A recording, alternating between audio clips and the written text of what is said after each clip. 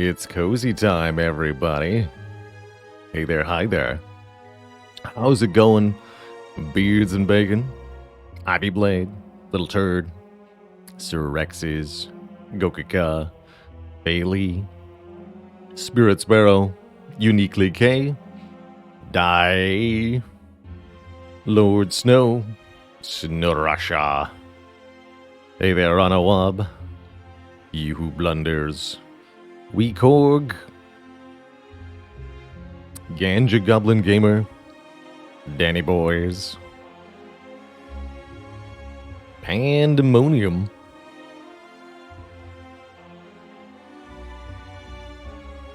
Metaphor. Good morning to you.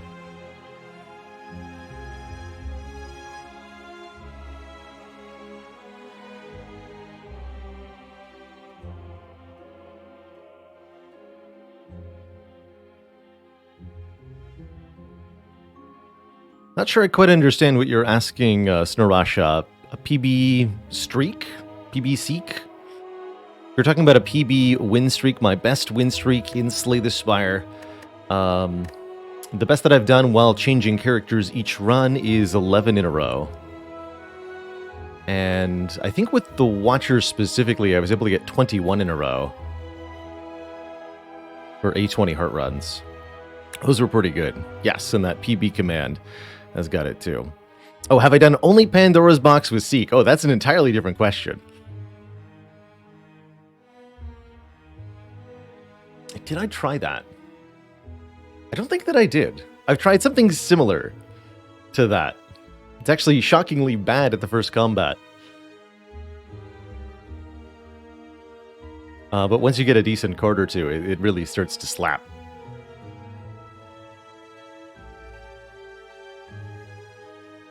It's been a little while since we've busted out some of those P-Box seeds. I gotta do some of those soon. I think we could legally count those towards the wins for the year. Could we? No. Maybe? My challenge. I can do what I want. Mostly they're just fun.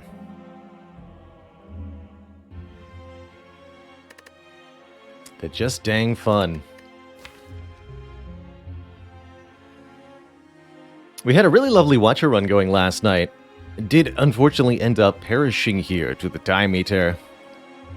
Straight up missed a lethal. Failed to account for my pen nib on a very important turn. And collapsed dead at the base of the Spire. So we'll be going again with the Watcher as our starting run of the day.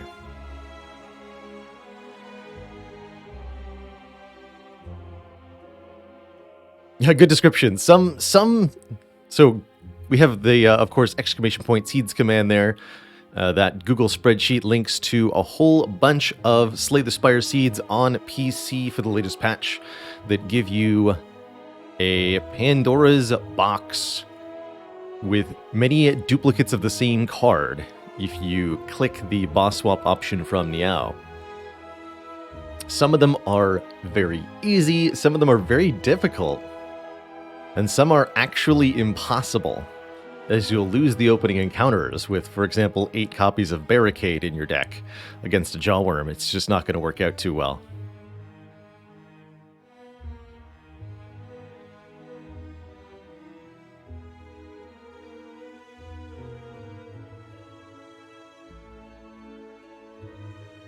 Oh, I should do some more recipe pictures from the Discord. I think I'm making something tonight. I've got 1 pot black bean Mexicali soup on docket for tonight. So maybe I'll have to take some pics. I have a command for the site that gives you a random seed from the list. No, but I do remember it. It's like the username of the fellow that made that list .github or something. Just can't remember their username off the top of my head. Help. Gamer Puppy, that's right.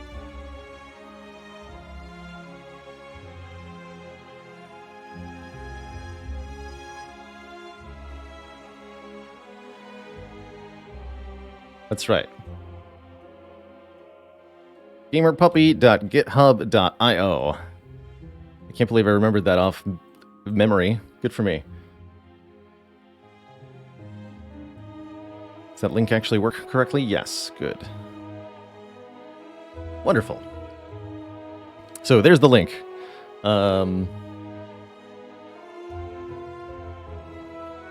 Really, that should be in the spreadsheet, quite honestly. That's just a failing of the spreadsheet itself. But yeah, that's a good one. Hey there, Fizzglow. So glad to hear you've been enjoying the Chrono Trigger. That has had both more of a following than I expected, although I shouldn't be surprised given that it won the game vote, as well as has been more personally enjoyable to me than I expected. I really don't have a lot of expectations when I play anything that's 20 years old, just because the industry as a whole has advanced so much in terms of things like basic UI design. It can be a struggle to play titles that are a little older, but Chrono Trigger has aged incredibly well. Both the art, the soundtrack, and the actual gameplay. It's good stuff. Really good stuff. Hey there, Yosh. Getting to 50 today. That's the goal. We're going to be slaying quite a few spires, I'd say this week and next. Be taking a little bit of time off in the later half of February. Just a few days off. And it's a short month already, so I want to make sure we're getting good progress towards our challenge, because there's going to be less time to work with this month than we expect.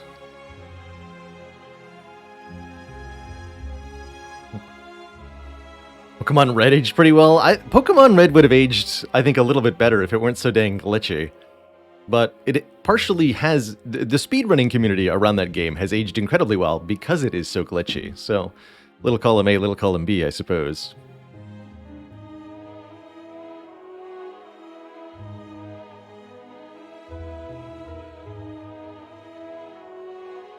I was a huge fan of Pokemon Crystal, personally. That was Kid Me's ultimate jam. The Gen 2.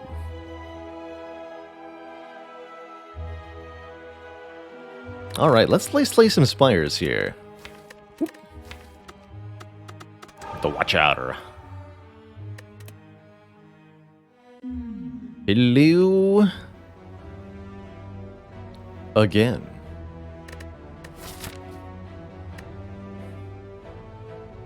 Gonna be real honest, I'm in a mood to boss swap to start out today.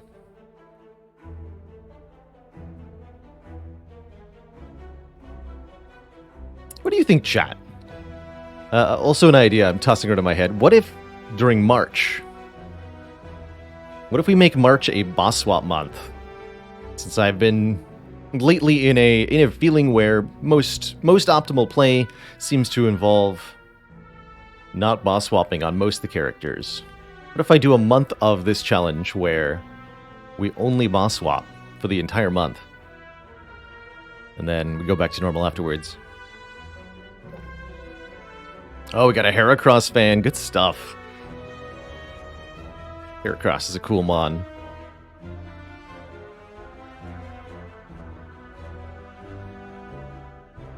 Because I don't think we've had enough boss swap ironclad runs lately. It's been way too long since I've had a runic cube swap start too. Oh my! Look at this! Look at this path up the left side, by the way.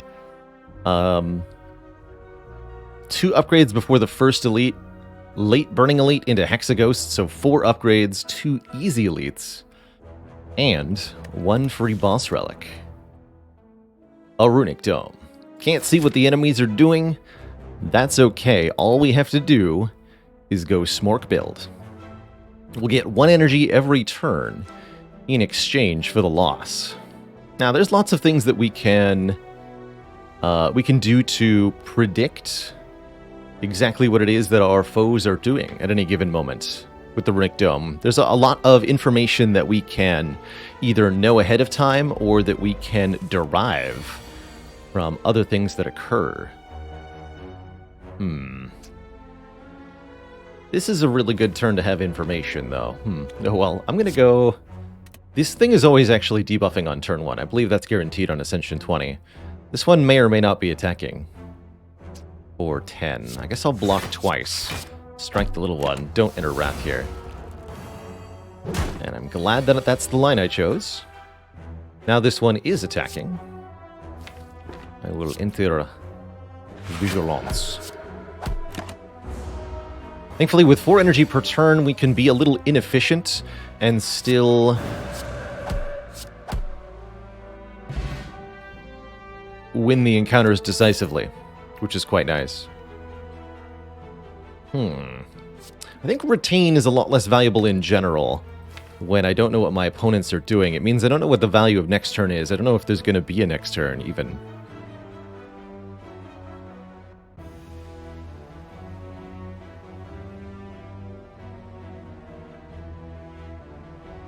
That's true, Tyler G8. I think if I was looking to optimize my wins per hour, like if I really wanted to get the most wins in a 30-day period, I'd be playing at a very fast pace. It might be correct to play the same character over and over, but I think that would get boring unless we're talking about maybe a one-day challenge only. But maybe alternating between only 2 or 3 characters and leaving one weak link out or one slow link out, probably Silent or Defect, just because they're too slow to play. And then abandoning a lot of runs on floor 0 just to regenerate the Act 1 map. Like if you want, you can abandon run on floor 1 over and over again until you get an elite snipe with a Niao's Lament every single time if you want, or even a double elite snipe or some crazy 4 elite path in Act 1. Because there's almost no time cost to abandoning run and starting a new run. If you're talking from any kind of win rate perspective, then this strategy would be absolutely ruinous, of course. But in terms of win per hour, it feels like how I would personally best optimize such a thing. You know, essentially playing it like you're generating seeds for a speedrun, which is a lot of abandoning, a lot of going fast, a lot of YOLOing kind of stuff. Do I want to follow up here? That's, I guess, my only question. I don't think the others are a valid take. Sure, I'll grab a follow-up first card.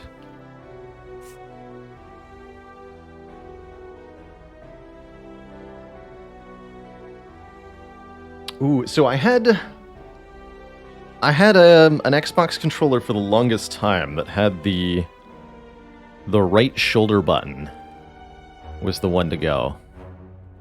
Consistently. I had to do a patch repair on that a couple of times, and then I ultimately replaced it. As a kid, it was the joysticks on the N64 controllers that consistently went. Actually, no. Or the A button got stuck with something sticky. But that's kid problems.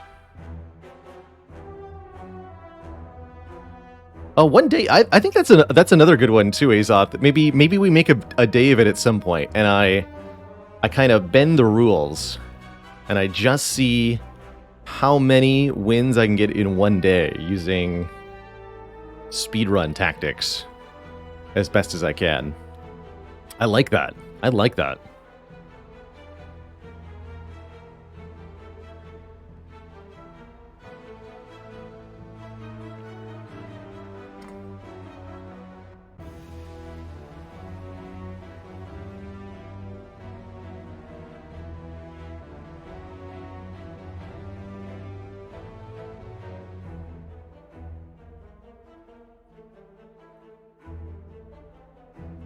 All right, we're going to stride forward with our Runic Dome. Watcher has a blindfold on her anyway, so what is this even really restricting, you know? That's what I want to know. Ooh, okay. I don't expect we're going to get hit all that often, but Bronze Scales does help us with Hexagoost.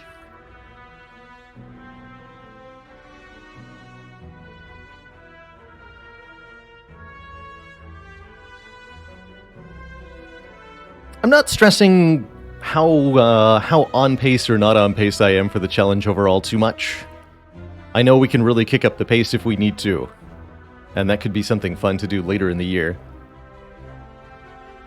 I do kind of have a total goal in mind, in my head, for what to accomplish at the end of each month.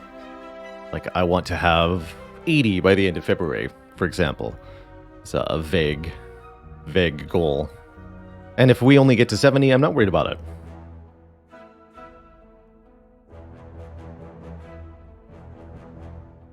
Is it a helmet? I think it is. I think you just put the dome neatly over your eyes on top.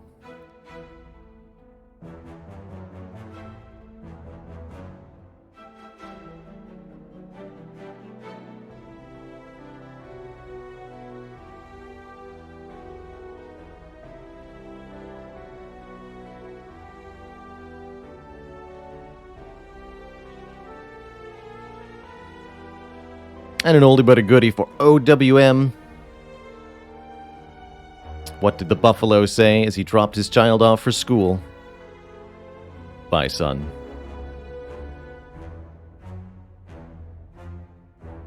So, Jawworm always attacks for 12 damage on turn 1. That's not a maybe, that's a guaranteed rule. And if you face a Jawworm many a time, you know the truth of it. That means Eruption here is foolish. I'll just double defend. We'll strike as the final card because follow-up cares about the card order here.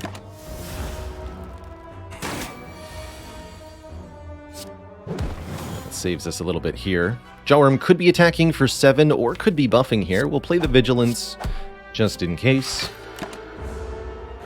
They were in fact boofing. And unfortunately, that was a fatal mistake for me. Because now I take this hit, which could be up to 7 damage. Fortunately, it was only 2.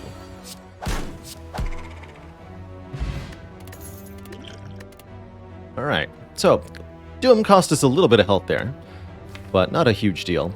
I do like an Empty Fist quite a bit. Empty Fist is a card with a really powerful damage upgrade on it, which makes it a very good early addition to your Watcher deck.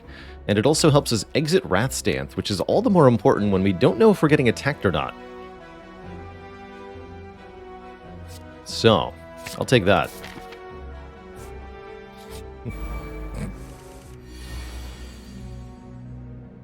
Cultist, meanwhile, never attacks on turn 1. This birdie boy always goes for a strength buffing ritual. So we can freely enter Wrath here, even though the Runic Dome be. We'll find that for the most part, a lot of opponents in Act 1 have a fairly set pattern of sorts that we can use the dome to... or that we can use our knowledge of to mitigate the consequence of the dome. That's certainly true for Hexaghost more than anything else, who has an exact set pattern of 9 moves sequentially that they will do, that we can know their exact details of by looking at a spreadsheet or checking out their wiki page or simply memorizing what the Hexaghost does when you fight it. I'm going to be taking this third eye. I love me some Scry. Big time. I guess we just whack them each one time and defend twice. No way to know who's attacking, and quite frankly, it really doesn't matter, as this is not enough total damage to kill any of them. Worst case scenario, they're all attacking me for 8 damage, and we have a bad time. I'll lose 14 health, but if we're lucky, one or more of them is doing something that isn't buffing their... that isn't attacking us. Excuse me. Leave the middle one at 4 health, as that's how much damage we'll do with a strike when weakened.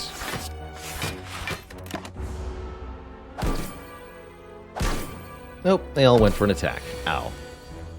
Well, that was nice of them. And rude of them. I guess we'll kill this one, and then I'll just triple block. No need to risk anything here. Discard this Ascender's Bane. Okay, so a little bit of a painful beginning to the act, but totally acceptable here. We get an excellent potion. Fire Potion deals 20 whenever we want. We could have had 3 copies of follow-up in this deck so far. That'd be weird. Halt is a bit odd.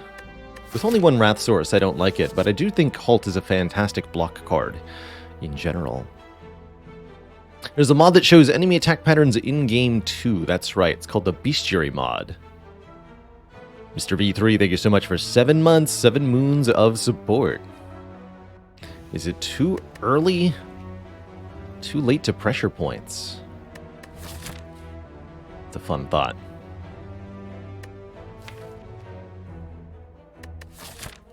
Nope. Shop prospects. I'm looking to fight 2 elites. I don't think this is the time. No, I don't think so. I wish. I do like the pressure points meme. It's a fun card. It's a fun card if it works. But it is very much, I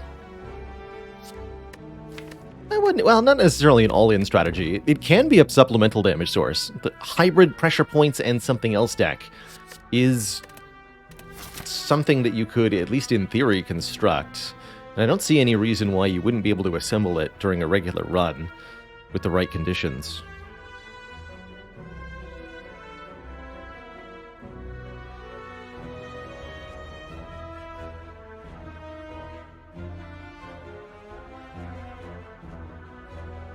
But I don't think this is the time.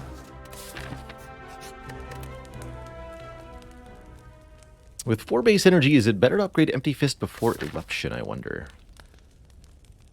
Not sure. Let's try it. It's an absolutely walloping +5 damage upgrade on that card. Quite frankly, ridiculous. And I'm glad that I upgraded it, because it's exactly a kill on this one.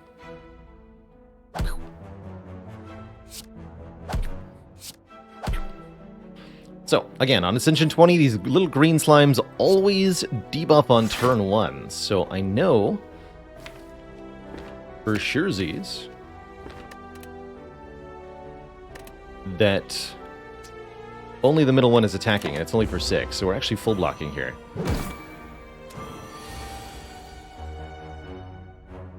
I should have kept both strikes after all. I was hoping to draw into this eruption here, so I could get a couple kills. 4, 6, 4. I'll take 4 damage if I just block.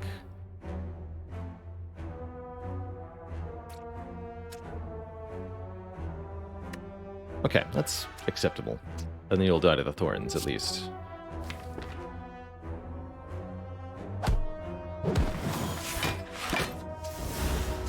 It's not too bad. Not too bad at all. $20 redues and... Sands of Time is an interesting option. Deals big damage.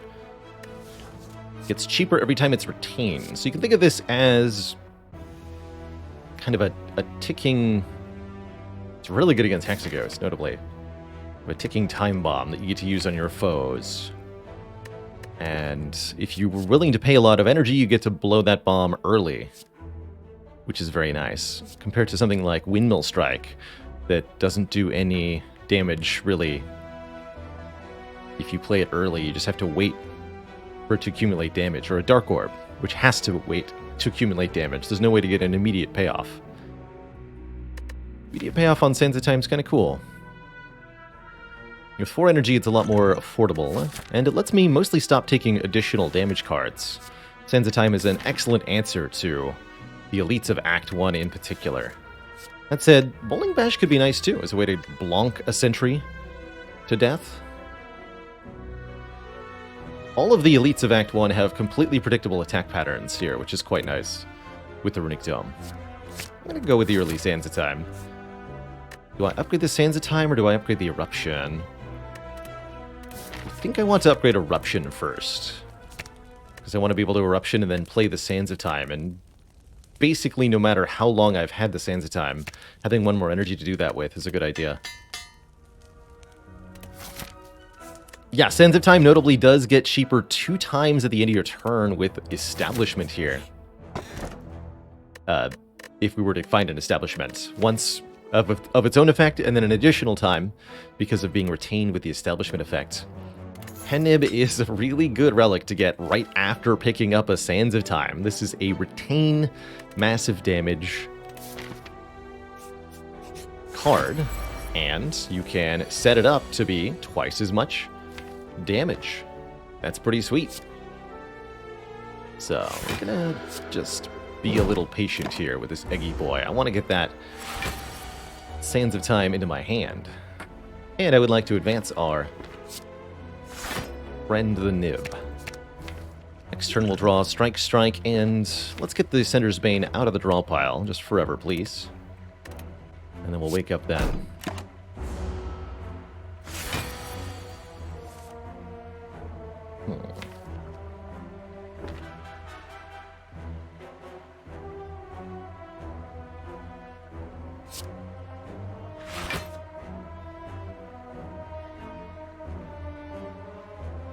That feels like a Swift Potion to me, because it lets me get the Eruption right now.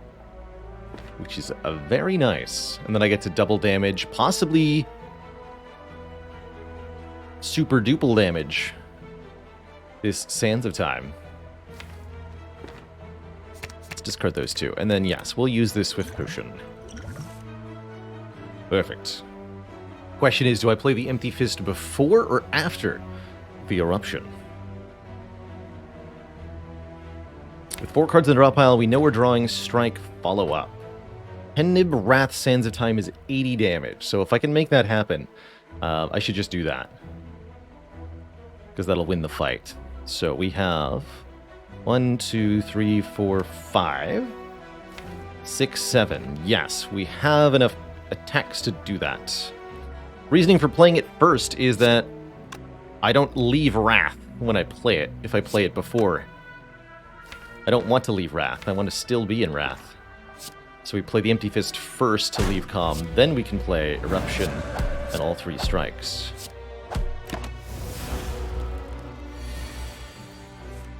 We're actually exactly not going to need the damage from the Pen Nib, but we're definitely going to have it. And it is going to be obscene. Easy. Happy to see an early Smiling Mask. It gives us really good incentive to go to 2 shops in Act 2, as we'll get 50 gold card removals at each.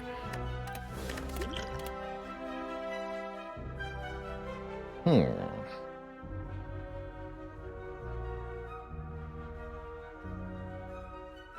like this devotion on a few fronts.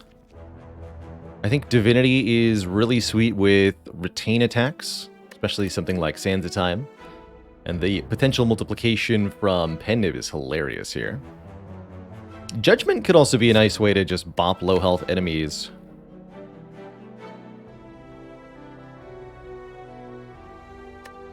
Really like Mantra Generation here. No Wrath means no... not relying on Wrath for our damage means not having to worry about the potential for taking double damage with Runic Dome. Kind of a nice little side effect. I'm going to grab this Devotion. I like it. And I can afford to get it upgraded, which will be 3 mantra per turn. Is it worth even playing here? I doubt it. I really doubt it. I think we're more correct to go follow up. Would like to kill the slime first. Let's do this. Ow. First of all, how dare you? Almost want to fire potion you for your indolence. MX Ashes, thank you so much for that 200 bits. Just had your wisdom teeth out right after a major surgery and you've been watching the content non-stop. Best of luck on your recovery journey. I hope you learned something about the Spire while you were here. Good stuff.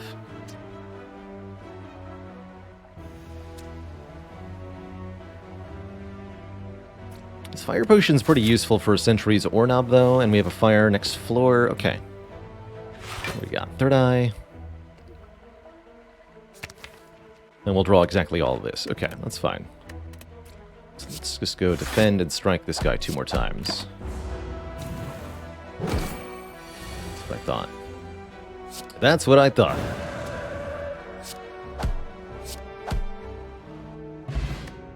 $17 more. Another empty card and empty body is okay. Area damage in Consecrate is okay. Would really need an upgrade. Deck would definitely appreciate an area damage card, I suppose.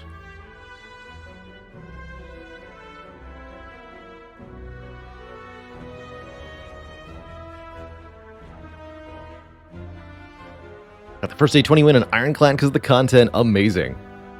Let me guess. Corruption.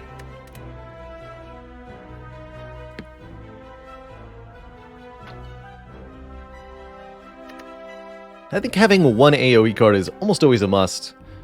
Currently we've got some upgrade competition though. Is either Sentries or Knob with a super bonus. Definitely makes Consecrate Plus appealing. It is a free card to increment Pen Nib with, which is quite nice.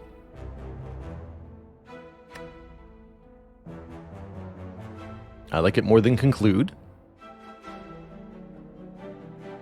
What other AoE card am I even comparing it against? I skipped the Bowling Bashes already. Alright. Welcome.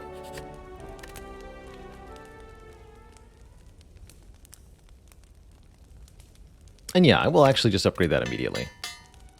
To make it 8 to all. That way it actually hits hard enough to...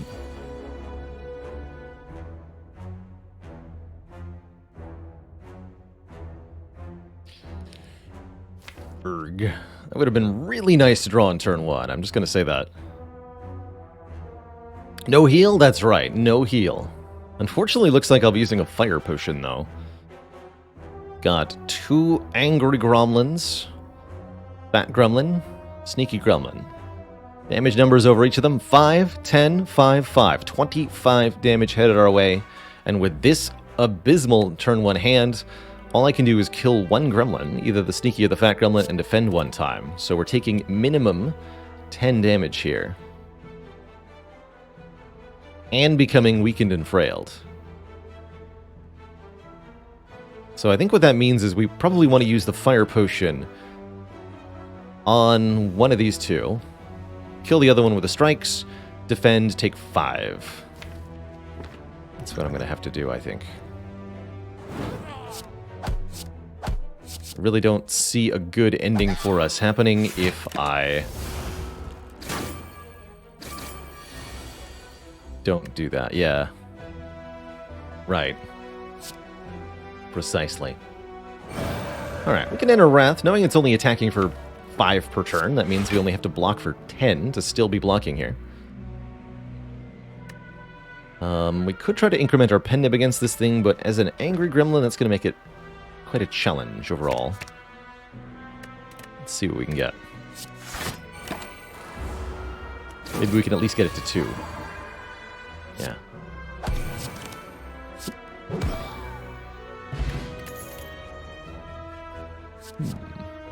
Generally speaking, I'm pretty okay with crush joints. The Fat Gremlin is definitely the one that causes me the most heartache, I think, with that nasty, nasty, weak and frail, along with a small but persistent damage output and enough health to be troublesome.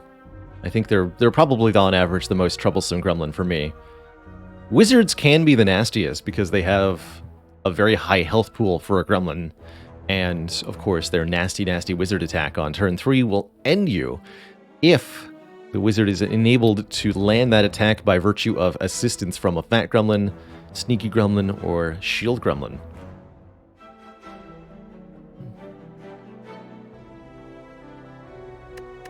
But yeah, it's the Gremlin Leader that'll get you, that's for sure.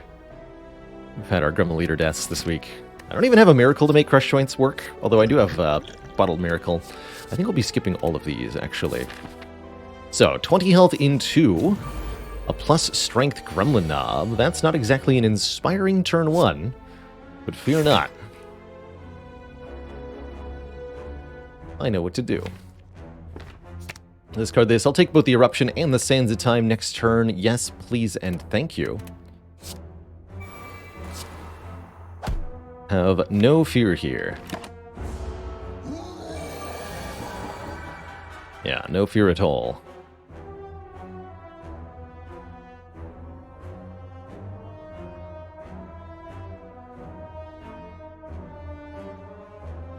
Let's see.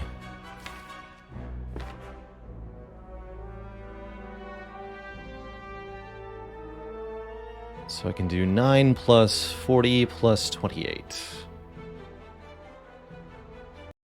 Let me guess.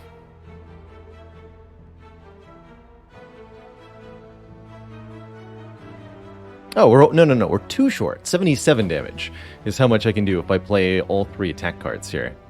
So instead what we'll be doing is, I think, Vigilance, Eruption, Empty Fist. That'll deal 9 plus 28 damage. 37 damage. Bring Gremlin Knob to 40-ish. And I'll have decent attacks to draw into next turn. Actually, it should be Eruption, Empty Fist, then Vigilance, technically. Not that it really matters.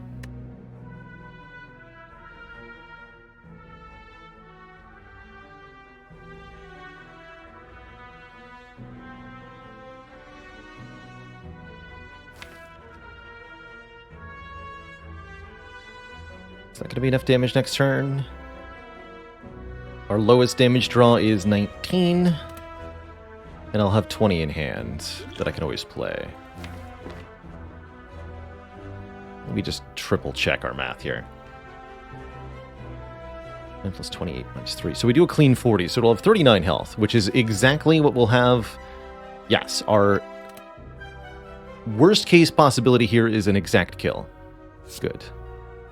So we do this. Eruption, Empty Fist, Vigilance. We take...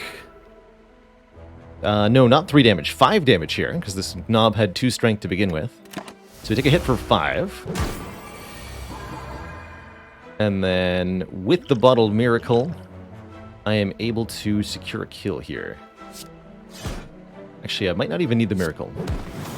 No, I don't. Good. Okay. We get a Regal Pillow, which will heal us more when we rest, if we rest. We're also offered a Mental Fortress as a way to block.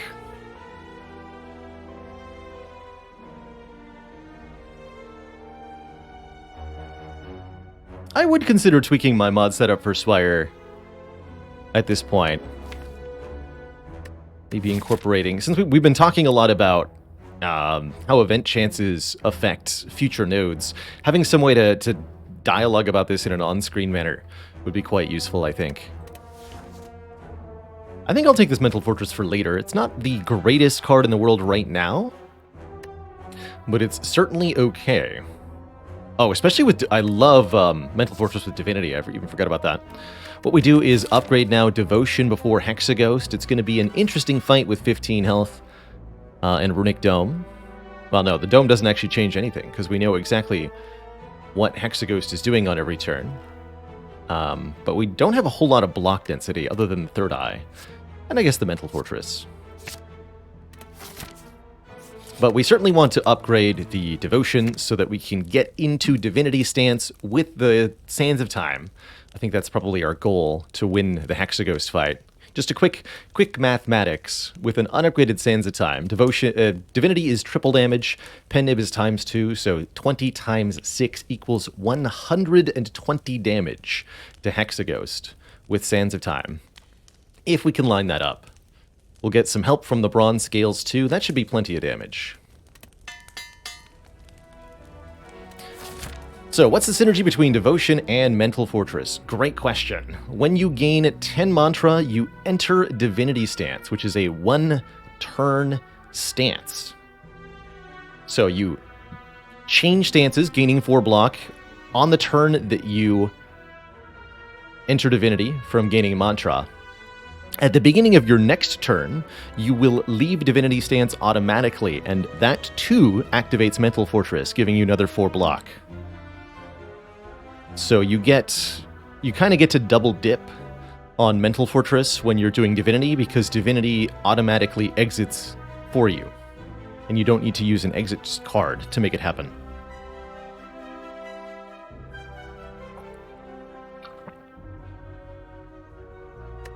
Yes, and thankfully we don't take triple damage when we're divine.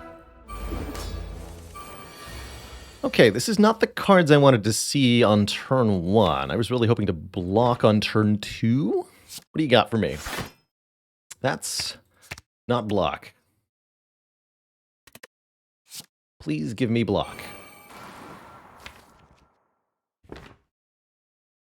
I don't think this first pen nib is that meaningful, so let's just play the follow-up here.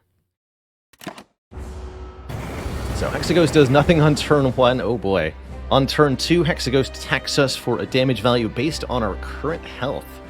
And unfortunately, with the way the draws have gone, we got 0 block. We're going to take 2 by 6 and drop to 3 hit points here. Good luck to us. That's spicy. So we have to block perfectly on every turn from here on out, which might be impossible. I'm actually fairly likely to die next turn.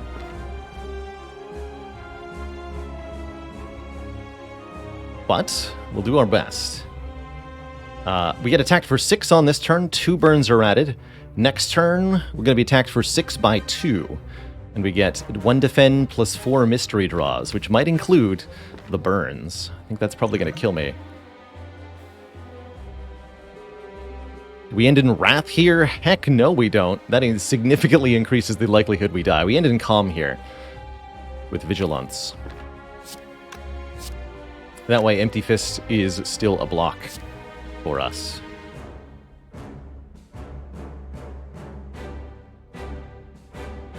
So we go Eruption, Consecrate, Empty Fist, then Vigilance. This turn we have more than enough block, but next turn might be our demise, depending on the draws. Thankfully, we get there. We find enough block to survive, at least for now.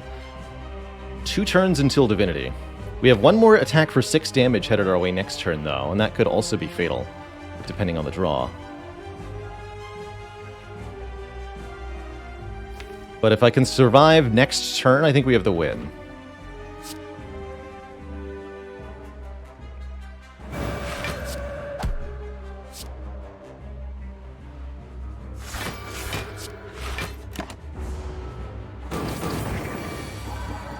Oh, good. All right. We're there. We have succeeded, and we get to go to Act 2. How fortunate. So all we have to do is block this attack for 6. We already mathed how much this pen nib's going to do.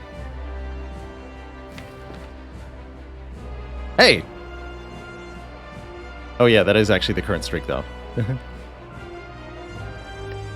Thought we were doing a preemptive F moment. No, we're good, we're good. We get the bonus block from Mental Fortress. Line up that pen nib. Now, block like your life depends on it.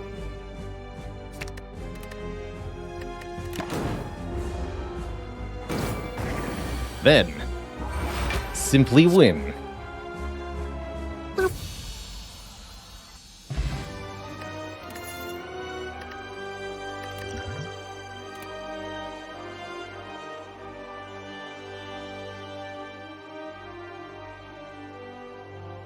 Easy every time.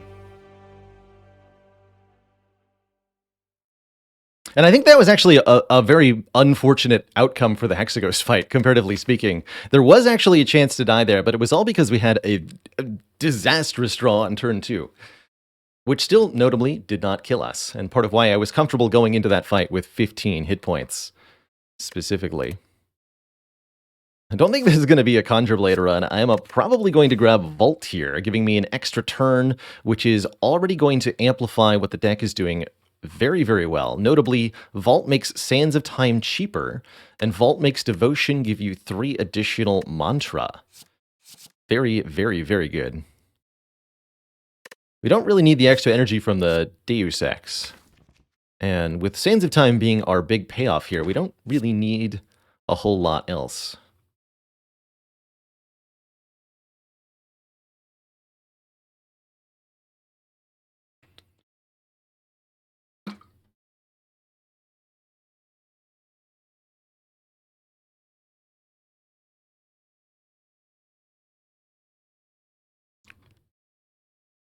Draco. Did you hear about the Watcher who became separated from her faith? Now her deity is her Deus Ex. Let's take the vaults. No refunds.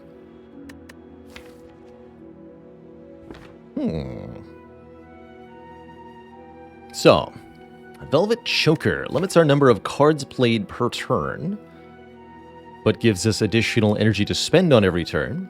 It's actually not the worst deck in the world for a Velvet Choker at the moment, as we're currently not that dependent on playing too many cards. In fact, since we have no card draw, and a general rule for you in taking Velvet Choker, if you don't have any bonus card draw, you can't play more than 5 cards per turn because you don't draw more than 5 cards per turn.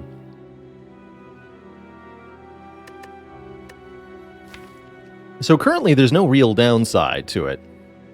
And something I'll even note is that Vault resets the counter on Velvet Choker because it is a new turn, which means Vault is the only card that lets you cheat the Velvet Choker in the game. Part of why Vault is so cool in what it does. It is so powerful.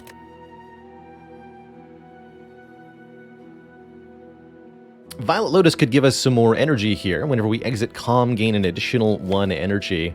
I like to think of Lotus as being energy in proportion to your Calm stance density. Currently, we just have Vigilance, so we're getting like 1 energy every 4 turns, maybe. This is less than a Happy Flower worth of energy, although we do have some control over when it occurs. Or we can try to get extra relics from elites. We've already got 1 boss relic. I think we're in pretty good shape for elite fighting. We've got the Consecrate. I can Regal Pillow to gain health back. We want to go to a couple shops first, but if I can get later elites and remove maybe a defend and a strike, we're going to have a good time. So I'm pretty happy with the Black Star. I don't feel like the other two really help me that much. Certainly the 5th energy doesn't seem like it's all that relevant, especially if we're doing Divinity. Divinity is energy generation, and if we get more Mantra, that's only going to be more true. Let's take this Black Star. Let's take this Black Star. Okay, how did we roll shop? We can actually just go to 3 stores, but that would mean not going to too many elite fights, unfortunately. Looking at how these spicy boys are laid out, there is a 3 elite path to the far left, but I think that's ambitious and overly dangerous. Instead, we should look to maybe hit 2 elites. We can also rest up immediately beforehand, which allows us to go to this shop with about 400 gold. Definitely a very high priority for me.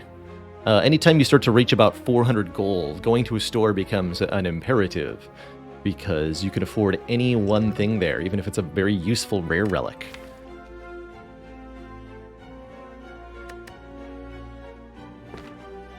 Yeah, it's a shame that the elites in the shops are not all on the same path.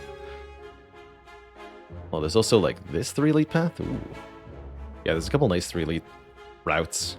But I think we'd do better off to ignore 1 elite and go to a shop. We also have to go to one of these elites early, which is fine by me, quite frankly. I wanted to do that anyway. So, Chosen always debuffs us on turn 1, but I do want to Third Eye. Devotion's not going to get played in this fight. We just want to do Wrath Stance Sands of Time.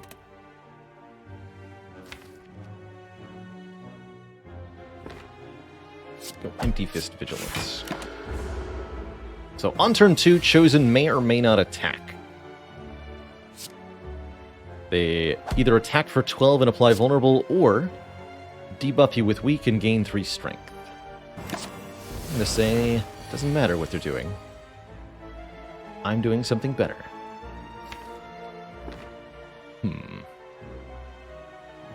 This is not enough damage. I don't like that.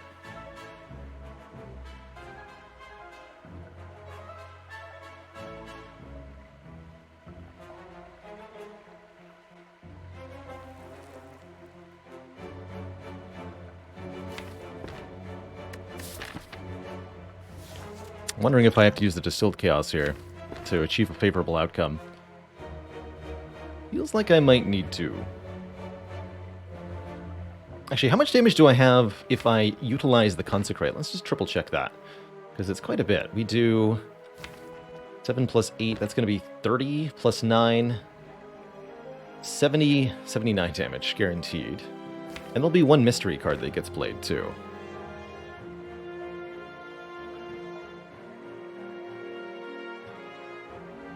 So if we do get hit, we instantly kill them. Retaliation. Alright, I'll play to that out, I suppose.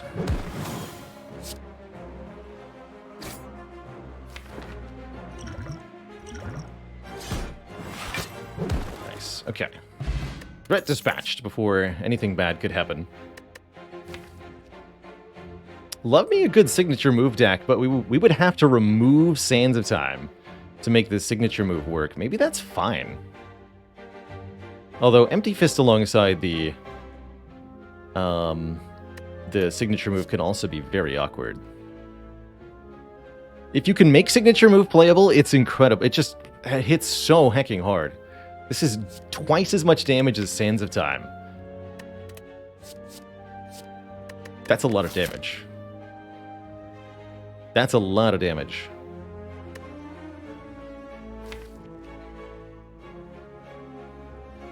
It's so much damage that it kills things even if you're not in a stance, which is particularly spicy.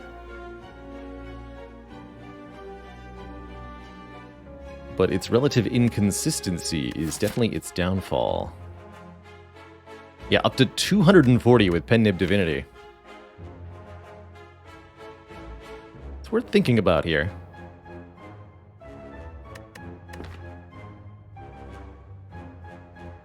I don't think so, though. Doesn't combo with Vault.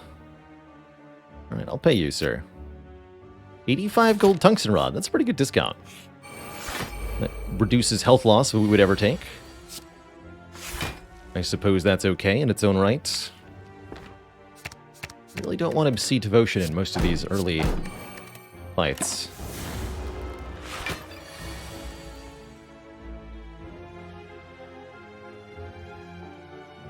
It's 4 anyway, so we'll end with Vigilance.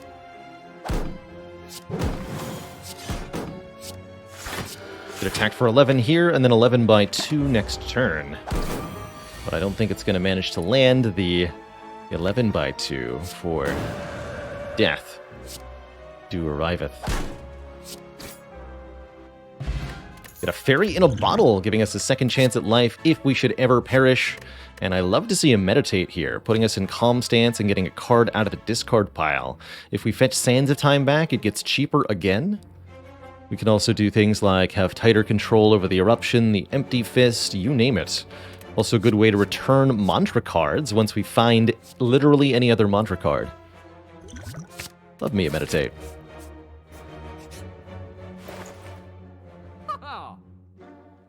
There's a mantra card, Pray. Pray is not my favorite, but should never be discounted as a mantra generator, I don't think. So we've also got Dolly's Mirror. Quite frankly, probably one of the best things I can do is just duplicate the vault here.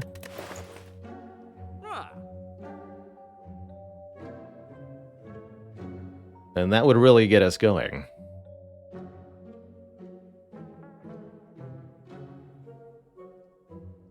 Once I have 2 vaults, Study actually becomes pretty decent too. And we get to do some cool stuff. I think I will take Pray. And what we can do is Pray, duplicate a card, and card remove. That's spicy. That's real spicy. Hey there, Melobomb. We've done some Retropolis on stream. I thought it was a pretty cool take on a deck builder, but I found the real-time forced pace of it to be really hectic.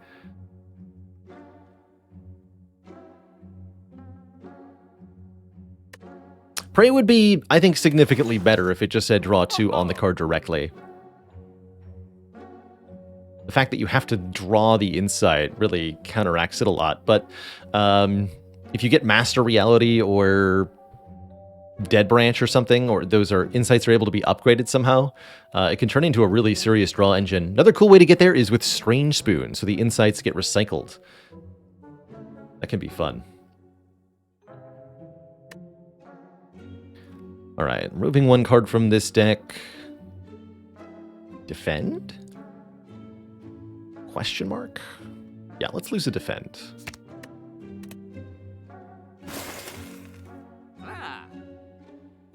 Take a prey. And yeah, we'll dupe the vault. But it's going to be vault enabling shenanigans, so it's going to be beautiful. Just a shame it's not upgraded. That's all right. Hello, friends. Ouch. So, Shelled Parasite always attacks for 21 damage on turn 1. If you're playing on Ascension 17 or higher, that means Eruption is not gonna happen. And we have to just go Mental Fortress, Defend, Consecrate.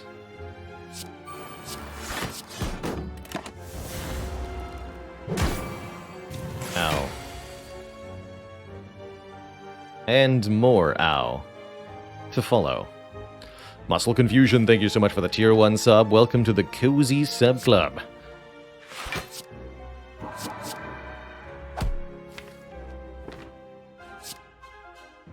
Please give me back Ray? No, that's insane. Well, is it though? No, give me that.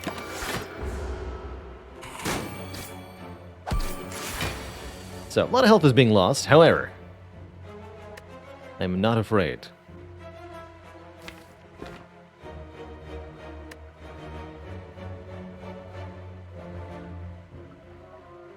So, bop you. Find what's on top.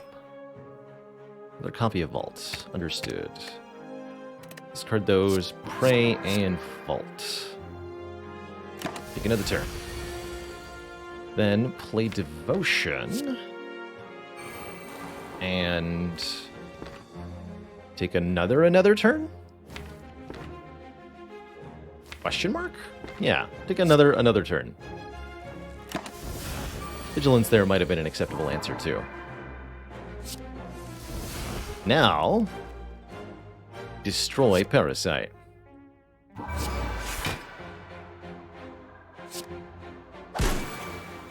Bonk. Get another bottled miracle. We'll be keeping this fairy in a bottle for now, especially with Runic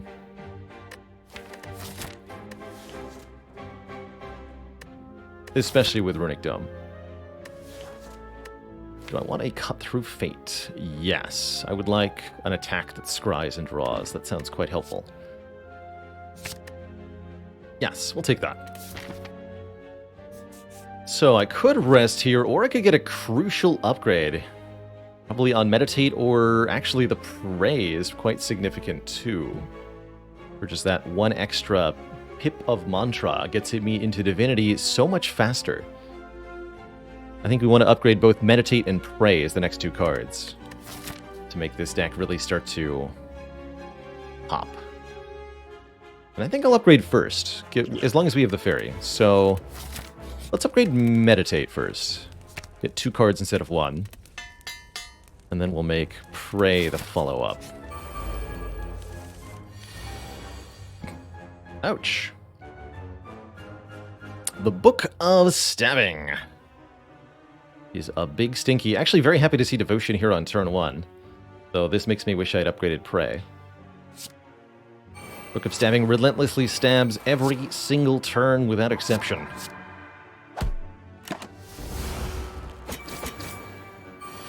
Starting as a 7x2, then escalating to a 7x3. Occasionally putting bigger attacks into the mix. I want to be able to meditate here.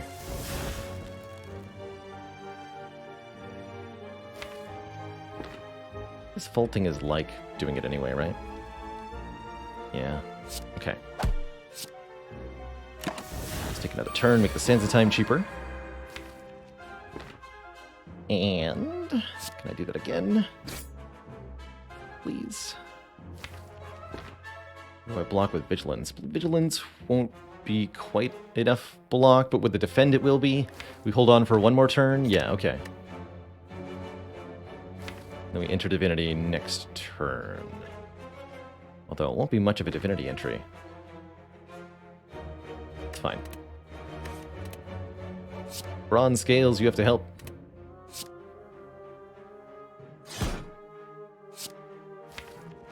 I get a ton of energy next turn. I get to do all the damage and then still vault.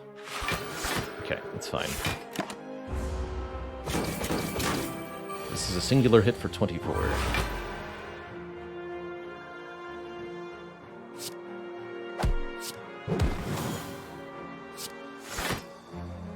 Don't want Eruption, thank you. Actually, wait, do I? That'll do 27 damage. That's a kill. It's good enough, actually. Actually, this is a kill. Even better. Alright, we net ourselves the Stone Calendar, doing 52 damage at the end of turn 7. That's not that helpful, but the Thread Needle is much more helpful. Guaranteed 4 block per turn. And we are offered a study. Oh man, am I going to take one of these? That's such a ridiculous choice.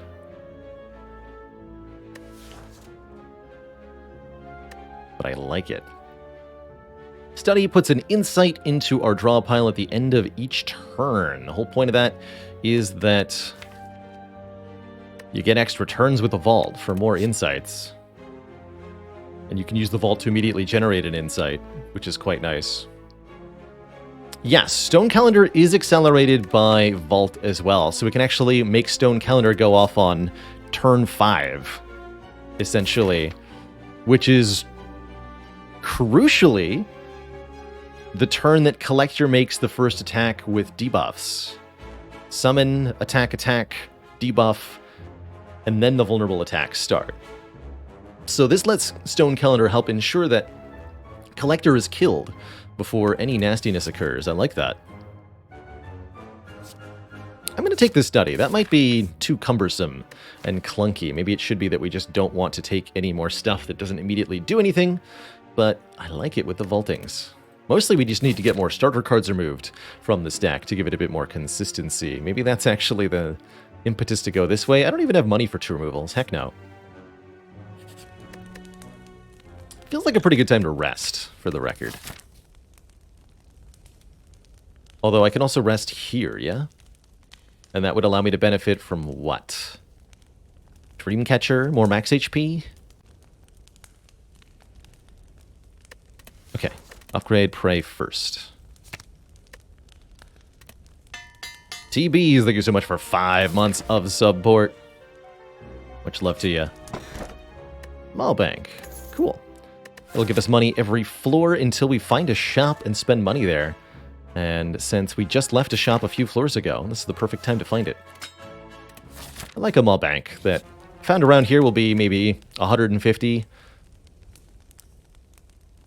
to 200 gold.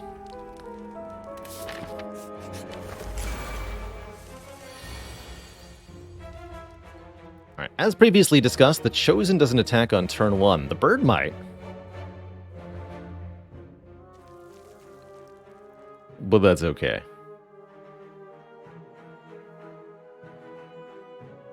Because we can kill the bird on turn 1 here.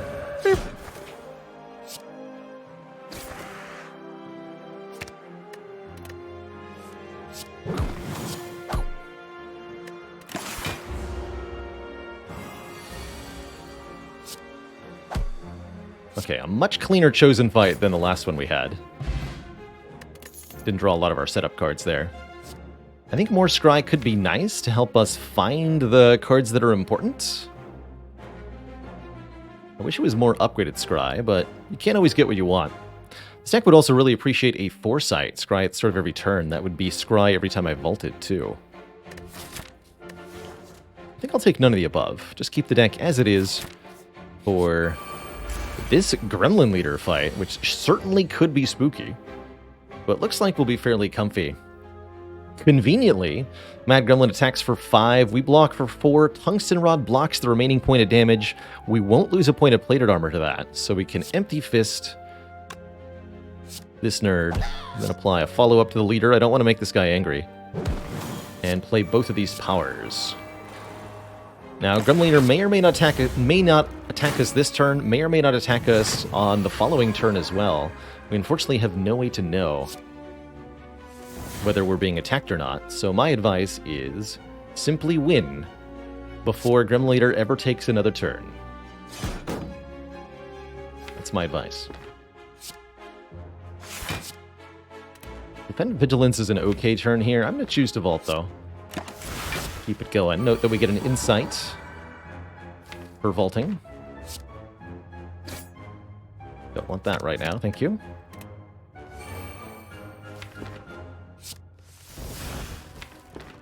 Nibs ready. Divinity next turn. Right. Simply win before the Gremlin Leader ever gets to take another turn. Good, good. Get him. Kerblam. No guessing required. Beautiful. Beautiful. I love that having double vault is really enabling all of these normally kind of setup heavy watcher cards to beautifully work together. More max health is beautiful. And oh my goodness, we get a third vault or a second prey. Both are genuinely hilarious to me.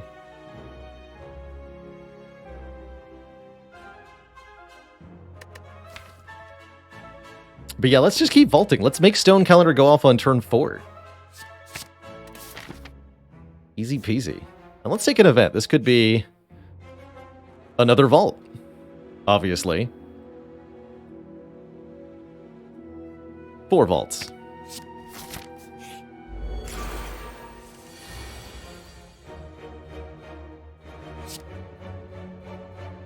Collector bonus versus the Collector.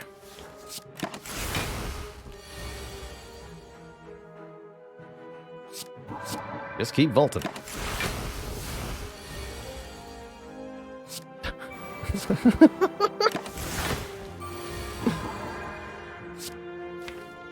It's amazing. This is glorious. It's only playing 1 card, but I'm drawing so many cards. That's the real clincher, you know?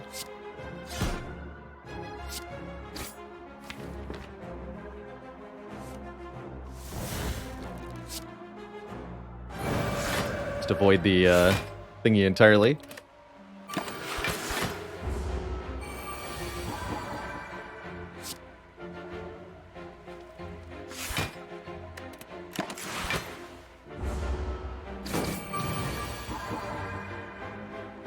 You know, Stone Calendar. That relic that kills the cultist on the turn after it attacks you for 6. That relic.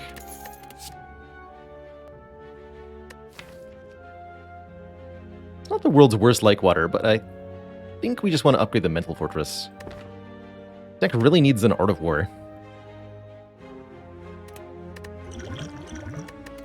Yeah, we're just gonna skip all that. Or an establishment or something. Actually really felt like Study needed to be upgraded based on how that fight went. So that we can get it in play alongside a vault also. May end up using the Bottled Miracle here, depending on what gets drawn alongside how many copies of vaults.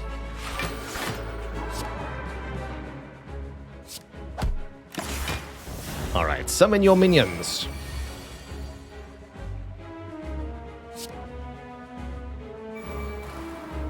Really want to get Devotion in play before I play too many more of these vaults. See if I can find one. No, that's not how I wanted that to go. That is acceptable, though.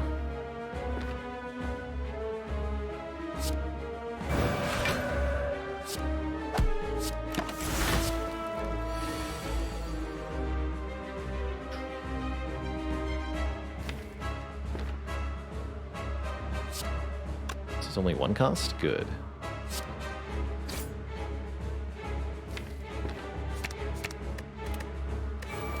There's Devotion. Thank you.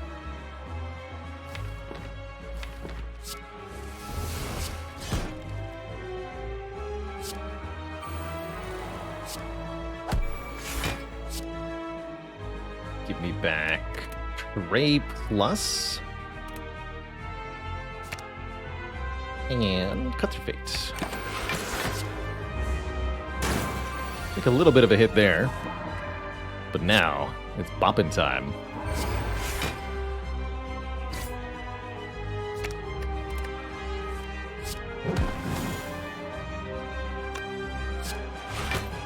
Here, 2 strikes. That's a fine draw.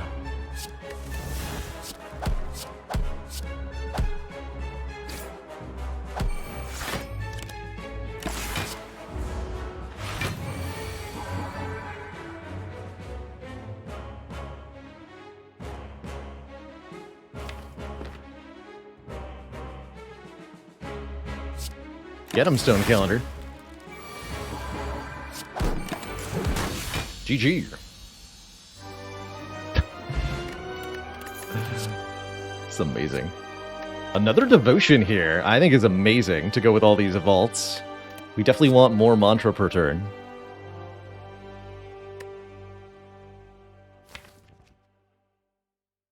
Master Reality, also very intriguing here. Because of all these insights that I'm generating. But I think that's not as good as Second Devotion. Brilliance would definitely hit pretty hard. Although again, harder after, of course, Second Devotion. Let's take Second Devotion. And I like the current potions just fine. Ooh, there's more energy for us. Slaver's Collar gives us more energy during boss and elite fights. I think that would be very, very useful. Or we could cut some starter cards, which would improve our consistency quite dramatically. Notably, Empty Cage. 2 more cards removed from the deck is huge here to let us get through. We've been burdened with a lot of starter cards for most of this run. If we can get rid of them, it's going to help. Big time. Whereas I think the Calling Bell achieves the opposite of what we're looking to do. So it's either empty or the additional energy. Remove 2 vaults to give the Spire a chance. I like that. I think with Double Devotion, we're going to be able to be generating enough energy just from entering Divinity every other turn. Let's go Empty Cage here. Hopefully I don't regret that too much.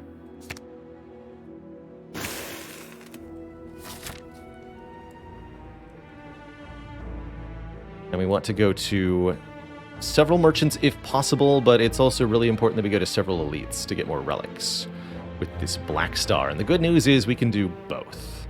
We can do 2 shops and 1, 2, 3 elites, which is the maximum for any path on this act anyway. 1, and then 2, 3, or 2, 3, which even lets me get an extra campfire if I want one. You'll love to see it. And that also gets lots of early events, which I tend to like in Act 3, as events can be rare relics, but also card removals, or a few other good things, especially if you have the Golden Idol, which we don't. That does mean the Mob Bank gets popped early, having only contributed a little bit over 100 gold, but with Smiling Mask, I'm not going to miss the opportunity to go to 2 shops. No thank you. Alright, these stinkers always attack for 11 on turn 1, so it's our priority to kill this nerd. Which we have successfully done. Kind of.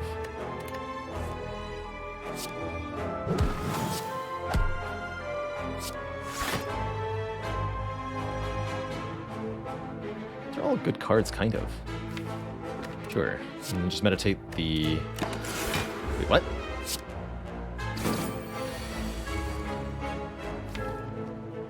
You're allowed to decline meditate?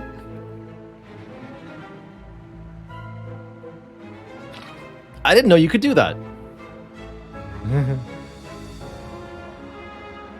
I successfully went into calm, but did not add any cards to my hand. Wait a minute. I think that was a bug, right? You're not even supposed to be able to do that, because if there are only 1 or 2 cards in the discard pile, they're automatically targeted for you. How fascinating. That's not supposed to be optional. Well, that's what I get for clicking on random parts of the screen, I suppose. Good for me. Alright, if I take damage because of that, I'm completely okay with it. Easy.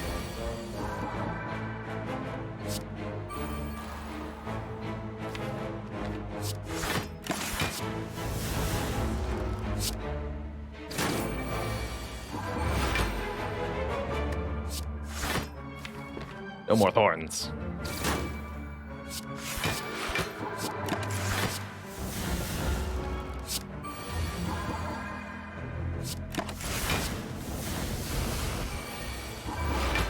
Get him, Stone Calendar.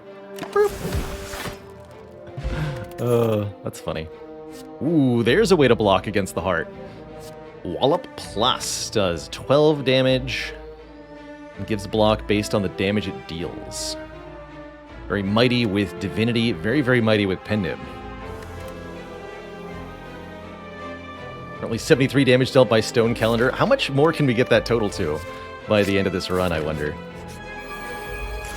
Can I kill all 3 of these nerds with it, for example? Maybe. Definitely maybe. No idea what they're doing on turn 1. I hope it's not hurtful to me.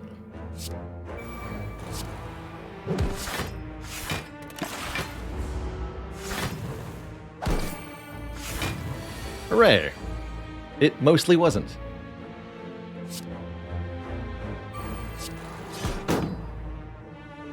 They never buff twice in a row, so any Darkling that has block, we know is going to be attacking us on this turn.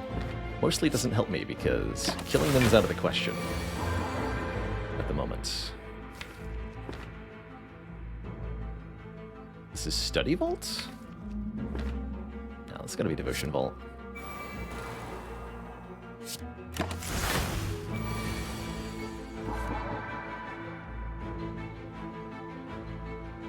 Alright, what's in the draw pile? Rubbish.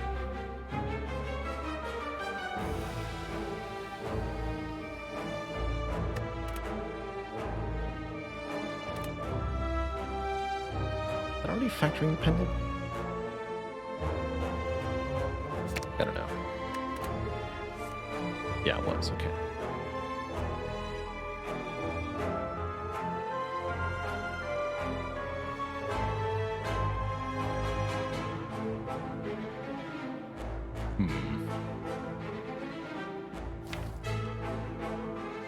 I think I'm taking a bit of a hit here, then. A little uncomfortable.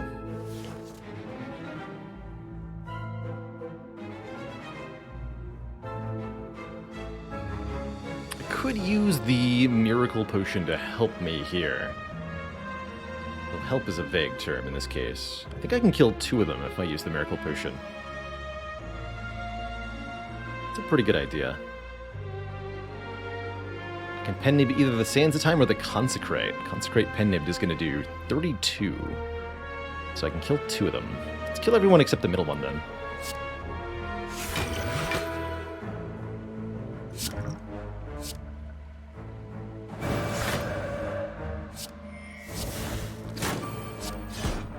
And then we block this, whatever it is. Nice.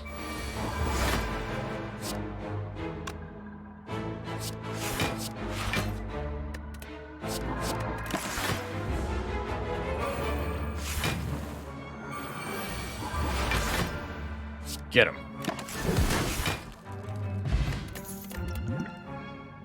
Pressure points plus.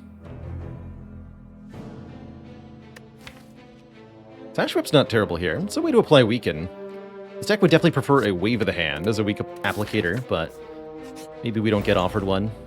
Oh, I'm definitely going to take another Prey.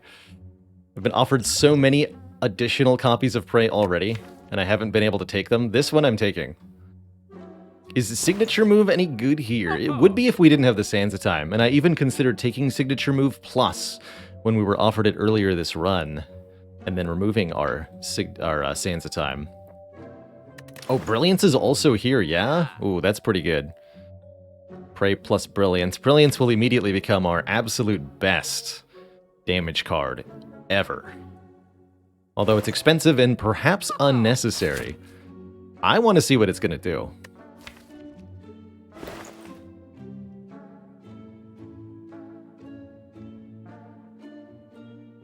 I clicked the cancel from the scry screen while in the meditate screen and it canceled it. Oh, so there's the cancel button that stays on screen.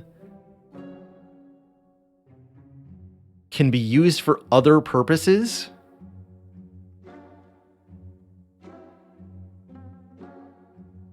Fascinating. There's got to be some glitches you can do with that go much further beyond. Yeah, because if it can cancel meditate, what else can it cancel, right? Can it cancel the heart? No. We know it doesn't do that, but what could it? What could it cancel?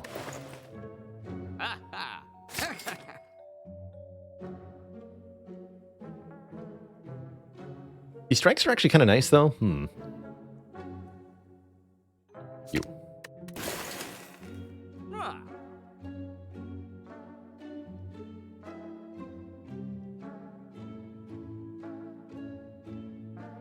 Alright, we'll take this Brilliance.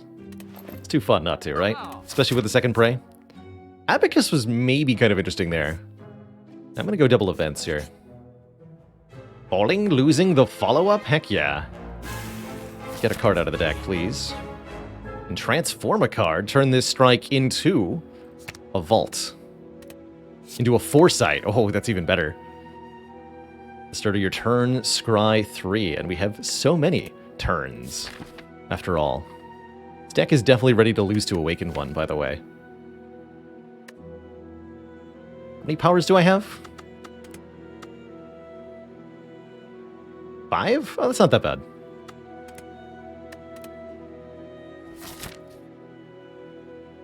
That's not that bad.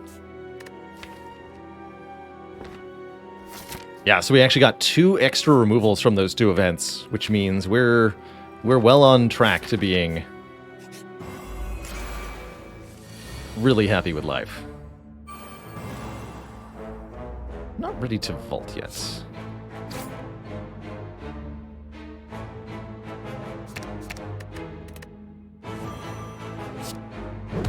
I'll be back for those.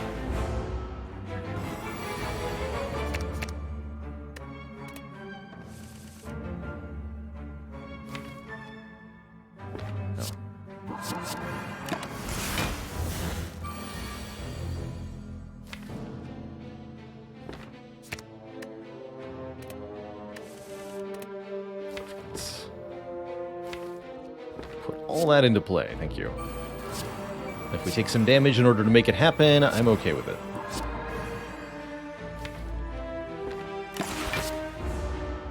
Ah, got weakened. Giant Head can't weaken 3 times in a row, so we're guaranteed to be attacked by the Giant Head on this turn. And I'm okay with that.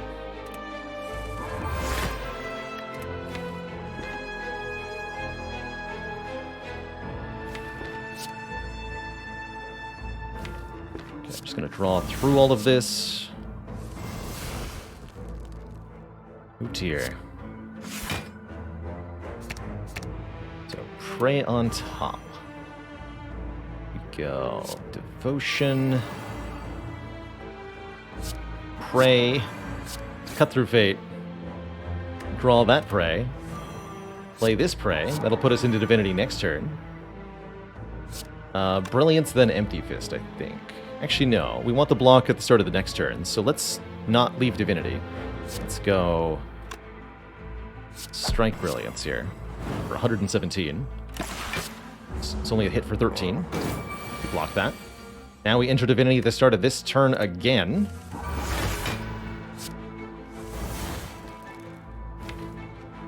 And there are so many amusing things that I can do here. Including Vault a bunch of times. But I'm not going to Vault, I'm going to Meditate. Bonk.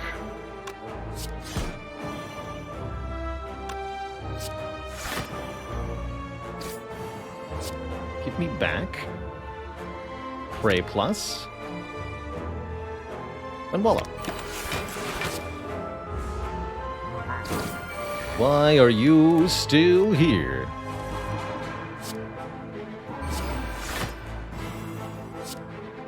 I don't know, Giant Head, why are you still here?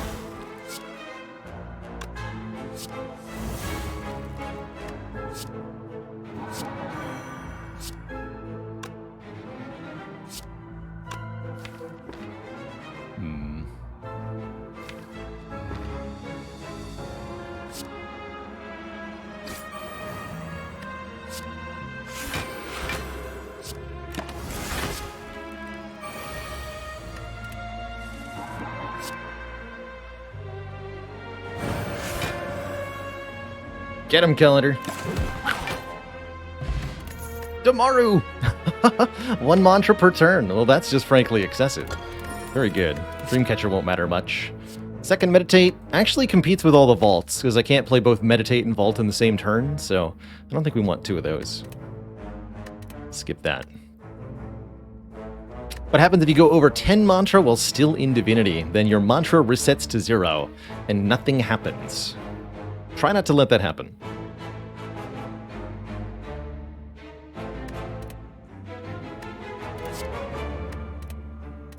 Just get Hella Mantra with Hella turns. With Hella turns. Okay, second devotion upgrade. We could have 7 No, we need Mental Fortress to be upgraded now. So we're getting more block. We'd also like a second Mental Fortress if we can find it, but it is not, strictly speaking... Oh, there it is. Alright, well, welcome to the deck.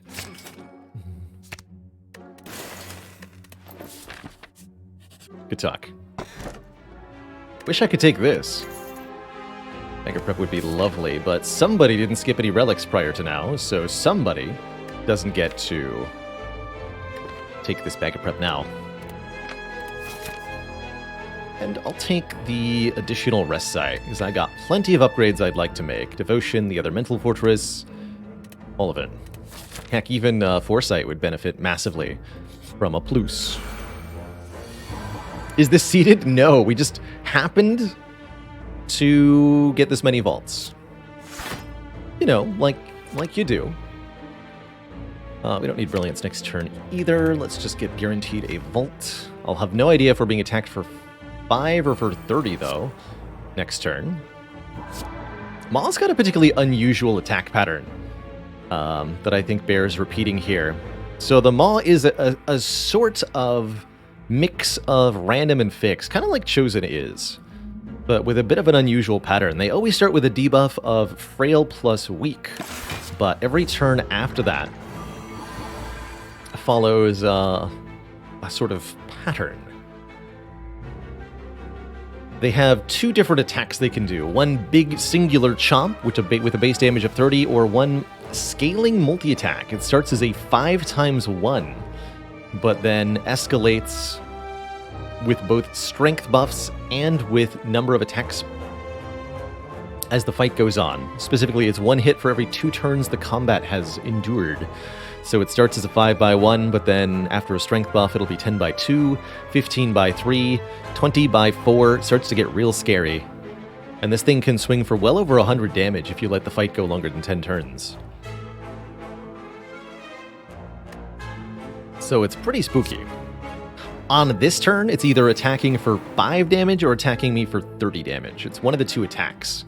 If it does the 30 damage attack, then it can follow that up with either the chomp or it can buff. Whereas if it does the small attack, it'll always buff on the next turn. And that's the big thing to remember about Maw, is that multi-attacks are always followed by a buff. Whereas big attacks can be followed either by a buff or by another attack.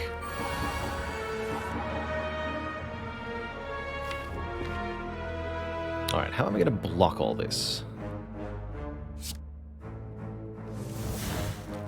Let's just go Foresight Vault.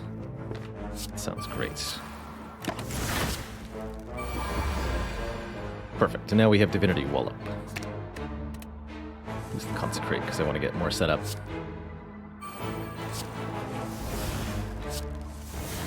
Perfect. So, we full block no matter what attack it's doing, which means I'm not going to play Vault here. But I will play Vigilance, store some more energy. It was in fact the 30. That means this turn is either a multi-attack or a single big attack. Or, sorry, or a buff. Could be either. Can't be the single big attack again, though. Of course, neither of it matters if the enemy doesn't get to take another turn. Because of Stone Calendar? Heck. Back into Divinity with you, lady.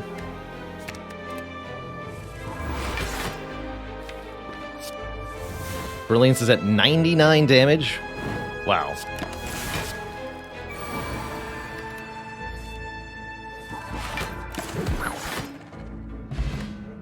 Four and a half damage per turn from Stone Calendar. I'd love to see it. These are all pretty whatever. I would take an upgraded third eye, but not an unupgraded one. Does Vault reset the heart's 200 damage per turn limit? No. No, it does not. Very important thing to keep in mind there.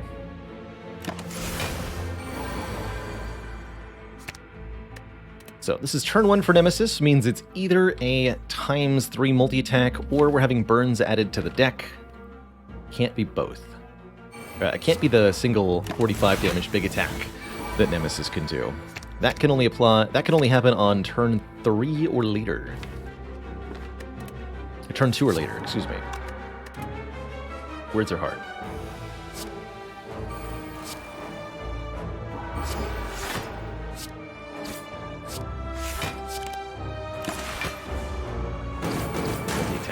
A little bit of damage. Now Nemesis is intangible, which makes Wallop unfortunately useless to me.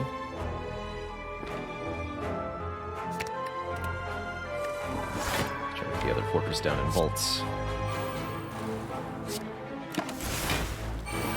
So here Nemesis could be attacking for up to 45 damage, which could be very bad for me. Not a lot I can do about that. We'll just vault one more time. Get a divinity turn.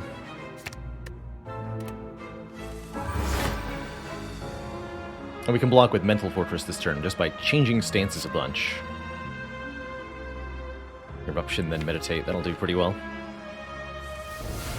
And we can even cut through Fate into one more, perhaps. Yeah, Empty Fist. So we go into Wrath, out of Wrath, into Calm. Full block, no matter what. Give me back this and this. And I'll just take a absolute ton of damage, if you don't mind. 132, says Brilliance. But wait. Won't someone think of the Stone Calendar?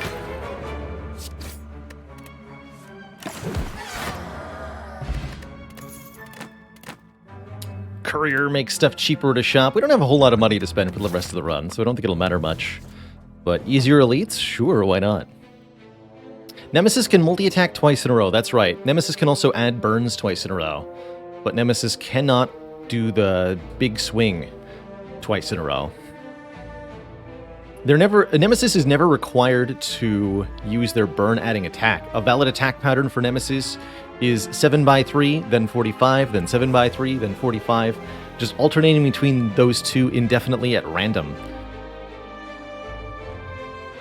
And that's part of what makes Nemesis so deadly sometimes, is that because the creature's attack pattern is random, it is possible that they randomly arrive on the exact perfect counter to whatever it is that your deck has in terms of attack order.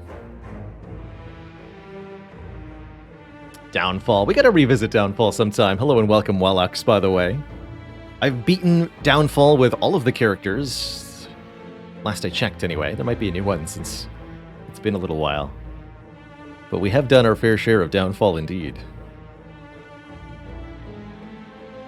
Sometimes you just get 10 burns. Yeah, and it's not a good time.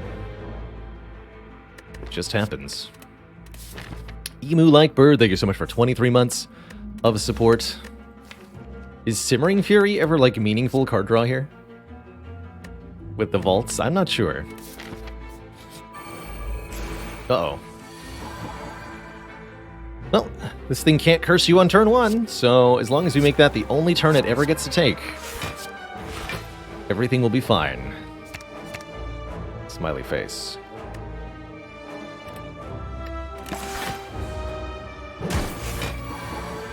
Perfect.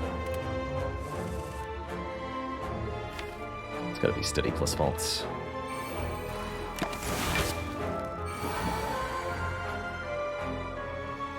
No, none of that.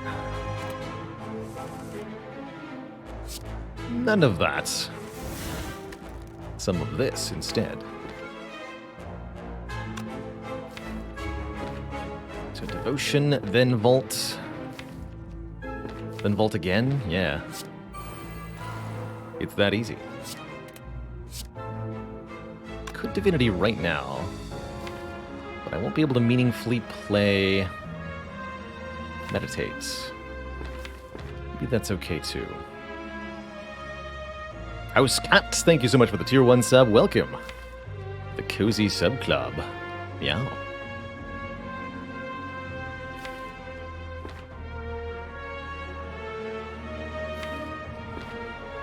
But I get to vault again next turn? Okay.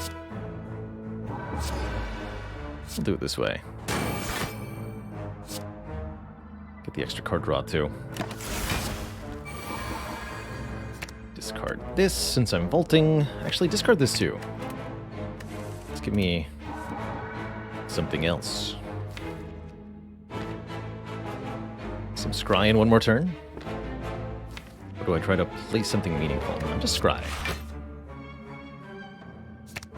Skip that second devotion for this fight.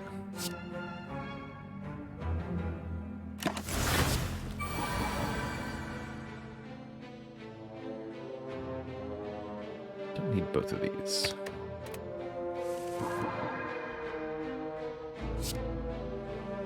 Still don't have Mental Fortress in play. Either of them. That needs to change. Although not this turn, because I can Divinity Wall up or whatever. Maybe I just win this turn anyway. Feels like I do. Okay. In that case, I don't care. This is 102, so yes, we just win. Beautiful. Stance Potion's kind of nice. Second, Sands of Time is also rather interesting. Although I don't think we need it.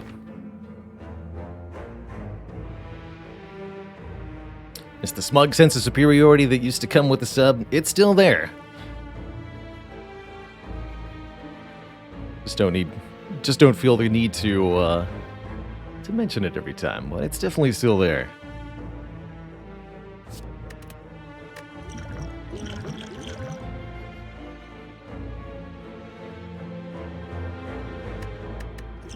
I'll take the Stance Potion over the Attack Potion, too. Being able to enter Calm for essentially 2 energy when I need to does feel at least vaguely useful.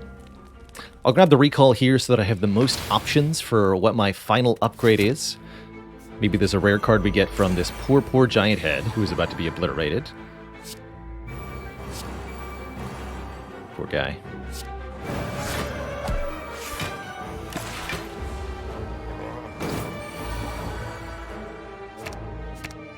Only play one of these for now. Where's Devotion Vault? No, it's Pray Mental Fortress Vigilance. We vault after we get the good stuff in play.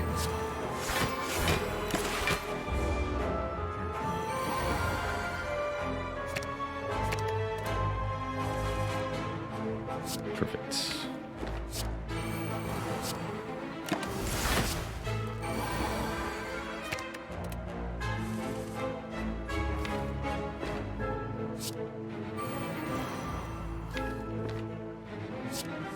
I want Sands of Time in hand before I actually play this vault.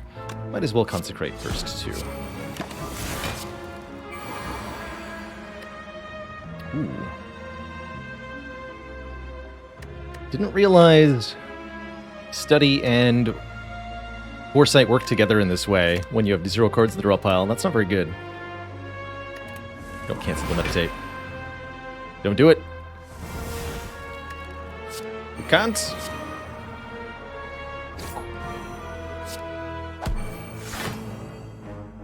Please, one more? No, 2 more.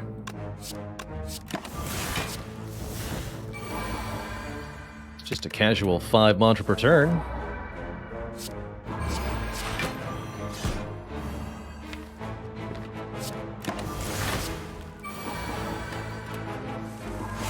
Brilliance at a base damage of 30. It's pretty spicy.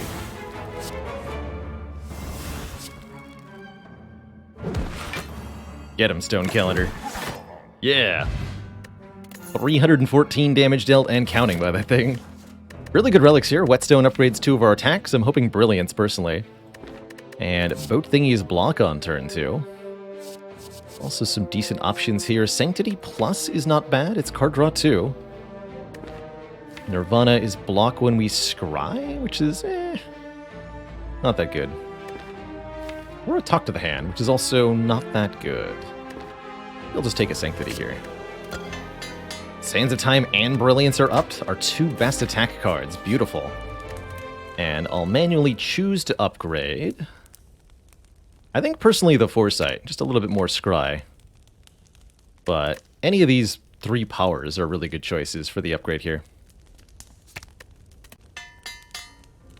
I think we already have enough block for Heart between the Tungsten Rod, the Double Mental Fortress, and the Wallop. We should be good for that fight, is my hope. So I don't feel like we need a whole lot more. Oof, that is a gnarly turn 1. Tim Eater. Could at least draw cards that way. Studies are kind of awkward in this fight, aren't they? Probably shouldn't play that study. Feels right. Let's not do that. Let's play the 3rd eye and get an idea. An idea of my fate for the next turn.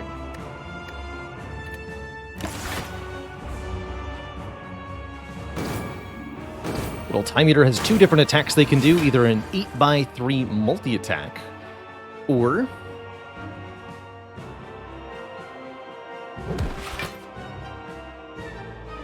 a singular attack for 32 that also adds 2 slimes to the deck and 2 turns of drawdown debuff. It's really nasty. I'm going to take back the Wallop and the Prey Plus, thank you. Ooh, debuffed me, made me vulnerable, how dare you. Also, I was already entering Divinity, so I didn't need the Prey, but thank you.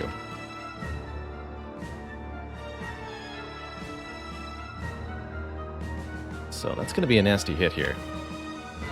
Not much I can do about it either. Shame. It's only going to block for 25.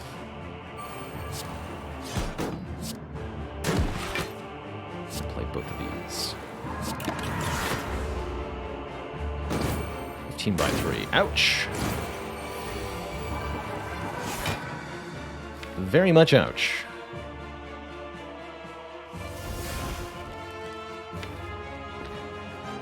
Okay, we have to get Foresight and Vault down.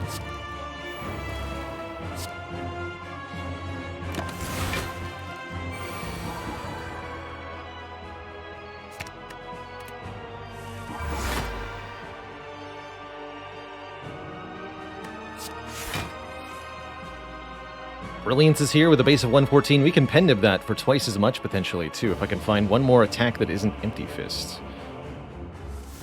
I did. Go Wallop. Sands of Time. Pen-nib the Brilliance. Bonk. Easy. Now we either finish Time Eater with 3 cards. Oh, actually, we can do better than that. If I can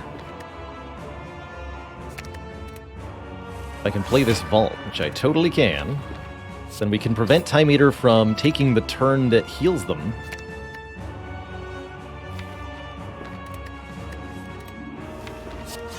Give me another turn to work with here. Oh, actually, no.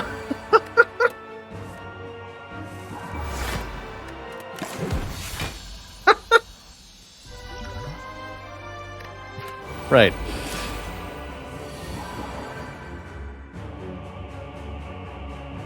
Seems like their time was up. Your days are numbered, Slugman.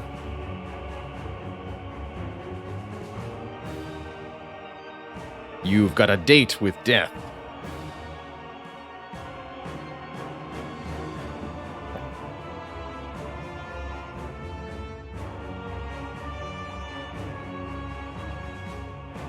This is a good calendar. Alright, these two are pretty predictable. Unlike some of the other bosses... No Awakened one, by the way. Unlike the other bosses in Act 3, there is no randomness to this fight. Deka starts attacking on turn 1, and then they always alternate turns. Deka has a block move, and then adds daze to our deck when they attack. Donu has a strength buff that gives them both +3 strength, and then has a basic attack for ×2. So as a result, the damage profile of these two is 24 on turn 1 from Deka, then it goes 30, 30, 36, 36, 42, 42, so on and so forth, upgrading their damage by 6 every 2 turns. It's a relentless assault with no breaks until you manage to kill one of them. So this fight's always a question of how well can you balance your resource deployment, your offense, and your defense.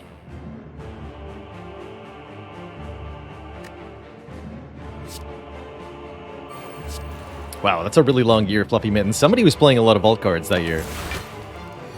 Notably, we get Horncleat on turn 2 here, which I do appreciate. We can get lots done now. Study. Devotion. Spray. And block with his third eye.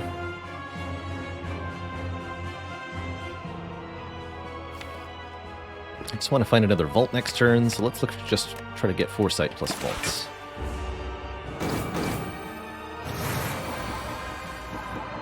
Beautiful. And we have Divinity next turn, which unfortunately is too late for Wallop. But I get to look at 4 cards. I want all of those in my hand. I do.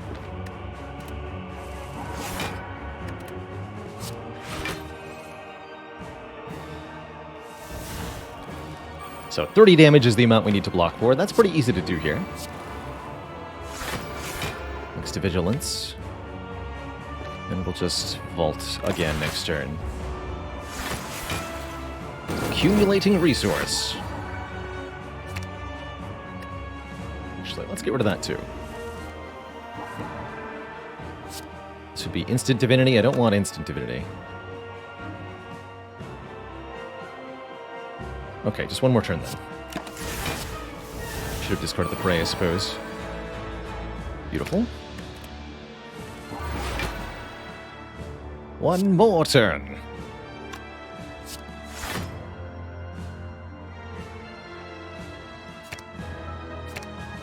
Empty Fist.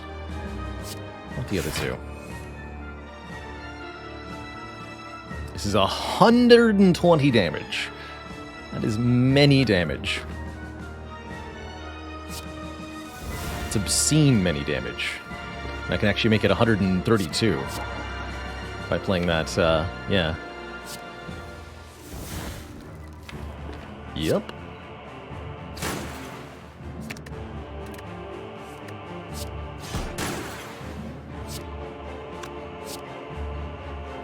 Completely forgotten who's attacking me this turn.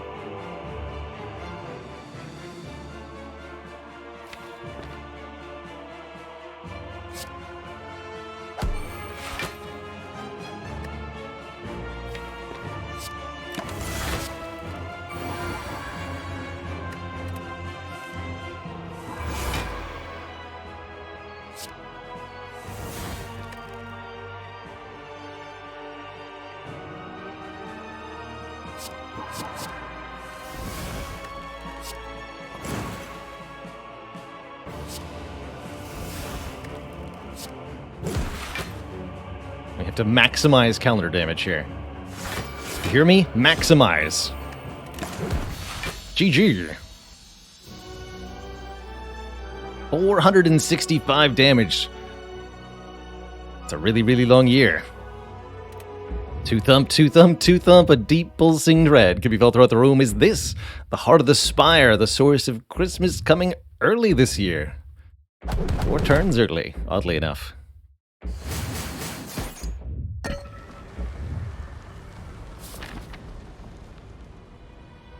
Killing everything with Stone Calendar, the deck. Probably want more Mental Fortress, a little bit more block. I think more useful than a little bit more mantra. Go that Mental Fortress. Could take another Foresight. Got a cheap card removal. Another Fairy in a Bottle. Or a Liquid Memories may be better than a Stance Potion. Actually, Liquid Memories on Vault seems quite exceptional. So let's swap out the Stance Potion and remove one of these defends. That's how I want to play this. Did it ever remove Eruption? I don't think so, because Eruption is at least still 12 block, thanks to the Mental Fortress, and can be part of something like Eruption, Empty Fist, into Prey or something weird. Well, that's a pretty sad turn 1. Let's try that again. Yeah, that's more like it. And then I'll just meditate for those cards. So we got lucky that the shield didn't attack us immediately.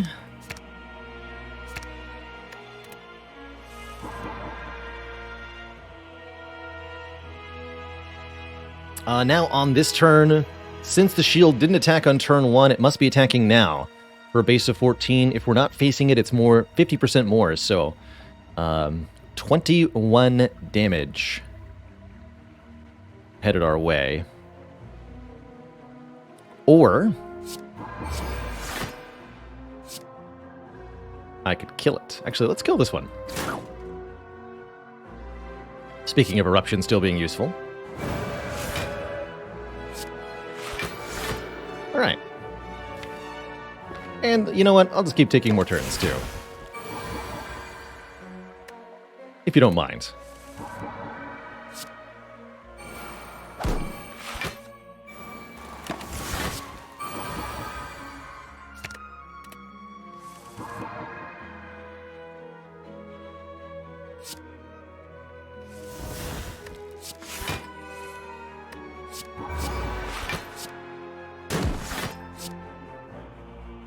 Now, we gotta let Stone Calendar do the job. Although, will it be possible?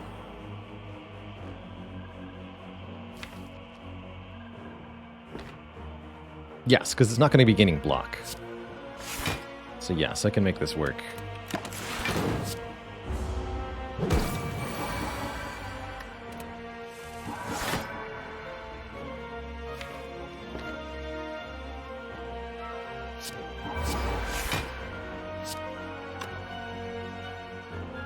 Brings it to... Wait, exactly? Exactly! Perfect. Get in there, Stone Calendar. You got it.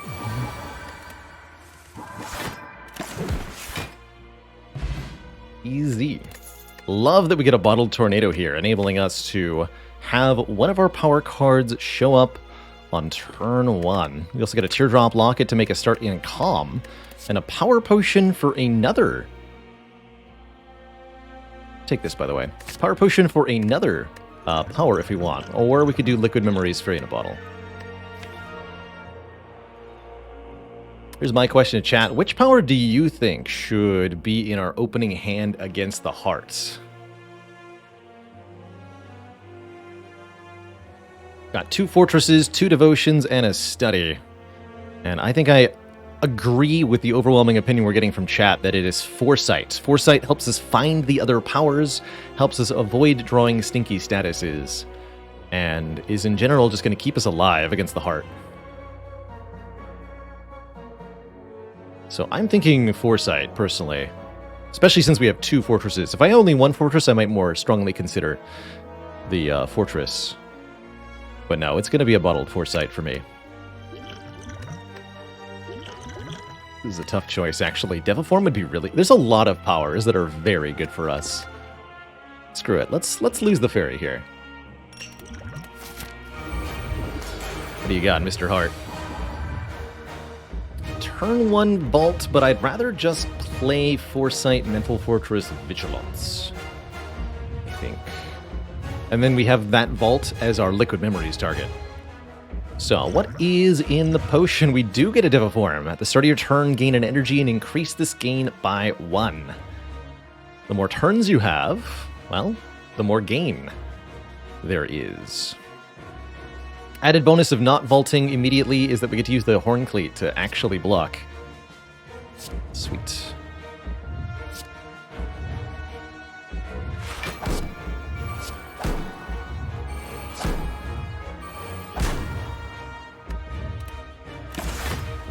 So, statuses are added, we get super debuffed, then we scry 4, and what a 4 it is. We get to go Mental Fortress, Empty Fist, Vigilance. Or Meditate, excuse me. So I don't think we're going to need any help blocking this turn. We'll also be able to get this Devotion in play. I suppose I'll just draw all 4 of these cards. They're good. With the Mystery 5th card being just fine, too.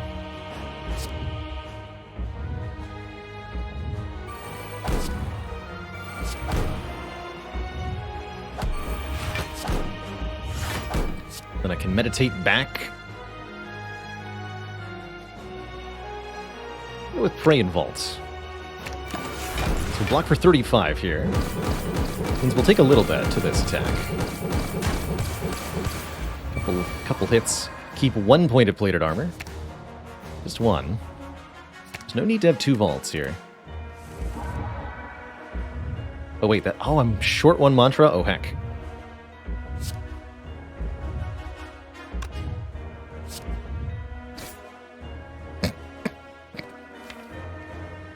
The draw pile, though.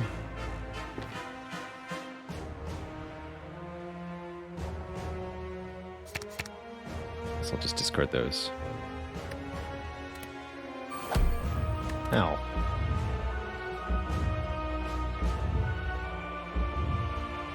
Alright, so I'll actually just go... Pray... No, just Devotion, Study, Vault here. Heck it. Other options go Divine right now. We know the singular big attack is headed our way this turn for 67 damage. So if there was a way for me to block for that much, it'd be a very appreciated thing.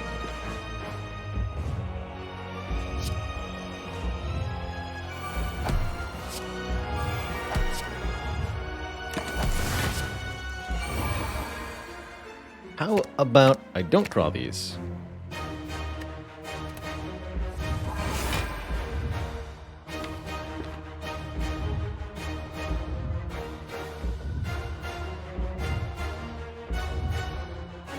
So, yes, we could yes, we can Liquid Memories the wallet. We can even do so with Pen Nib. Although, I have to be very careful about that.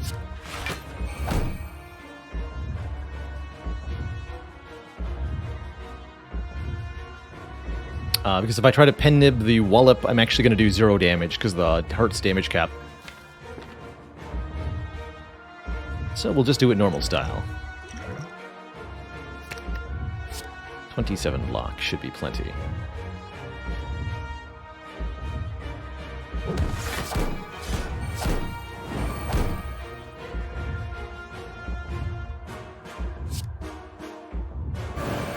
Use this for the block. Thank you, Eruption, for contributing. You're great. Still take a bit of a hit there. Weaken would have helped quite a bit in getting the rest of what we needed. However, now we're in the business. This turn, the Heart's not attacking us, so we can feel free to obliterate it with anything we might desire offensively.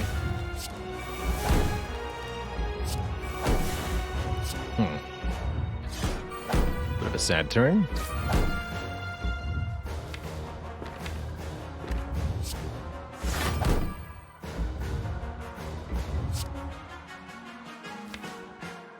Get that back in this.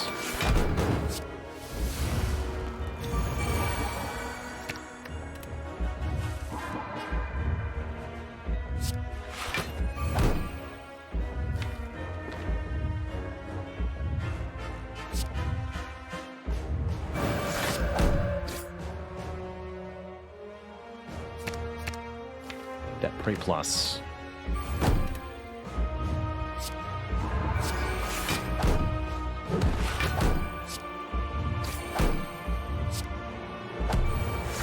So that'll full block no matter what's headed our way this turn. It's either a 4x15 multi-attack or a single attack for 47 with 2 points of strength.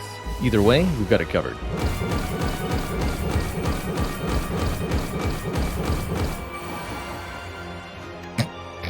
This is my draw pile? Alright. I'm okay with that hand, I think. Yeah, and then Third Eye to help me find what I want. It's that easy.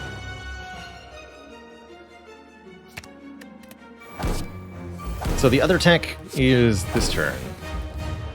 An attack for 45.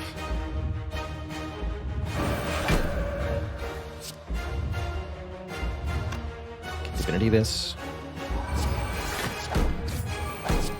Stone Calendar's got to get in there. Oh, I need the block though. Wait, there must be another way. There's not another way. I'm sorry, Stone Calendar.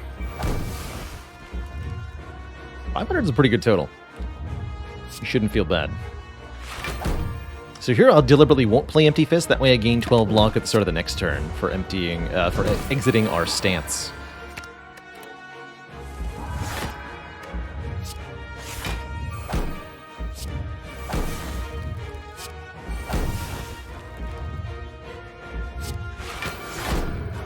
And now Brilliance deals 204 damage. GG. GG. What a run. Save that one for the YouTube vault of good runs. GG.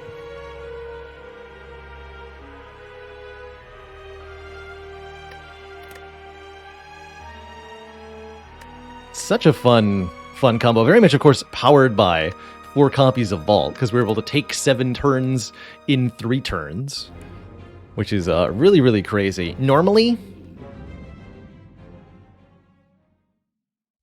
Spire sleeps. So shall I. So I think if you took this deck and took out all 4 vaults, it would probably be a losing run. This deck is otherwise too slow and setup dependent to actually be able to survive the early turns of fights, right? Like our turn 1 is setup, devotion, study, foresight, and pray. And then the heart hits us for 67 damage and we die. But because we can just keep taking more and more turns, we're able to have everything set up instantly. And a very, very effective deck results. Something else you could do with 4 vaults, you could also make Alpha, Beta, Omega extremely effective. Because you can essentially set them all up in just a handful of turns, and every time you vault, Omega will deal more damage. And yes, from looking at the run history, we can clearly see that the turns taken with Vault do count towards the total turns listed in the run history. So Donu Deka 7 turns, we killed them with Stone Calendar on turn 7, even though Donu and Deka only got to take 3 turns. Turn after turn, this deck gets better. Even though it seemed like things were shaky at first, everything turned out for the best with this one. GG. GG. Alright, next up, we're going to play some Ironclad, which I'm excited for, but first, it's break time. We'll take a few minutes here, refill the water, stretch the legs, all that jazz. When I return, we'll play some Ironclad. Don't go nowhere, folks. I'll be right back.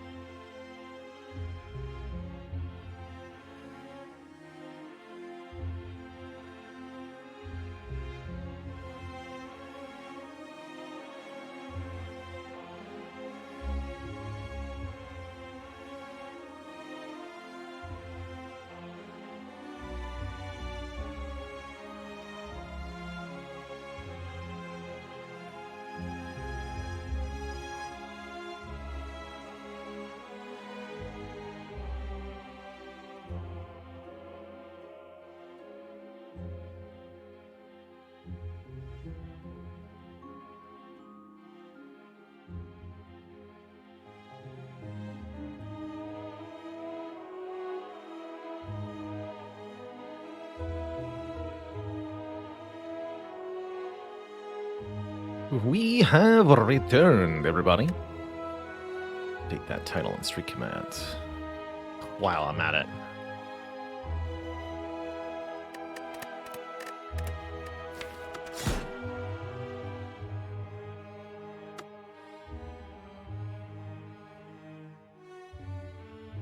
Oh, good.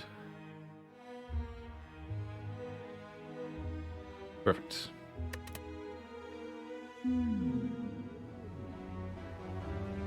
Ooh. I am a big fan of what they call the random rare relic starts on the Ironclad. There are many, many rare relics that are exceptionally strong for this guy in particular. Notably the Dead Branch and the Pocket Watch, which are almost... I wouldn't say they're necessarily game-winning in their own, but they can be on their own game-winning. Of course, there's others that are amazing too, like the Fossilized Helix. Mango would just be a free 7 max HP start. Old Coin would be 300 gold. Now, of course, the risk with a rare relic is that there are a few rare relics that do, quote-unquote, effectively nothing. The Unceasing Top is, generally speaking, the relic that's the case for, although if you were here yesterday, you know that that's not always the case. And the Shovel or Peace Pipe can also be pretty bad if you get them on floor 1. But even in the case where the rare relic that you get is quote-unquote bad, you are one relic deeper into the rare relic pool, which means you're more likely to see the Dead Branch or the Helix or the Pocket Watch later in the run. What do we get?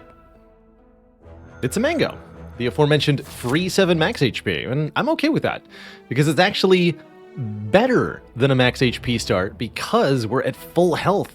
If we just took max HP plus 7, then we'd be at what, like, Ironclad starts with 65 normally? Is that right?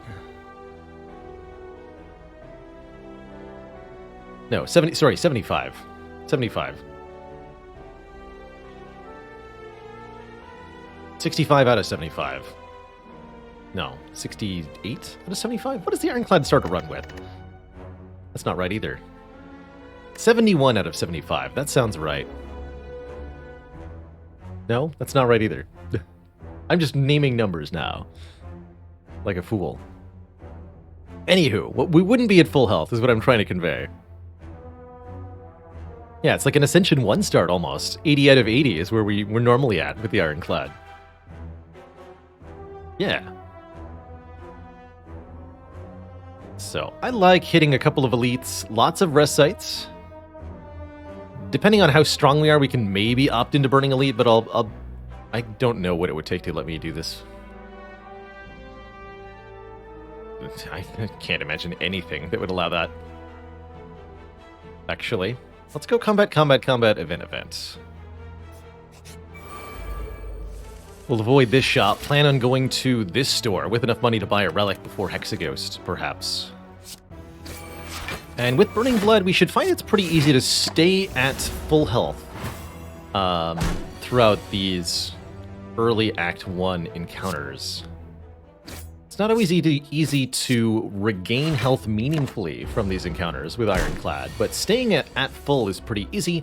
All you have to do is trade health early on in the fight, and then regain it at the end. Oh, I love these choices. Start with 3 rare relics of my choice, but start with 10 HP. Of my choice.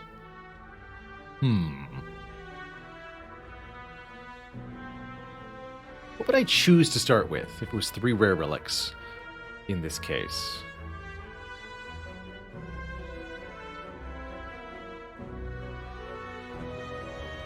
Fossilized Helix, Pocket Watch, maybe a Mango to make up for that 10 health? Or Incense Burner, perhaps. Meat on the Bone's actually an uncommon relic, believe it or not. Same as Singing Bowl. Otherwise, I'd go Prayer Wheel Singing Bowl and laugh at the concept of having only 10 max health.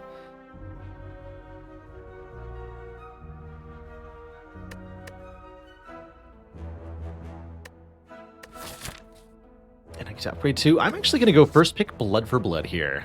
I quite like Blood for Blood as a card. It really slaps. 18 or upgraded 22 is incredibly powerful for a singular attack card. And if you take damage a bunch of times, this is actually a free card, potentially. Something that you can then combo with stuff like True Grit to draw repeatedly and sort of scale in a fight by doing that. Can't go wrong with the first floor Pommel Strike either, for the record. I think that's the easy no-nonsense take. Against Hexaghost, I'm going to try this Blood for Blood. I think Blood for Blood, first card on Ironclad, is a very powerful thing a lot of the time. It does need the upgrade, though. Notably, the upgrade both reduces the cost and increases the damage. It's gotta be better to Bash Strike than to Blood for Blood for 3. And then, unfortunately, we're just very slightly shy of a kill on this worm. In part because I took the Blood for Blood instead of the Pommel Strike, but that's how it goes sometime. Too short. We eat 12 damage, although we'll get some of it back.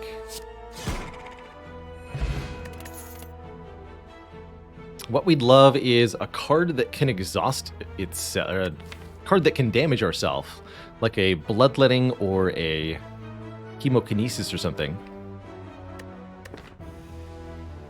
Feel No Pain's interesting. Could help against the early Sentries Elite, but currently we have no cards in the deck that say exhaust on them, so this is speculative at best. I might be relatively happy with a Thunderclap. Nice one-cost vulnerable to pair with the Blood for Blood. Enrique K, thank you so much for 3 months of keeping it cozy. Good to have you. Let's grab a Thunderclap. Nice and easy.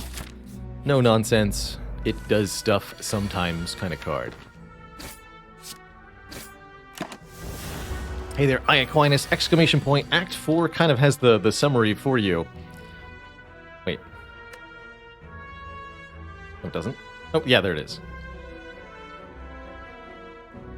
Once you defeat the Spire, beating Act 3 with each of the base characters, Ironclad, Silent, and Defect, you'll see this triangular icon appear in the upper left of your game.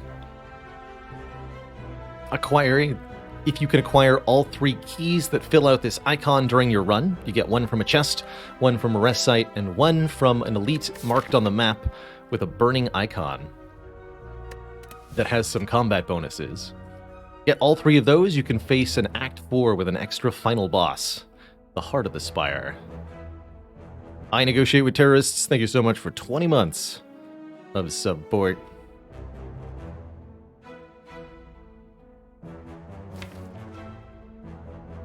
So this will be 3 cost, deal 27 next turn. I'd like to regain some health this fight if I can. Go Bash, Defend. Attacks for 11 again next turn, but if I Bash, we don't kill with the Blood for Blood. So I would have to Bash plus Strike to get the kill next turn. Again, being a little limited by this Blood for Blood. I don't realistically think I can do better, though. So I'll just take the 6 and then regain the 6.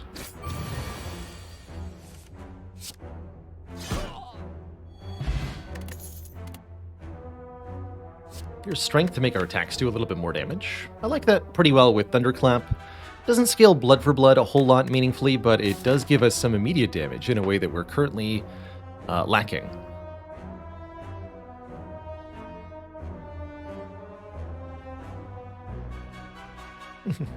Watcher doesn't have a key because she was added after the keys, and they didn't want to deal with redoing the whole key system. My personal thought is if they were to add a purple key, I think it should be on sale in shops for 99 gold, and that you just need any 3 keys to get to Act 4, not needing all 4. So you can get purple, blue, red, or green, blue, purple, or any combination. So just one more option to get a key. I think that'd be kind of cool.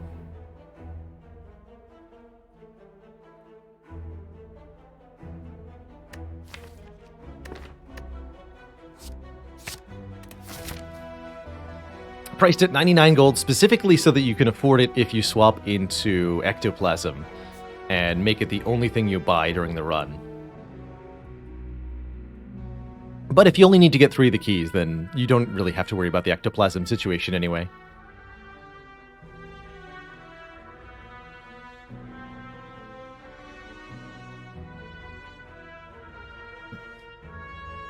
And maybe that 99 gold purchase comes in place of something else. Like, it would have to occupy a slot on the shop interface, so unless you are altering the shop interface somehow, you'd have to have it replace something. I like the idea of having it... You can either remove a card or buy the key, but you can't do both in the same shop.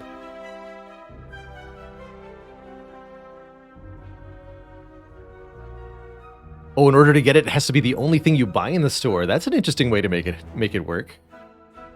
And does make it kind of like perfectly fit for the ectoplasm. It's exactly what you do with your one shop. Offer your 99 gold.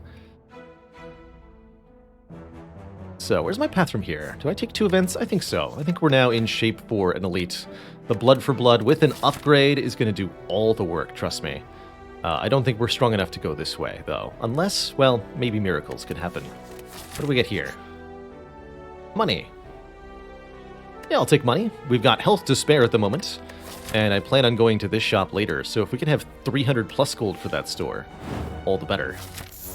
And more money. However, I would have to deal with the curse for a couple of elite fights, which I think makes it absolutely positively not worth it. Be extremely disappointed, all you like, sir.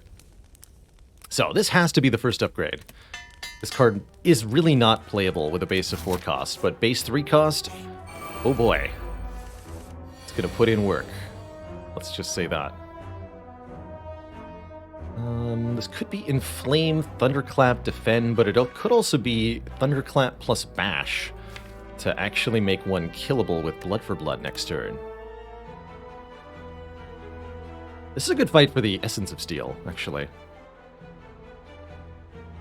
Saves me a decent chunk of health here without ruining the Blood for Blood progression. Better than even odds that I draw the Thunderclap next turn. Or the Blood for Blood next turn, excuse me. I go Inflame Thunderclap. You get -6. You get a 37. 24 plus 8. No, I would need Blood for Blood, Strike to kill. If I took this line, but in that case I only take 1 damage. And I can't do that because Blood for Blood will be 2 cost. I'm taking a hit here. So, where did I land?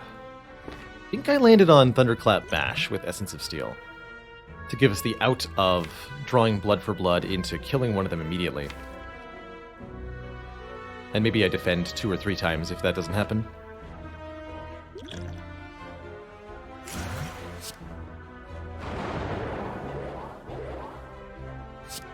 Bonk.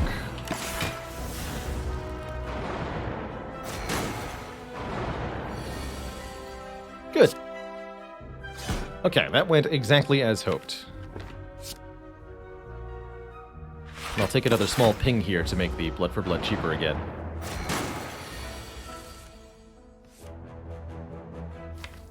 Now that it's 1 cost, I think I'll just start striking. Go for the one with lower health. I don't think it's a huge difference either way. Ho ho ho! Get destroyed.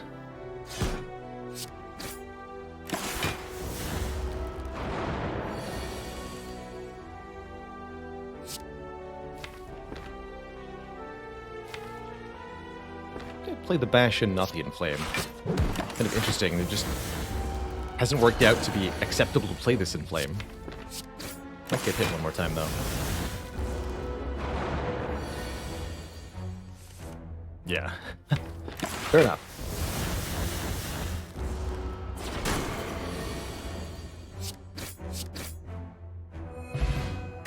We get a pantograph healing us at the start of boss fights. Even more health to work with, and a hexago stack, no less. So I think we're just going to get upgrade, upgrade, and upgrade. Despite that little bit at the end, I hope that showcased some of the power that is blood for blood, potentially. I think you did a really good job there. And our next elite fight will showcase the same. Genuinely considering this Iron Wave, that's a strange thing. I think Iron Wave tends to need an upgrade, but I'm about to upgrade 2 cards. So I'll be upgrading Inflame and... I could upgrade Thunderclap or Bash, but I'd rather upgrade maybe one of these cards. Either the Infernal Blade to make an Infernal Blade Plus, which is free, or the Iron Wave to make a Deal 7, Block 7 card. Ironclad doesn't get that many block cards, so you know what? I'm actually going to take this Iron Wave, and we're going to upgrade it. How's that? How's that? Seems insane, I know.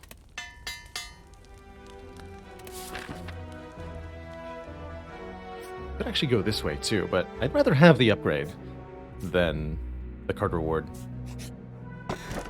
More max health, up to 89. Good. It's a fruity run. I'll almost never turn down strawberries when I find them in the chests. You'll note I just instinctually click on it. The bonus to current health and the bonus to long-term longevity are both things I value quite a bit. So I'm pretty eager to take them when offered. Alright, 56 health and no potions into this stinker, and I don't know that I care. A little hard to play blood for blood before the Lego wakes up, but what I can do is apply a whole bunch of vulnerable. Get him.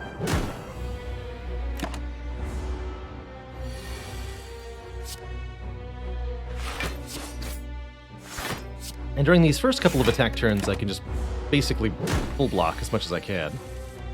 Oh, this time we have to play it. And then defend.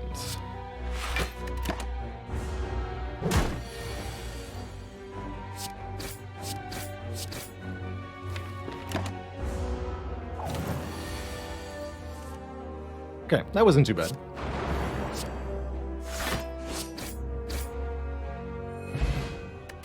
We get an Ornamental Fan rewarding us for playing 3 attacks in 1 turn, and now I'm starting to feel really good about Iron Wave. As well as a Gambler's Brew, and a Whirlwind, or an Impervious. Oof. Choices. I have to say, although I love Impervious, Whirlwind here with both Ornamental Fan and with a Thunderclap and Inflame already in the deck does slap pretty hard. What about the Flex, though? I like the Flex a lot more in a world where I already have the Whirlwind.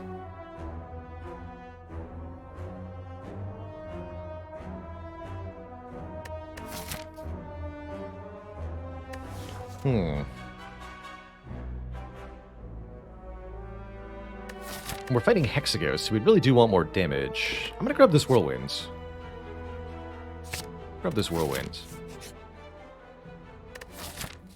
Okay, we can actually avoid this shop, so this isn't too bad an outcome. Ooh, the Feel No Pain returns. Early Prismatic Shard is here. But there's also very notably a Red Skull, and that's a mighty powerful Red Skull, giving us bonus strength if we're below half health. We have a lot of health to be below half with. A lot of health to be below half with.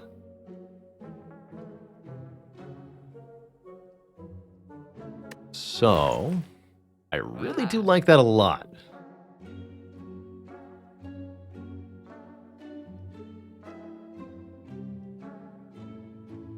Shard and Feel No Pain, that's certainly a combo, I do have to admit. There's a lot of colorless cards that say Exhaust, and a lot of cards from other colors that can do really cool things like Blade Dance, for example, with a Feel No Pain and an Ornamental Fan and an Inflame is very, very powerful.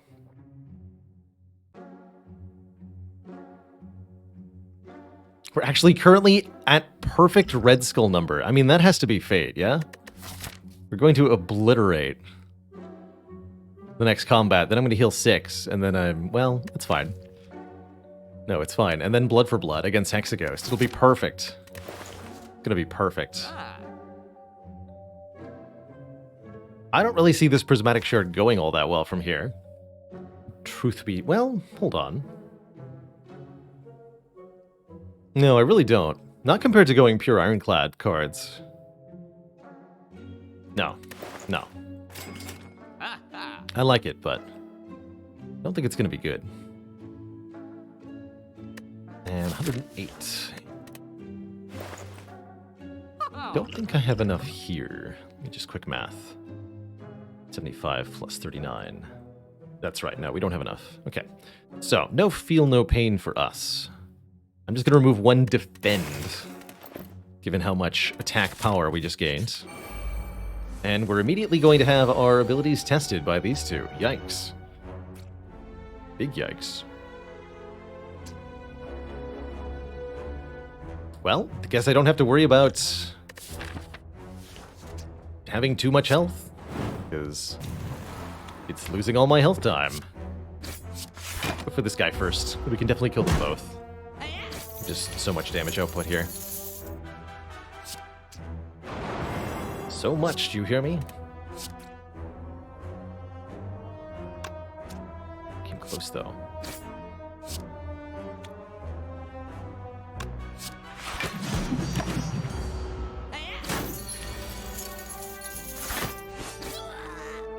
For that, I should have attacked the thief, but that's alright.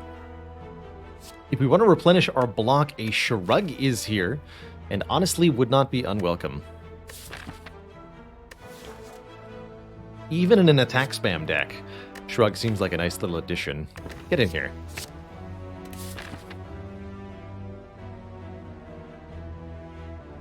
Don't feel like I need anything more for the Hexaghost fight. Let's take one last event here, see what we can get offered. Yeah, remove transform upgrade. I love it. Let's transform something. I'm feeling spicy. Although perhaps a simple removal is our best bet. There's a lot of cool little synergies I can get with random cards. Upgrade Whirlwind is going to be my rest site action. I suppose I could upgrade Whirlwind and Shrug, or upgrade Whirlwind and Bash? I'm feeling a transform, personally. Transform one strike. I don't want to lose too many defends just yet. We get a Metallicize. Okay, I actually quite like that. Passive block airy turn. Cool. Very cool. Not a bad upgrade either. But Whirlwind absolutely has to come first. We would have particularly liked that in place of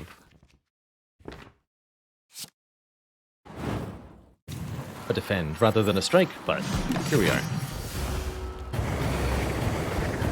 I made my choices, I'm sticking to them.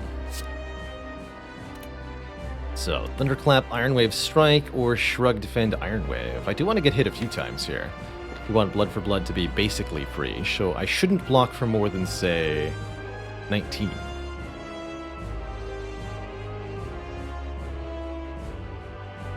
This is 7, 15, so just Shrug plus Ironwave is about the right amount of block. Let's just do the full damage line then. Make sure the Blood for Blood is properly free. If I Shrug, I might draw the Blood for Blood. Though, of course, if I don't Shrug, I might not draw the Blood for Blood. No, we're good. We're good. Get him. Now with 6 strength, we're blapping.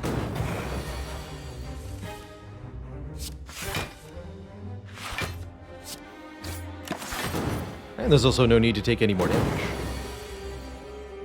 Beautiful. The damage.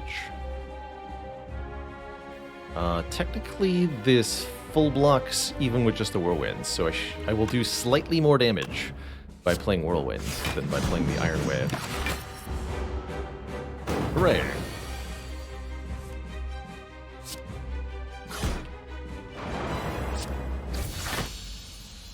Alright, very good showing by the Blood for Blood. Offering? Brutality. I'll take it. Fiendfire is also not bad.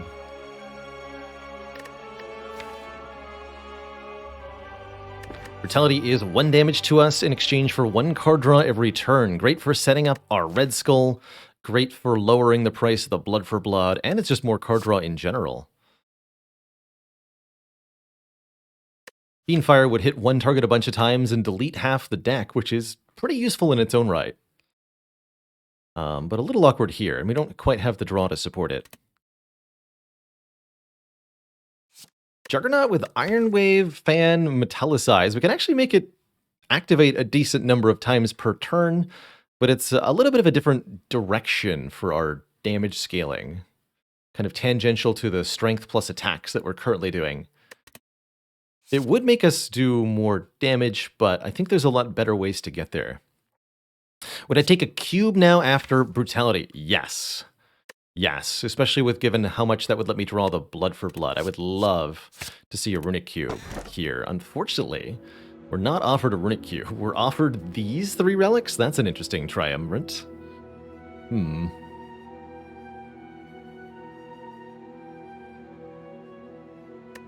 Double potions? These potions aren't good to double. Gambler's Brew doesn't even benefit from Sacred Bark. And the weak potion is more duration, which is not that helpful. Tiny House gives us some stuff. More max health, putting us into the 90s. 50 gold. Card and an upgrade. Or Black Blood just lets us face tank everything with lots of healing. It's going to make it difficult to use the Red Skull, but it is a lot of sustain.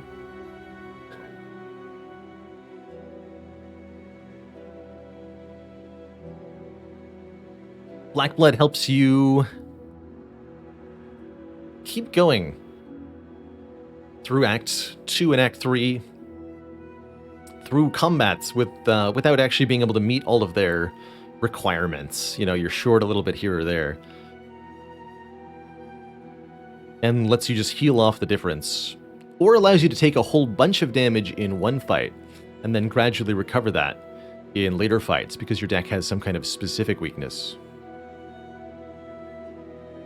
I suppose this is as good as time as any to take a Black Blood, so let's go with the Starter Relic upgrade. I think these are often undervalued. I myself rated this relatively poorly in our Boss Relics tier list and our overall Relic tier list, but it does have its uses.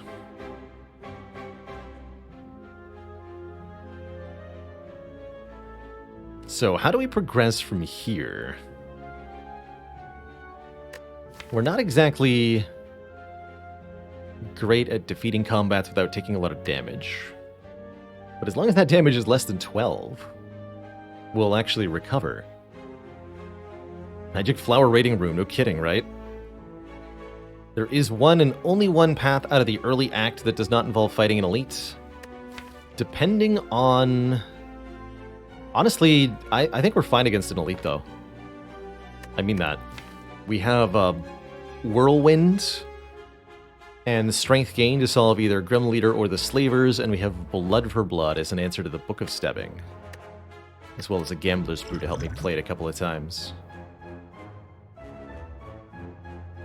So I'm actually okay with a elite relatively early on.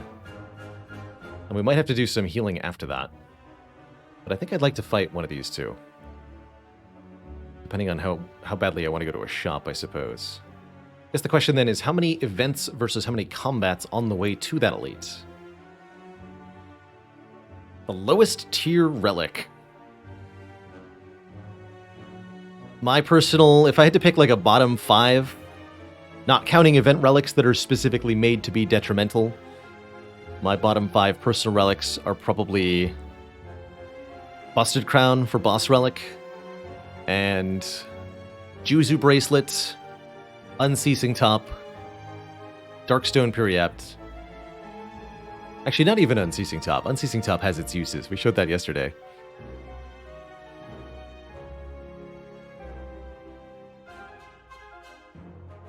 Matryoshka is not that bad, I suppose. And Handrill. Handrill's by far the worst shop relic. The only shop relic you never buy. I say that as somebody who bought the Cauldron quite recently.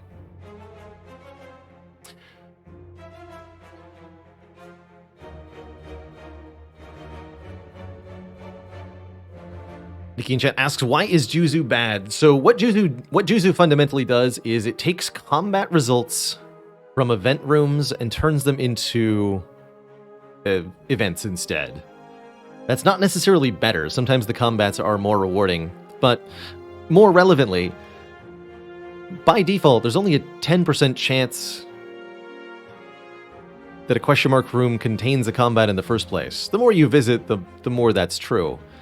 But for any given question mark room, there's only a relatively small percent chance that the Juzu bracelet does anything at all. And it's perfectly possible to go through a bunch of events and not get a combat just by chance. So there's a significant percent chance that your Juzu bracelet ends up not actually doing anything. And even when it does do what it does, which is change the outcome of your floor, it's not necessarily going to improve it.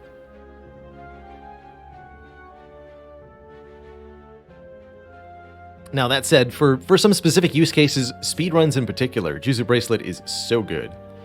So it does have its niche there. But in terms of, like, giving you a meaningful character upgrade as a relic, Juzu does just about nothing.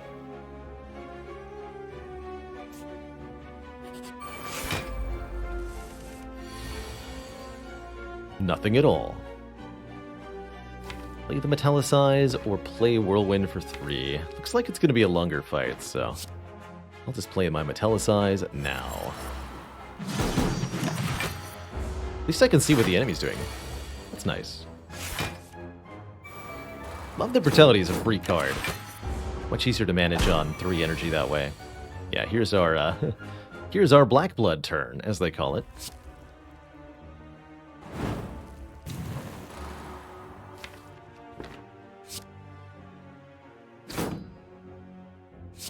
It's better to just do the damage. We need to make sure this thing dies 2 turns from now. Oh, blood for blood. Thank you. Okay, I'm gonna get 12 of that back. That's not actually that bad. Shrug plus? Yes. Energy potion? Also yes, over a weak potion for sure. This makes our Whirlwind hit for 55. Which could just kill the 3 slavers on turn 1. Well, 55 if we have strength, 40 if we don't. Still pretty good.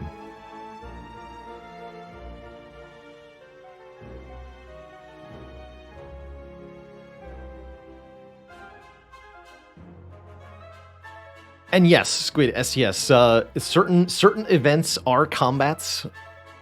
Like the double orb walkers, the Colosseum, which is not optional, the Dead Adventurer in Act 1, the triple fungi encounter in Act 1, and Juzu can actually force you to encounter one of those. So if you're looking to avoid a fight, Juzu may not even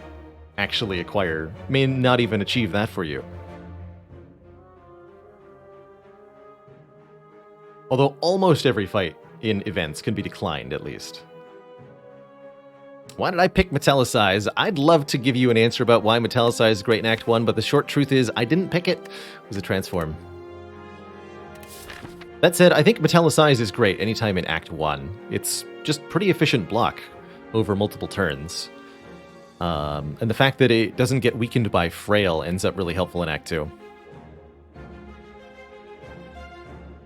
We tried doing max event pathing runs on A20 one time, and that went really badly. Let's just say that. It was not a good time.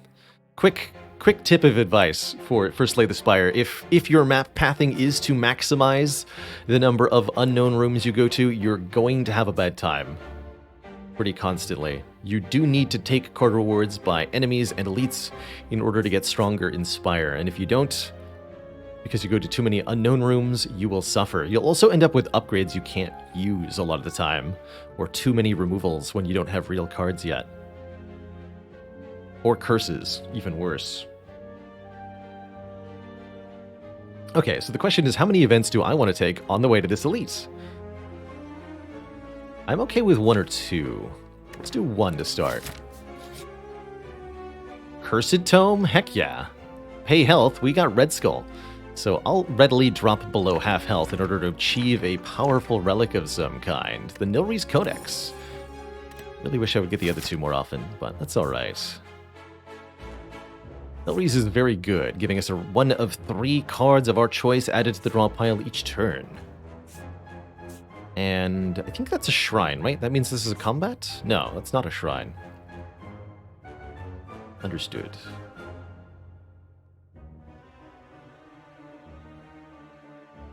If I take damage, I actually go below half health. Brilliant. Hit me, lady. Ow. Activate Red Skull Protocol. Begin bird destruction. The 3 books are equally likely, yes. Yes, they are. Parker, thank you so much for the Prime sub and the 8 months of support. Ooh, Intimidate's very helpful here. The Black Blood.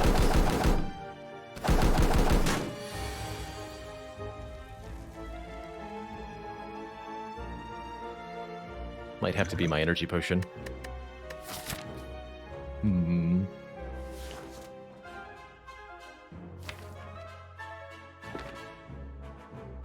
If I use the energy potion, Whirlwind will ground all of the birds, but with only 3 base energy, it won't otherwise. Yeah, if only we'd gotten the Necronomicon here, yeah? Taking another combat too? Okay. This is definitely a good case for it.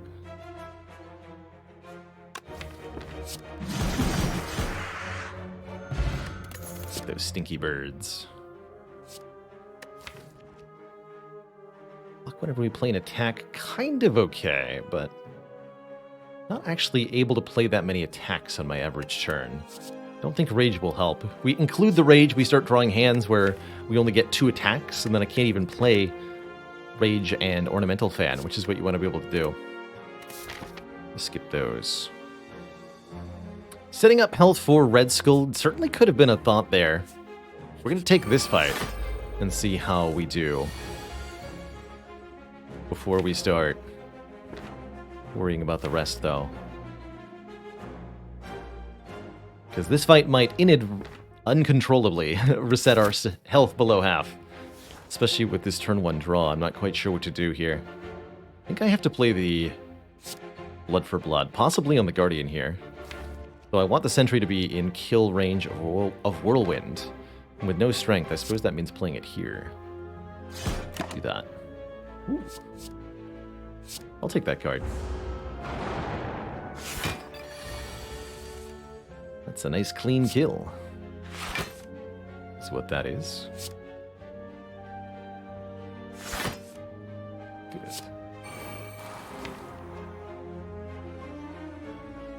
Alright, next turn we just, again, take the 11/2, generally speaking. Second Wind could block for a little bit, but really it's not going to. Another Blood for Blood is hilarious. Sure, give me the second Wind for now. That way I can exhaust Metallicize for 3 block instead of playing it. Smart. Very smart. What I'm going to do is this. Criminal not to play Whirlwind, but I am going to Immolate next turn, so we're going to do it like so. Get the Inflame down and 4 block. And then I'll take a Twin Strike for next turn, I suppose.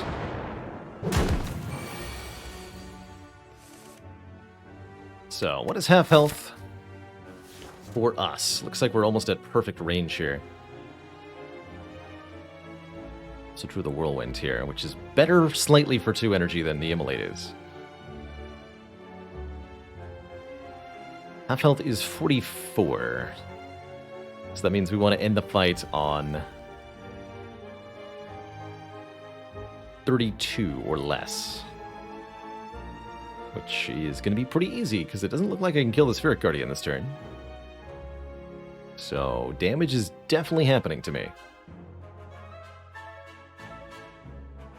What if it's like Twin Strike, Strike, Whirlwind, so that I get 4 block? I do less damage that way.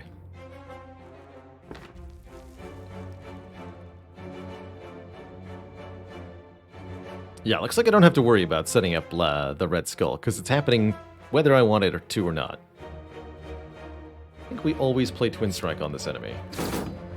So 48 health left, and it's gaining another 15 block too, so I gotta do lots of damage. 35 next turn to kill. That's pretty hard unless I draw the Blood for Blood, quite frankly. And there's 6 days in the draw pile. We are in trouble.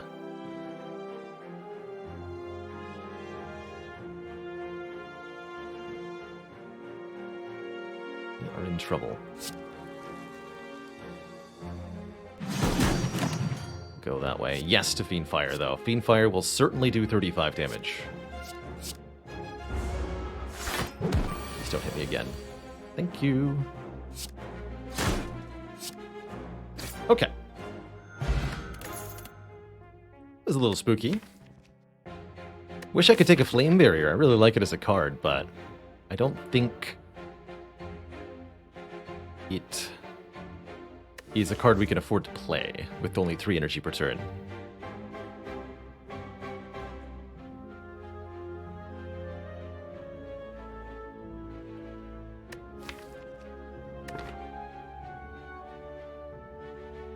Hey there, Hardy Huddle. Can't say I'm familiar with the iOS store options personally, as I'm not an Apple guy, but some folks in chat might know. Turn-based RPGs, or RPGs in general. Games for iOS folks that aren't Spire. I doubt Gordian Quest is on iOS yet. But Monster Train should be. I guess that's not an RPG, though. Neither is Spire.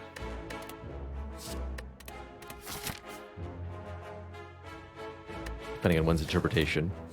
A lot of games are. Anyway.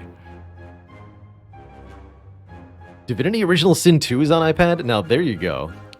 That is a beautiful game. And I would highly recommend Divinity Original Sin. Or, if you're cool with something old school, the Infinity Engine games and their enhanced editions are fantastic. Baldur's Gate 1 and 2, Icewind Dale 1 and 2. Those are good stuff. So am I going to this shop? I guess that's my question. Or do I just fight the elite and then maybe rest? What is going to upgrade any one card? What would it be? Upgrading Brutality is kind of important, actually. Really like that to be a turn 1 card. Although not against Slavers. Right now I would actually like to draw Whirlwind turn 1 against Slavers. Although it wouldn't be a kill now that I don't have the energy potion. Heck. The troubles we face.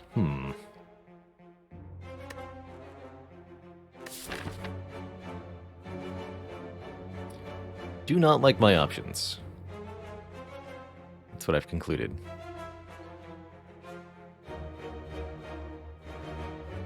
Alright, I'll fight this elite.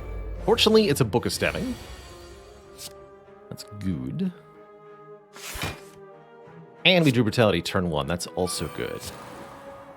So here, let's take 1 damage on purpose. And 1 damage to ourselves. Let's also add Bloodletting, letting me gain more energy in exchange for, you guessed it, hurting myself more. Hooray!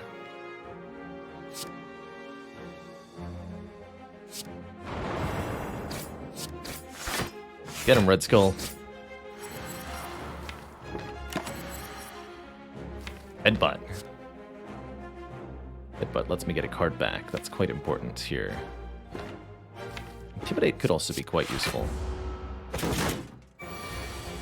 But I would really like to headbutt this Blood for Blood, specifically. And I'm allowed to do that in addition to blocking with the Ornamental Fan. Okay. Could even try to do so immediately.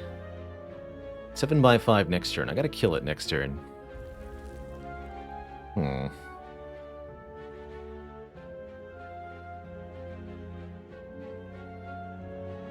Is there any Headbutt Gambler's Brew play that I can do that would let me kill it immediately? I don't think so. Neither Bloodletting nor Thunderclap would get there.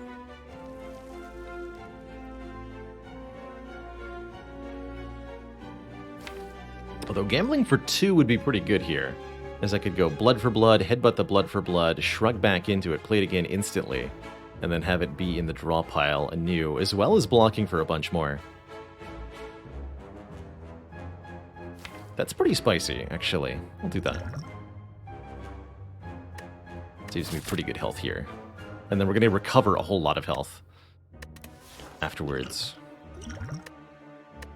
Let's gamble these 2. Question is, do I play the Inflame?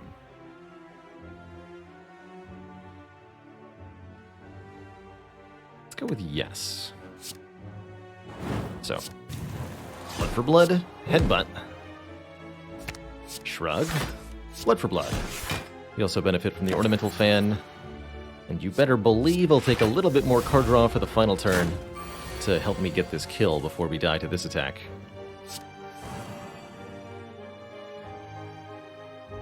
Wow. Oh man, okay. Never didn't have it. Just a perfectly exact lethal, thanks to the +1 from Headbutt. Yikes. Ooh, more max HP gaining seems pretty good. It didn't take the Feel No Pain, which makes Corruption kind of sad. This feels like a great copy of Feed to me. How do I beat Collector?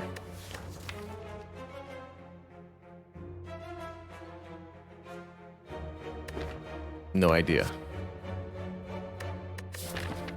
Maybe I need this Corruption. Corruption plus Nilri's Codex is really nice, because Nilri's can renewably generate skills for you.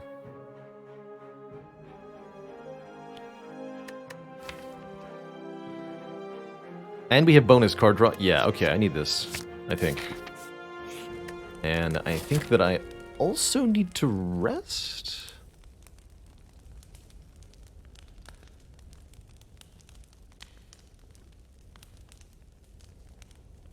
I'm not going to fight the Burning Elite. I think that's stupid. Let's upgrade Corruption.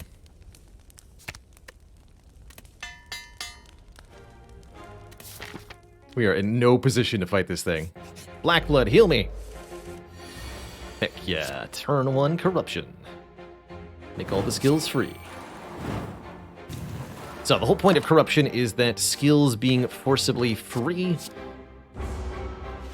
is just this big energy multiplier for you.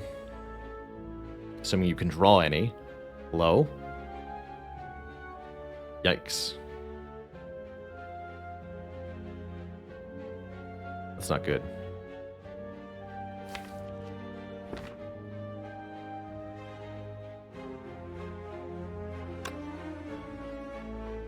Okay. Well, if I die for not resting to Snecko, that's kind of a sad state. That's pretty good here.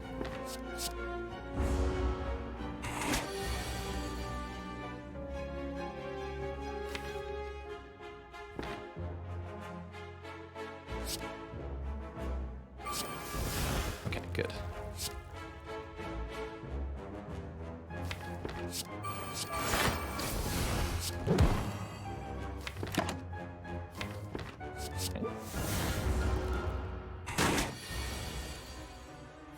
Terrifying.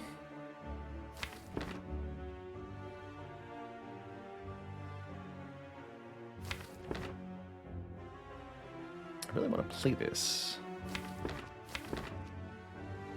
Guess I could exhaust to defend. That seems wasteful, though.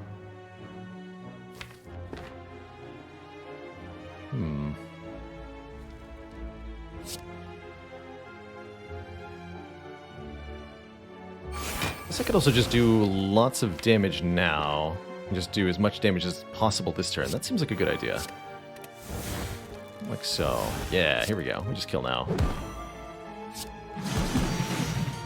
Okay, 12 health back, liquid memories here. Die in this question mark would be embarrassing, he said ominously. Not going to take a clothesline or any unupgraded attacks. We'd love skills, like a True Grit, a Sentinel, another Shrug. But we're not being offered those at the moment. We are being offered a boot thingy, 10 block on turn 1, and we're certainly desperate enough to take it. Help! Oh no. It was a fight the whole time. But I'm not too concerned here.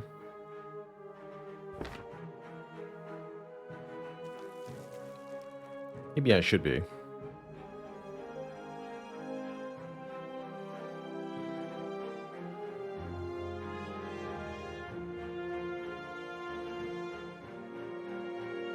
Could use the liquid memories to ground this bird. It's not a bad idea. I'm gonna be attacked for a lot next turn. And it's good bonus damage to the Chosen, so yeah, I think I should do that.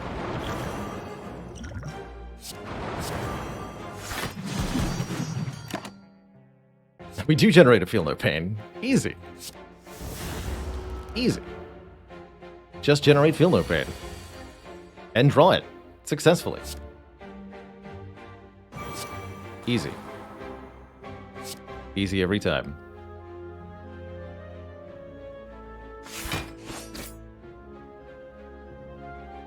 I want to keep killing Chosen here. Bird's getting back in the air, that's fine. None of this actually helps me. We already have a corruption in the draw pile. Barricade's too fancy right now. We gotta prevent this attack. Oh, heck. Well, I don't die. That's the important part. But we unfortunately did not draw any of the stuff that we needed. Ouch.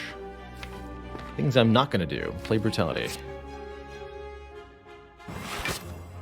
Have to play both of these just to survive.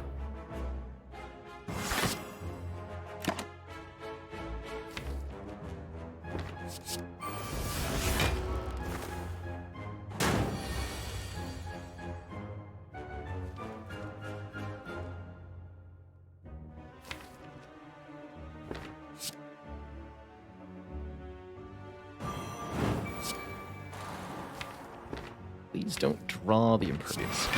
Good. Okay, guaranteed Impervious draw next turn is excellent. If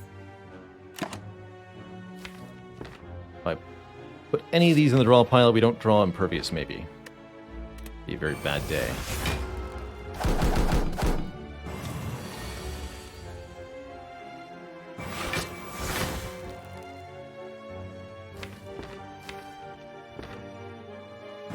Play this too.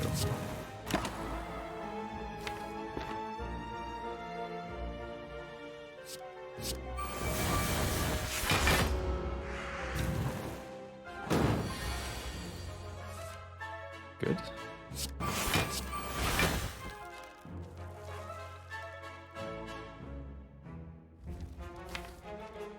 Why are you so terrifying?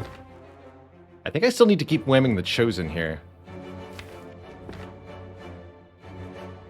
This unfortunately doesn't quite kill.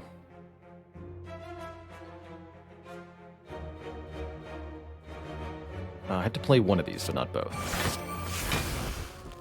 Okay. Please, for the love of heck, just die. Both of you. Thank you. Whew! Okay, we're not dead. And we do, in fact, get to rest at the fire. Although, using the liquid memories was not part of the plan there. How do I feel about a power through? Not great. Pummel Strike's okay, though. I'll take one Pummel Strike. A little bit of card draw, a little bit of damage. Still below half health, thankfully. Just hanging in there. We are hanging in there.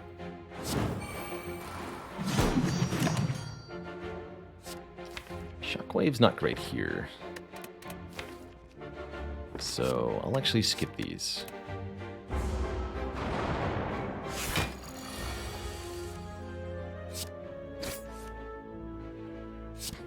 Sad face. One short. Womp womp.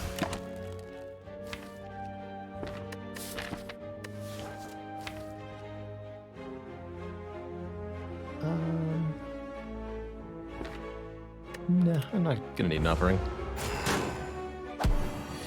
Draw all the shrugs on this turn.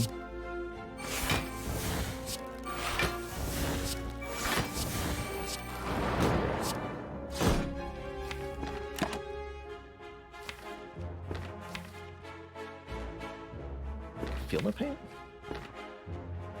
Just try to kill it.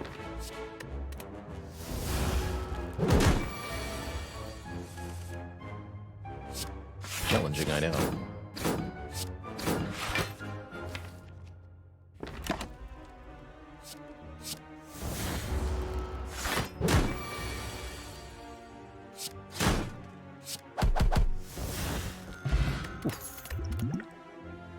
Unupgraded common attack cards. Act 2 Classic. Definitely not the thing you're looking for at this stage of the game. Certainly nothing we want here. Not sure we'll be able to fight this last elite. We'll see. It really depends on how Chosen Rematch number 2 goes.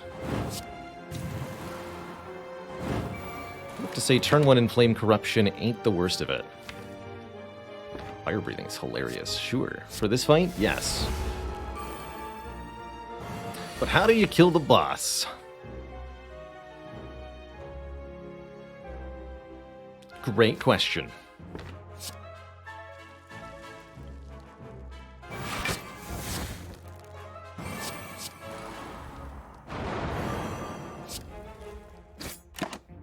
Excellent question.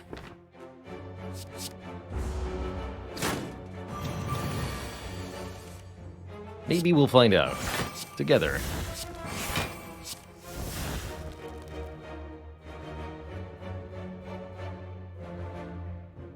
Okay, but I needed to draw actually some of the statuses. There we go.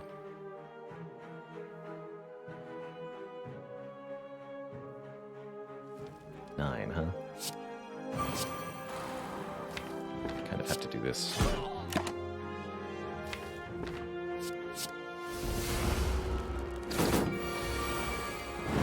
You would, you stinky. You stinky?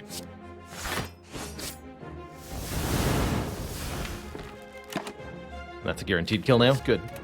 Okay, we made it through this fight with relatively little loss. Don't forget, we're getting a 25 hit point heal before Collector 2. So we get to have a lot of health for that fight. And a backup Corruption, of course. Duh. Please tell me it's not Clash. Please tell me that's not how I win. I mean, I don't need Clash when I have Blood for Blood. The Blood for Blood is just a better Clash. We skip. Okay, with Energy Potion, slightly below half health. This is either Gremlin Leader or Slavers. I will definitely take one more Elite fight now. It's not Clash, by the way. I will take one more Elite fight right now. We'll use the Strength Potion against Collector.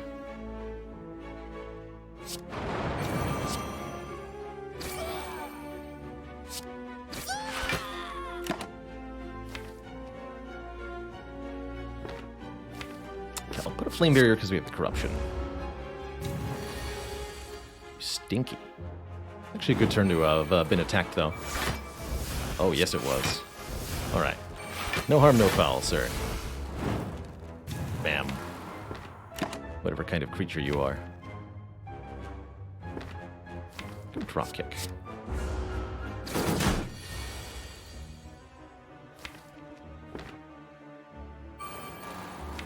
And I don't even want to draw this again.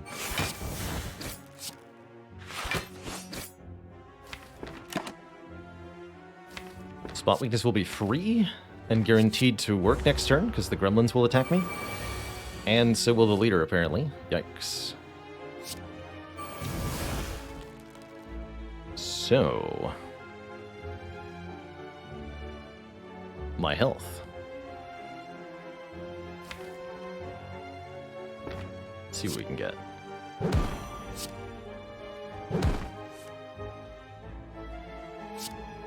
52 plus 24 plus lunch. Energy potion could save me some here. Not a whole lot. I think I'd rather just have the energy potion for collector. Right, if I just go Iron Wave here, block for 11, we take 27 damage. We're still alive. Just comfortably.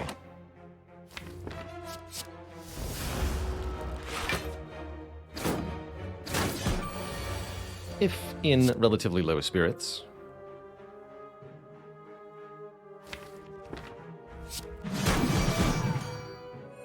We get 12 back. The bird-faced urn now heals us 2 whenever we play a power. That's actually 8 health per combat. That's very substantial. And we get offered a real battle trance for more card draw, which I also really like. Okay, okay. So...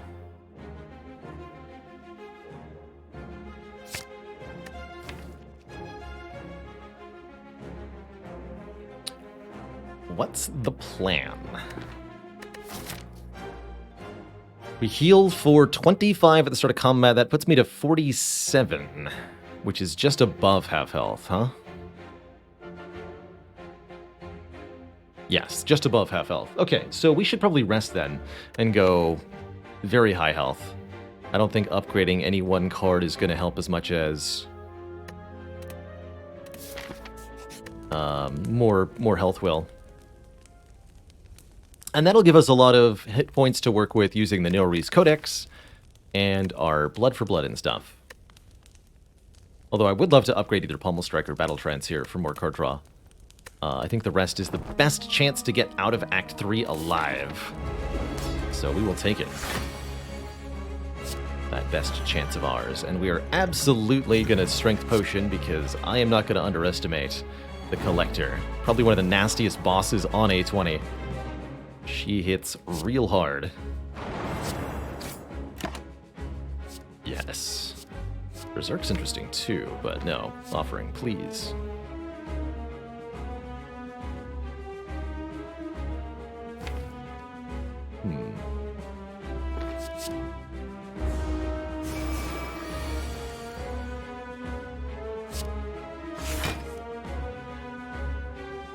Strike could draw something I don't want to see here. Although with the energy potion, that's not a bad thing.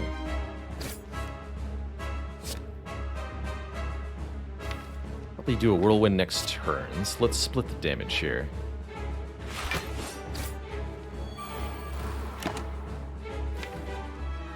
Dual wield.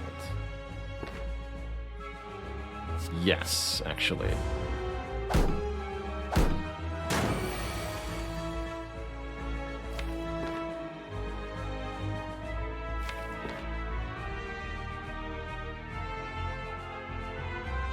A shrug, then offering. Although, hold on. We need to hit them twice to kill the front one? Corruption offering gives me the third hit. As long as I'm willing to let shrug go, that's fine. Okay, that's fine.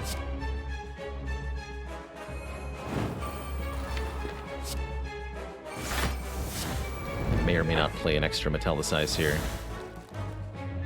Block for 21.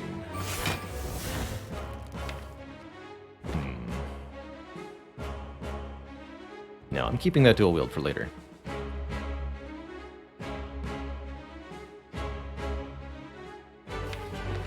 Play one of these defends, though. Anger? With 5 strength? That'll be good enough. Actually, we'll have 8 if we go below half here, too.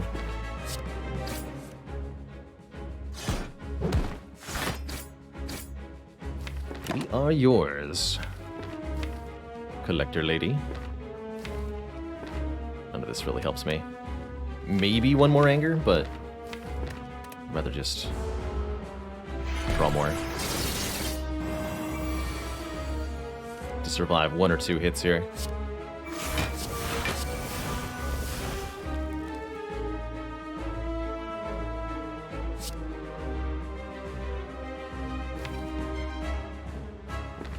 If I bash here, I get to do a lot more damage next turn. This might be where I use the energy potion, just so that I can play bash, Iron Wave, Metallicize.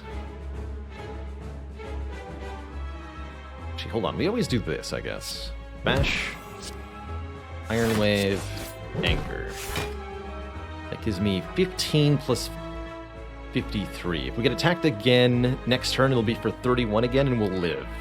So no matter what, I survive. That means I will not use this potion.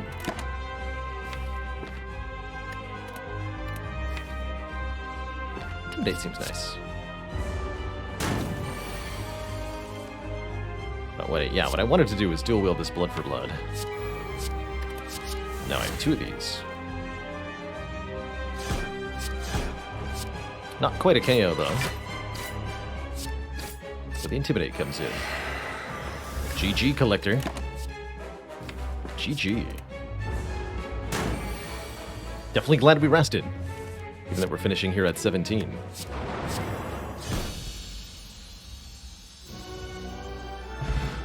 Okay, we successfully made it through Act 2 with the Black Blood. I think that alone deserves some merit, some applause. It's been a tough act, but we were able to put our health to good use, just face tanking our way through fights where we didn't quite have it, and getting bonus energy and sustain from where we can. Love being offered both Offering and Reaper here. Actually, the Exhume is pretty good too. Getting back any exhausted card, but the Offering really gets us accelerated, which is very, very valuable, given that we're currently only on 3 energy. If we end up stuck on 3 energy in Act 3, which is possible, and very terrifying, then it's going to be Offering and Corruption that carry us through.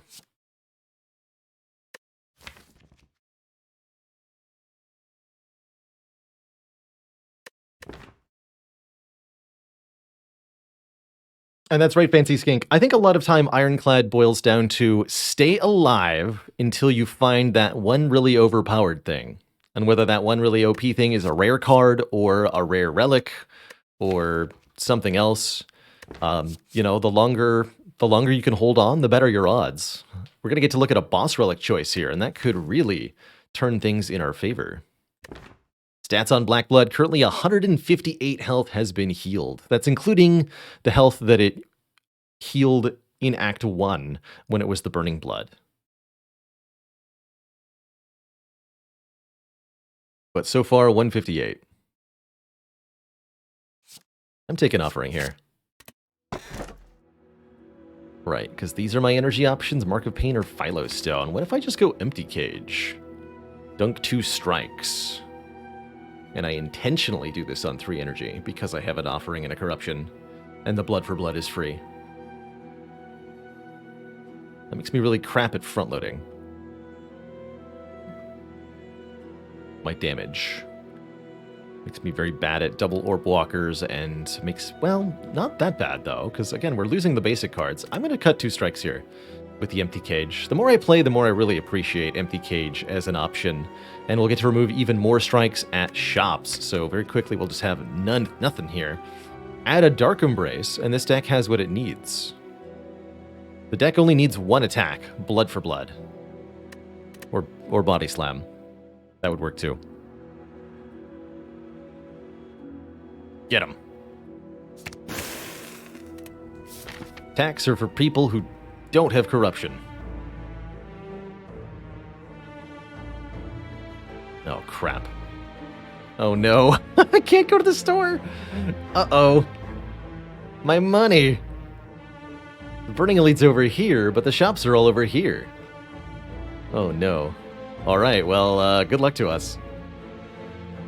We have to go over here. Well, that's not good. That's not good at all. Luminescent, thank you so much for the 29 months and the tier 1 sub. Did you know that I'm technically allowed to use Nilrees and Birdface Turn together to just infinitely heal? That seems silly.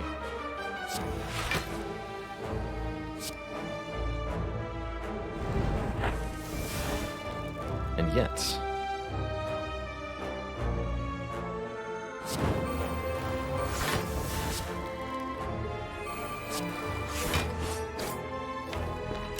And yet. Although if I play Brutality, it's going to be really hard to do that at a rate of enough cards per... Oh, heck.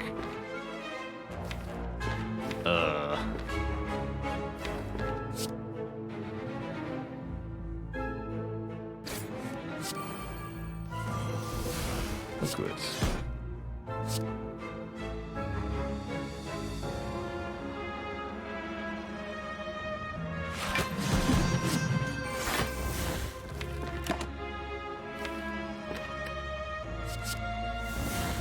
Yeah, 3 energy per turn is really rough. Milestone would have been terrifying too, though. I don't think I would have done much better with that.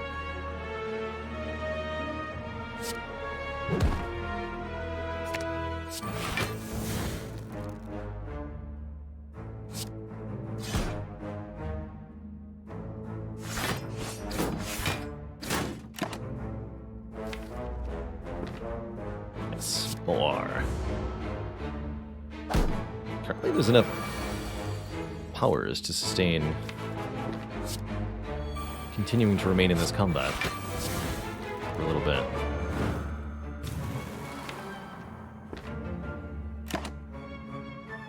Technically that's also on. I'll take the power through with the evolve though.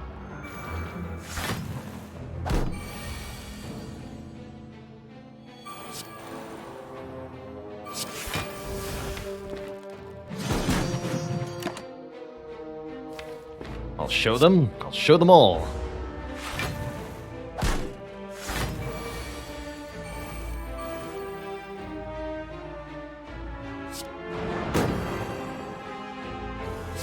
Play the Combust, then play the Whirlwinds. Feel that last two.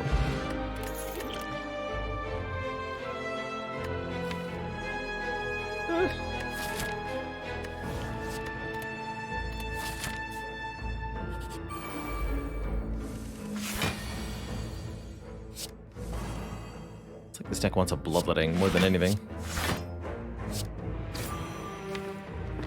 Please. Take a Fiend Fire, because I gotta kill this Exploder quickly. At least Anchor's helping out. This is 22.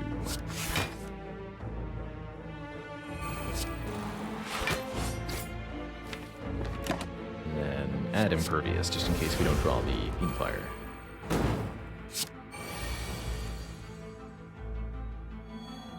Which I didn't. Oh, kind of did. That'll hurt a little bit.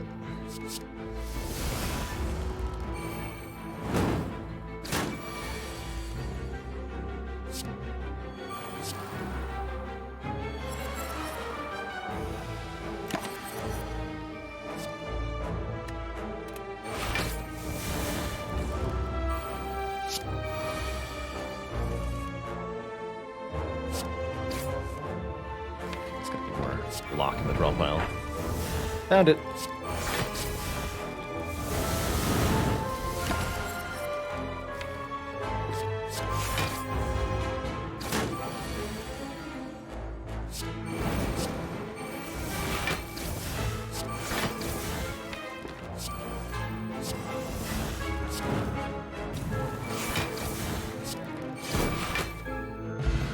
I think we technically got health from that. There it is, Bloodletting. Lose 3 health, gain 2 energy. We're in. Dark Embrace is next. Come on. Well, that's not that helpful, huh? Just take the damage. Yes. Just take the damage.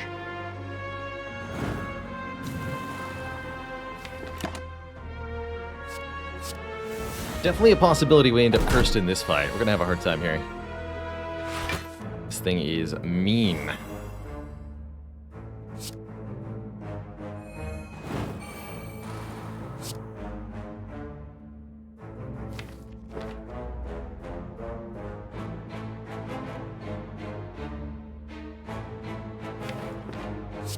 Play this offering and the Blood for Blood too. Bit of hit in. Debuffs. I'll take those. Still lacking card draw. A major problem.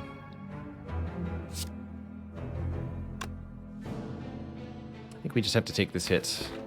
Don't have anything better that I can do. Well, no, hold on. Put this back. Okay, that'll do. Don't hit it again, or we might end up cursed. Shockwave's also excellent.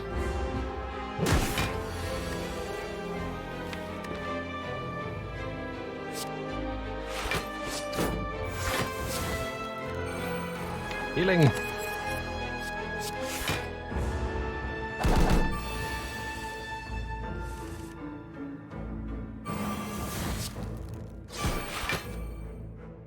That's a relatively good one, but I want to get this back. That's fine. Don't play the Iron Wave, as changing the intent again could be bad. Screw it, I'll take the Berserk. See if I won't.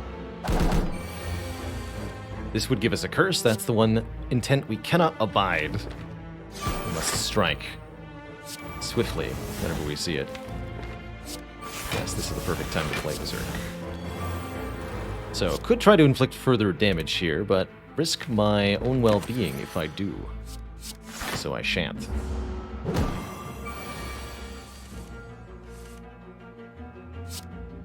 "12/4, almost a kill. With Bloodletting it is. Or with Blood for Blood it would be. Can also just block this hit somehow. That works too. Easy. Get every little iota of hit points that we can from each of these encounters here.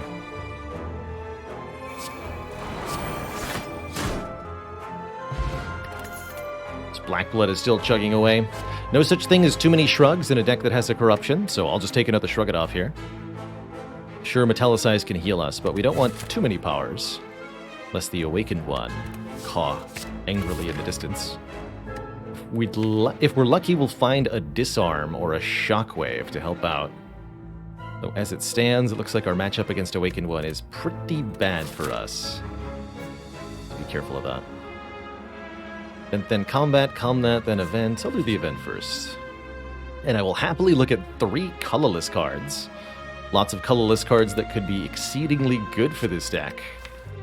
Basically,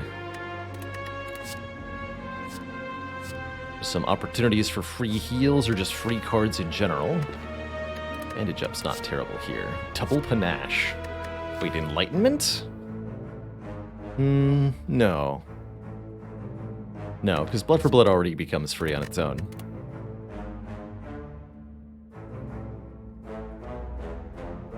Double Enlightenment. Or double Panache, rather. Very odd. 3 random skills into your draw pile. Hold on, Chrysalis. Wait. This is the ultimate card to go with Corruption. I missed it at first.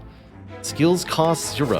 Whenever you play a skill, exhaust it. This itself is a skill that makes more skills. It's perfect. And I might take that Bandage Up. I don't think I should take Panache. Although, that'd be a cool way to do damage. Does this deck beat the Woke Bloke? Maybe. It's up to Nilri's Codex currently. This +1 Dark Embrace will beat anything. Or more or less.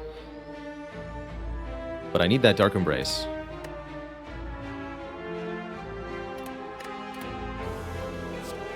The Awoken One is what makes me worry about the Panaches, mainly. I don't think I want them.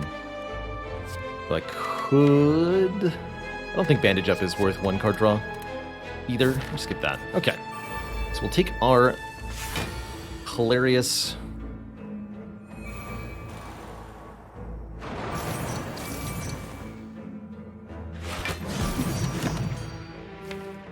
Oh man, I'm gonna get destroyed by Transient. Help.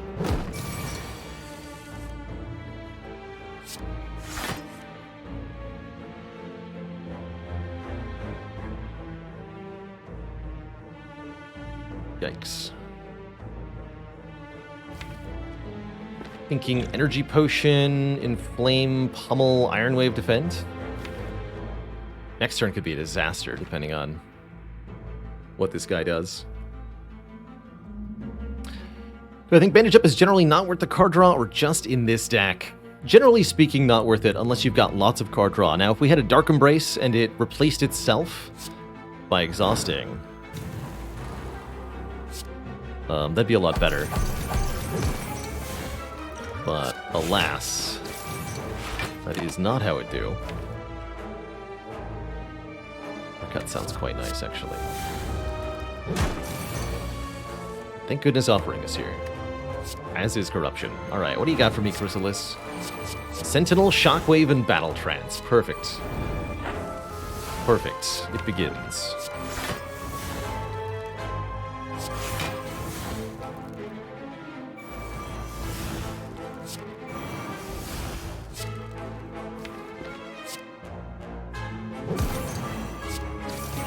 Cards until it's no longer a threat. Don't think I can take this in flame, though. Beautiful. Beautiful. And Super Silver Jr., thank you so much for the Prime sub. By the way. Welcome to Cozy Sub Club Town. A little bit short there. More turns. Shouldn't be hard. Not when Blood for Blood's involved.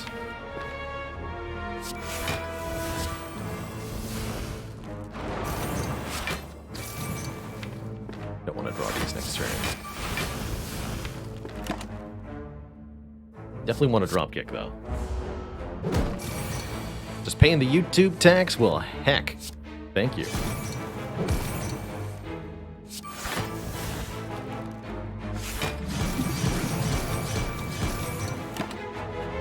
Alrighty, we have successfully survived the transient. Even got our potion back.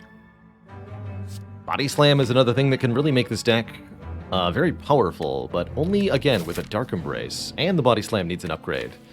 And since we can already kind of accomplish that goal with the Blood for Blood, I'm just going to try to do exactly that. Use the Blood for Blood as our win con, damage-wise.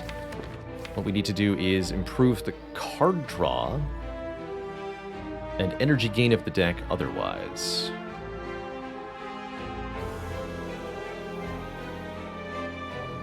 That's true, you can also support by becoming a YouTube member, which I do appreciate. Big time, for those who choose to support in that manner.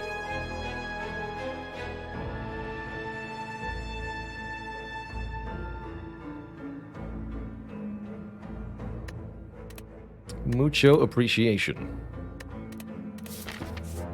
Alright, upgrade time.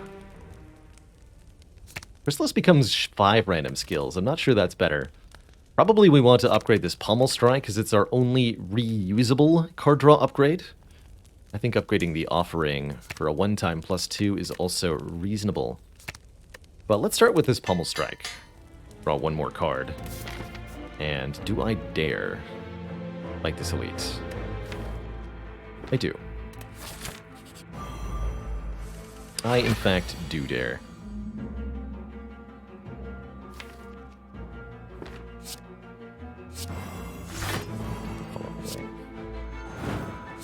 Definitely just put Corruption in play immediately. We'll be fairly careful about which block cards we do and don't play. Rampage is pretty hilarious. Blood for Blood is what Rampage wants to be, but isn't. Nice, Burning Pact is good. We'll get rid of this one. Feel no pain. Yes. That's another card we could find for realsies that would dramatically improve our odds. But the Dark Embrace would be more important.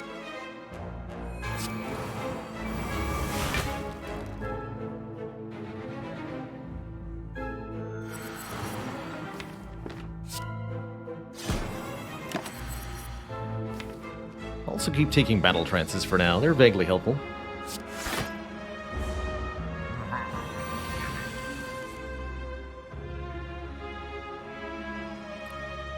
BK says, which is more beneficial on YouTube, somebody watching my videos and seeing ads, or a premium user watching? I believe premium users give ad credit to anyone watching. I don't know the specifics of it, but I imagine those are about the same.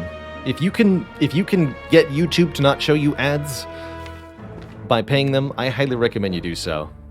I'm a big proponent in general of paying a little bit extra where possible to avoid watching ads, whether it be on YouTube, Netflix, or Twitch itself. Shout out, by the way, to Twitch Turbo.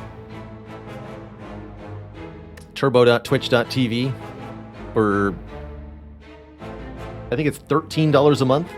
You can get no ads on the entirety of Twitch, no matter how many channels you watch, whether you're subbed to or not. No ads anywhere. So if you're a channel surfer like me, when it comes to Twitch, you can't do wrong with Turbo.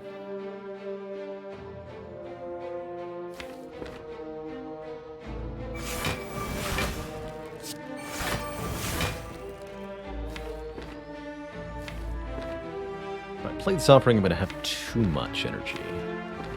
I'm weak this turn. I'm going to hold on to the offering for later then.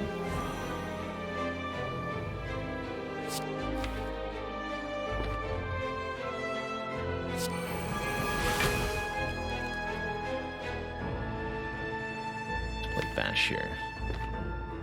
This turn's going to be bad, though.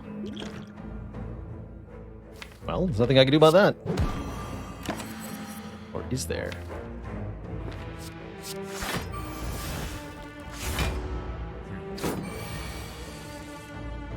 Ew.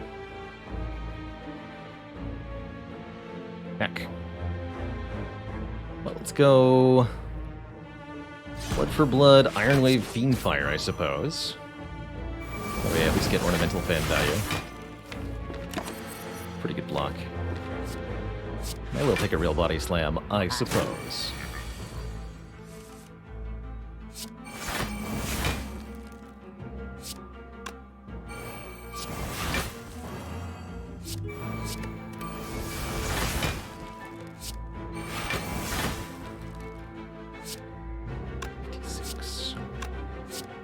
Play this before True Grit, otherwise I'll lose it probably.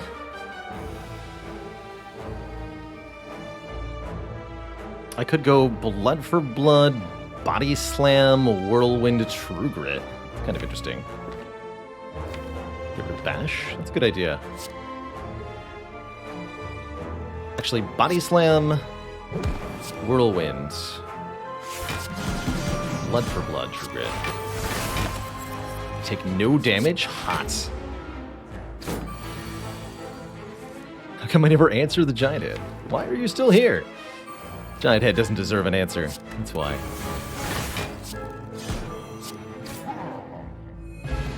Alright, +1 strength is not a huge deal, but it helps. Second Wind Plus is a huge deal, as it lets me exhaust non-attack cards that I don't want to gain even better block. Good. Good way to get rid of statuses. And it's upgraded too. Spicy. I guess I'll just go this way.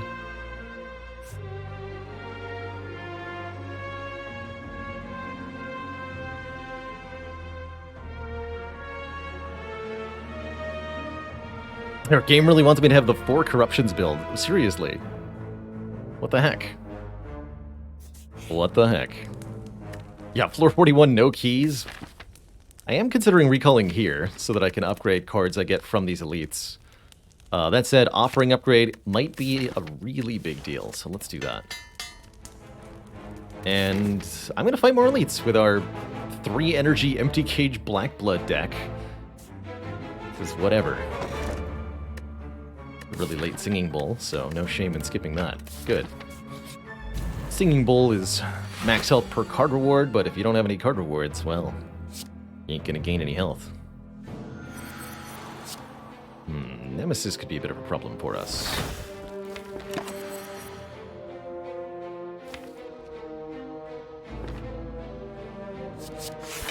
So I'll take a Sentinel here.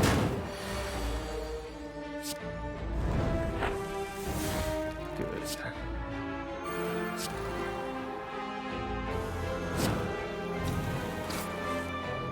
There's Corruption. I will do corruption right away.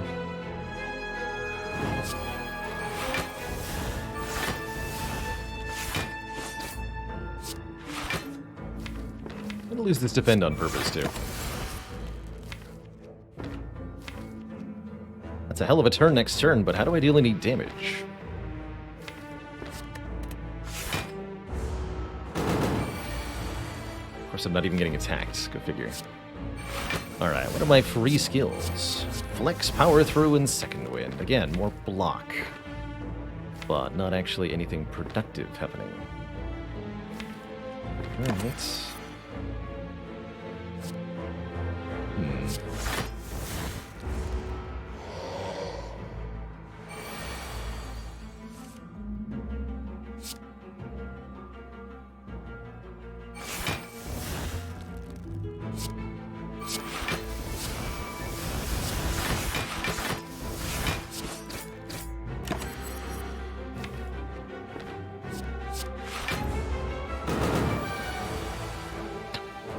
Well, that's Nemesis for you.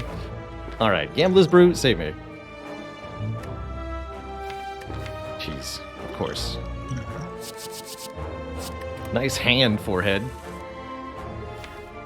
Easy. Easy game. Easy life.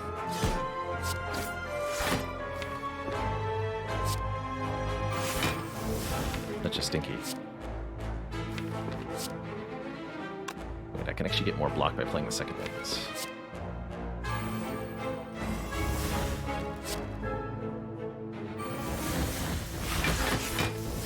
There we go. It's a much better turn. Finally a Dark Embrace, a little late, but not too late, I don't think. Might take some more damage on this turn. Good.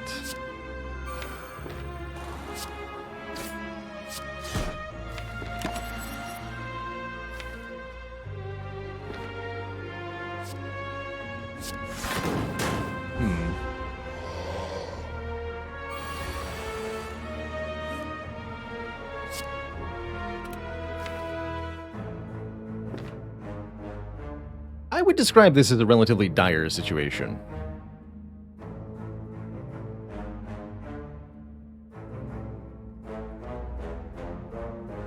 At this time. I basically need to draw the Blood for Blood off the Pommel Strikes to kill this turn.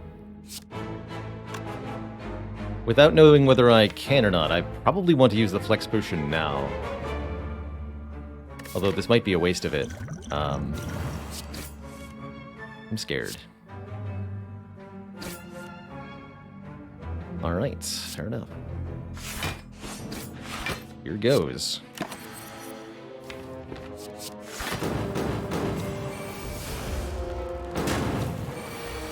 Okay, thankfully not the 45 hit, at least.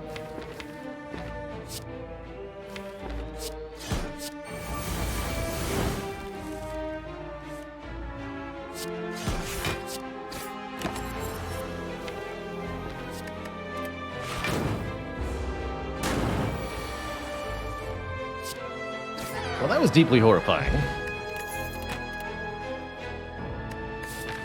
I guess I'll rest?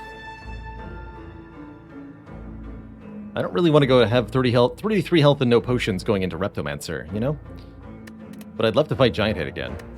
Headbutt actually seems excellent here. Letting me put a card of my choosing back on top, notably the Blood for Blood. Yeah, we'll rest here. And it is a Strength Repto. Of course it is. It's okay, we'll just win quickly.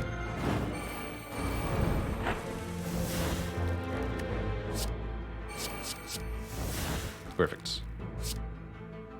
Love this Art of War, by the way. This is huge. I didn't talk about it when I picked it up, but it is a really good find here.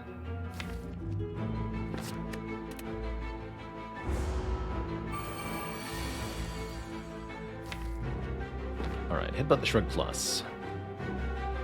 Please and thank you. Ooh. Not enough, though.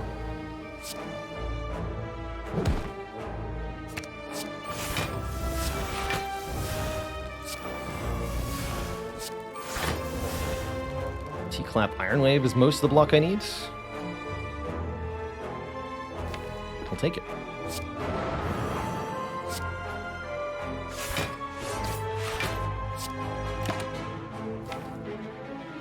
One more pummel sounds good. We need to make sure this thing dies next turn.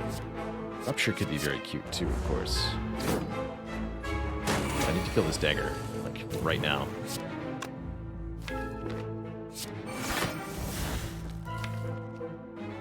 Okay, guaranteed, that's fine.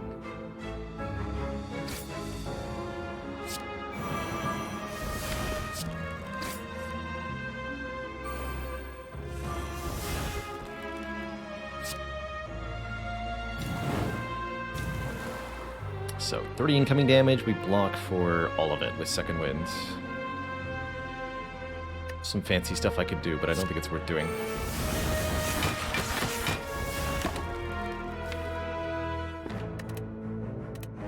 Now give me the bonus damage with strength stuff.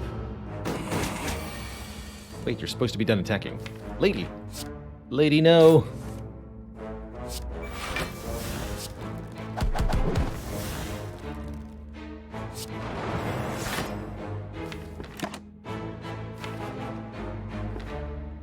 Ow. Let's see. Seeing red lets me whirlwind harder. That might let me get a kill next turn. Just with the red skull, I think so.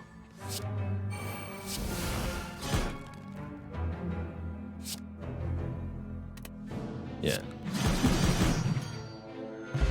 Okay, we got a Helix, preventing the first instance of damage in each combat. I won't say that's incredible, but it's something. We got our blue key, or our green key, excuse me. Got offered a Clothesline Plus, which is not terrible, actually.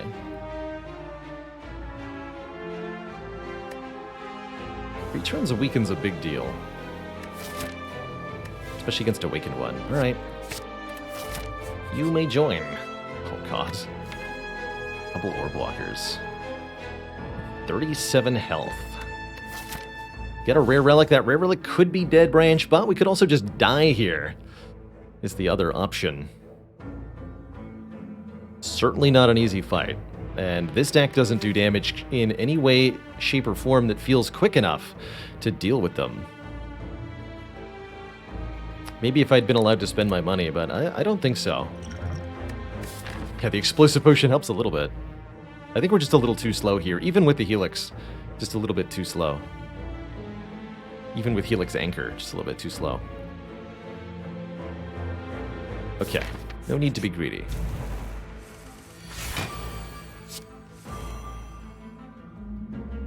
I'm not going to play the Brutality immediately because we do have Helix here. Don't want to waste it.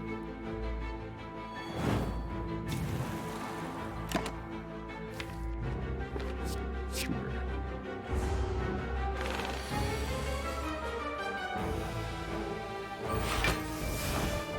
Just gotta block the 12. So I'll headbutt the Battle Trance then. Actually, no, I'll headbutt the Brutality. Get that back.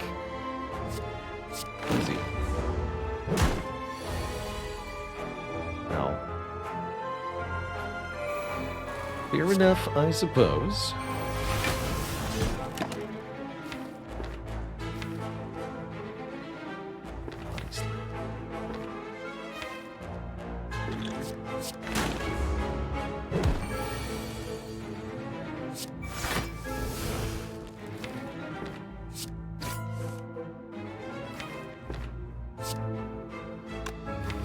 Get that Chrysalis in play.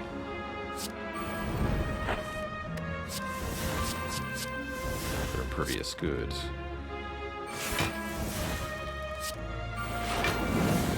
Okay, 18 plus 12, that's full block. We keep this Impervious around, play Strike, play Blood for Blood. And hope I get to live a little bit longer. We do. Headbutt the Blood for Blood, draw the Blood for Blood, play it, kill it. 12 health back. Another at least vaguely useful potion. And unfortunately I have to recall going into the boss fights here, which means we're at only 49 health. Just above half, actually. for the Nerd Bird. Not that we're going to stay that way for long, of course. Of course, clothesline and defend is just shy of a full block.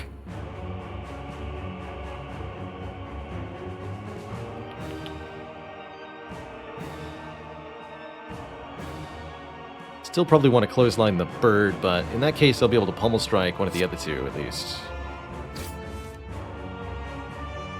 I could also go shrug, defend here, don't play clothesline, keep the buffer. Let's do that. And I will take a flame barrier for this fight.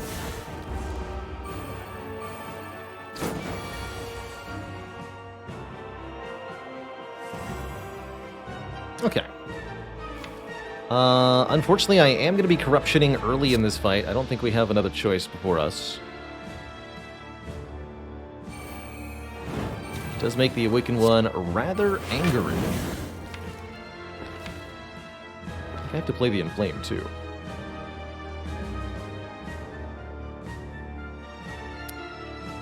Whip Quasin? It's my best guess of that username. Thank you so much for the Prime sub. Welcome to the QZ Sub Club.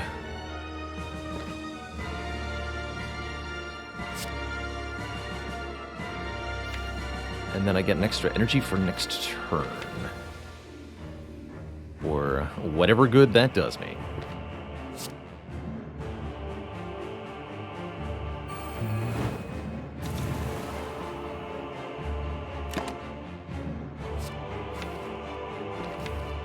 It's going to eventually backfire. Like, once I run out of cards to exhaust, this is just going to be a curse.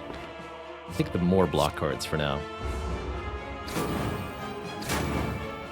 Here's the nasty one. 12x4 multi-attack. Probably need to use the speed potion here. Otherwise, we are relatively doomed. Still relatively doomed, unfortunately, with this draw order. We can get the Offering Plus or the Shrug Plus, which we kind of desperately needed here. But I can kill one bird, so that helps.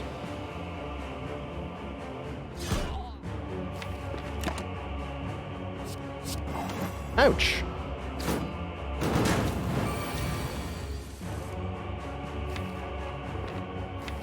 Ouch indeed. Nom, thank you so much for 15 months of support.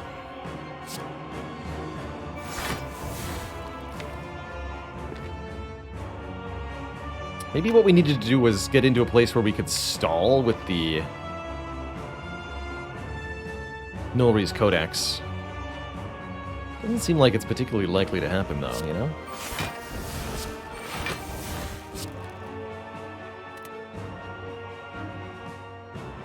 This needs to get played, too.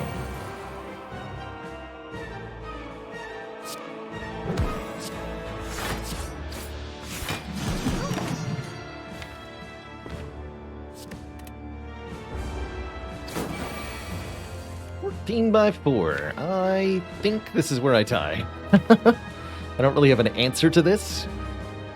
Just kind of vague hopes. Chrysalis showed up too late, too.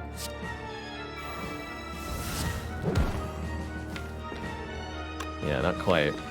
So we can put the skills in the draw pile, and we can even generate one that could save my life. But I can't actually draw towards them. I'm not sure how we were gonna do in this fight otherwise, anyway. Although, note that we did have a kill in just a couple of turns. GG, we gave this one our best. I think Black Blood and Empty Cage is definitely a very difficult combination of relics to employ. I don't think that taking an energy relic would have led to a different fate for this deck. We just needed some better way to scale defensively. It's not necessarily true. Ultimately weighed down by the powers, that's for sure. 3 shrugs? Maybe we could have done it. With a pyramid, perhaps. Didn't have a burning pack, didn't have a true grit. Not a lot of hope there. Not a lot of hope there. But again, I think if we'd found a Dark Embrace, we would have been able to make it all work.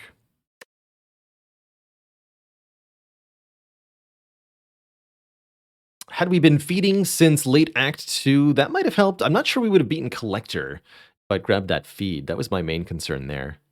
It's getting through the collector fight.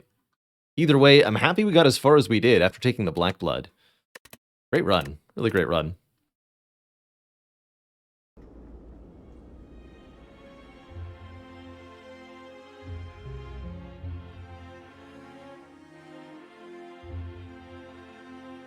Disarm would have gone such a long way there, too.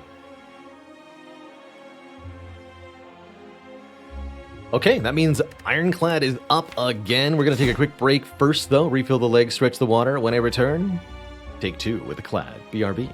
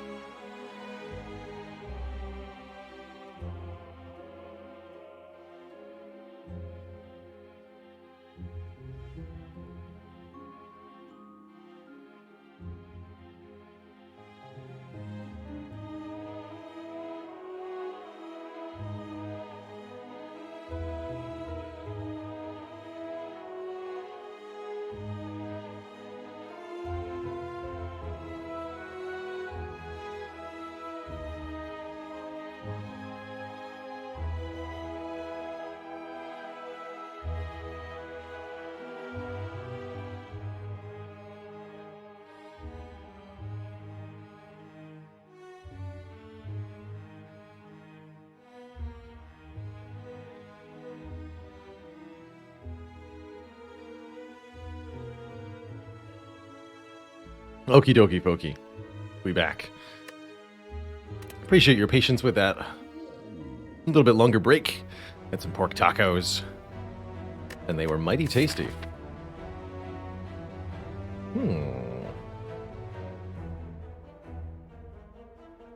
Could definitely get an elite for free with Niao's Lament here.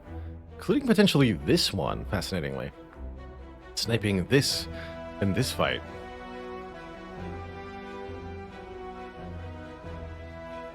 Which could then lead to taking 2 more elites right away.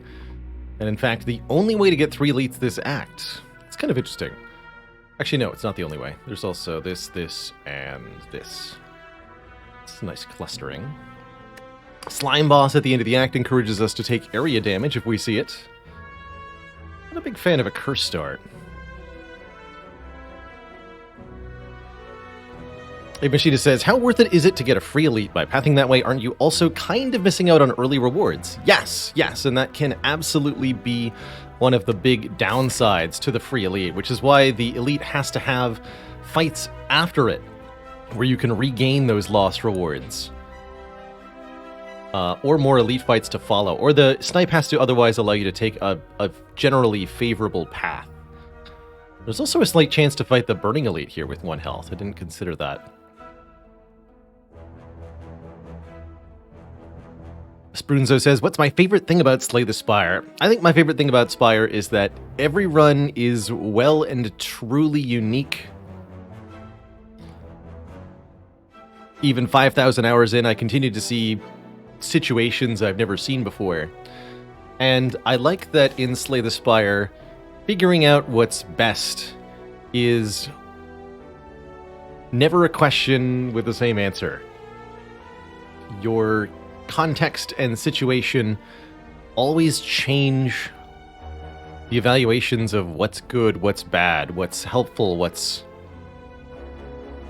not helpful. Yeah, it's not solved, so there's not an optimal line to take. And it's just a heckin' fun game to play over and over again. Whether you're trying to optimize every little last win percentage you can, or you're playing because you want to see wacky decks succeed. Either way, Spire is a game of endless mysteries. It's pretty cool. I'm gonna go for the snipe. I like snipe starts. And this has like a bonus bailback strat too. So if we get an event that's a combat, we can snipe this elite instead. I also tend to like Niao's Lament on Ironclad, at least if you're able to visit a couple of early event rooms. I'm in a first card flex kind of mood right now. So I think I'll take a flex over a shrug. Ravenhawk, thank you so much for 5 generous gifted subs. We get a toy ornithopter out of that first event room. That's a 2% chance right there to get a chest from the first question mark. Good stuff. Good stuff. Vasily Bankar, thank you so much for 2 months of support. One of the things that's really neat about getting an elite for... No! I also could have gone Body Slam if I had taken the Shrug It Off. But I took a Flex.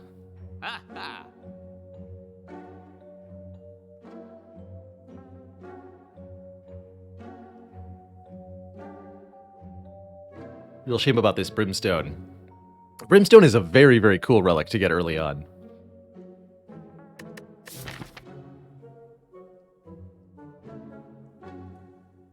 I'm not planning on going to this shop unless we get a fight here.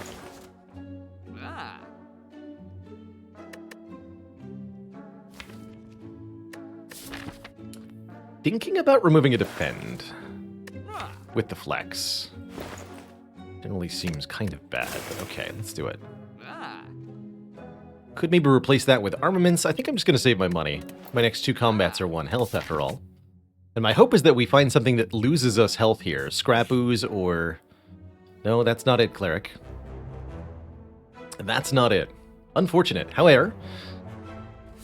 like that word today. However. We do get the intended snipe, so we get to go triple elite here. Perfect. Onwards.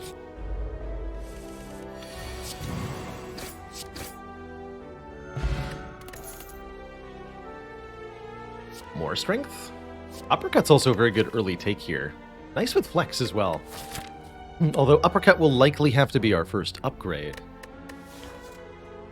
Could see either of these being really good. Ghostly Armor is a great block card, but given that we took a flex, we really want to be adding more attack cards.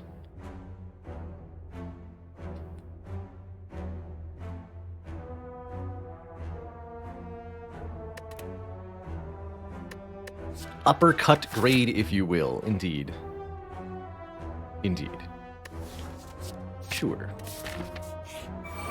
Oh, I was actually kind of worrying about sentries, so I'm really glad that there are 1 health combat here. With this particular set of cards, they're definitely going to be the worst matchup of the 3, since these status-inflicting cards are pretty useless here. Fortunately, we don't have to worry none about that. We just kill them. Get ourselves a Mummified Hand, making a card in hand free whenever I play a power. And we're offered 2 powers here, Fire Breathing and Metallicize. Fire Breathing notably solving Slime Boss pretty well.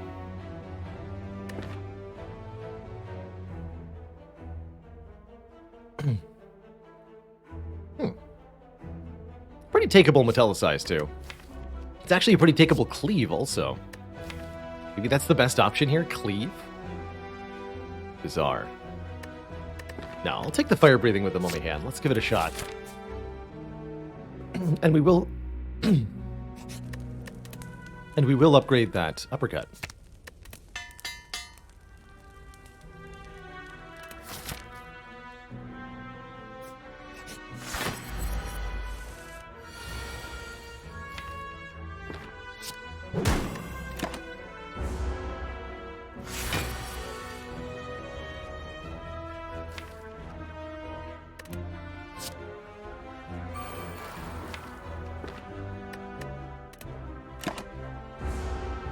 Actually a pretty ideal wake-up turn. We get to take advantage of the 6 damage from the Fire Breathing. Hooray!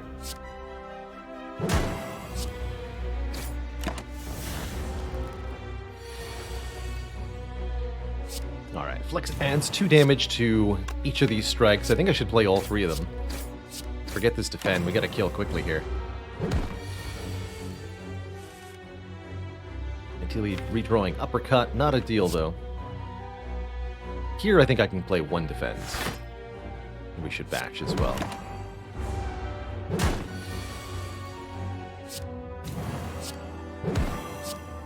So, 15. With vulnerable, seems pretty easy. 6, 6, 6. Good. We pick up a Pen Nib, doubling the damage of every 10th attack card. Makes a Carnage rather tempting. Pretty big hit, especially when upgraded, and exhausts if not played. Definitely a great card to Pen Nib. I don't think this Seeing Red or the Entrench do a whole lot for us. No, I wouldn't say so. And 2 cost cards are going to be great with this Mummified Hand. Happy with a Smiling Mask too. Cheaper removals from here on out. Excellent. Excellent. Always happy with an Act 1 Smiling Mask. This can be a really helpful way to get the Minimalist achievement, if you're struggling with that. An early Smiling Mask allows you to buy lots and lots and lots of card removes. 17 damage to kill. I think I'd better play Strike here. Just take the 10 on turn 1. Glad we have the Fire Breathing for this fight.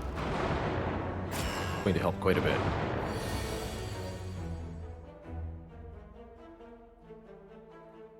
Strike, defend is better than Uppercut defend because 2 Pen Nib increments instead of 1. Next turn's gonna hurt though.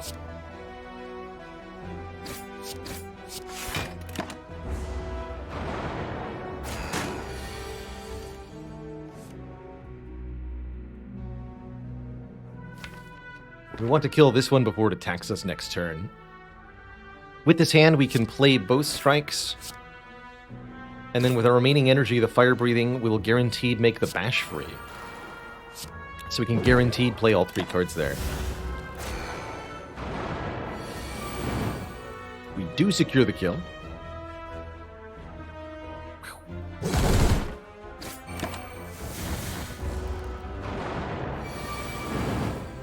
We do have to use the pendant to finish them off.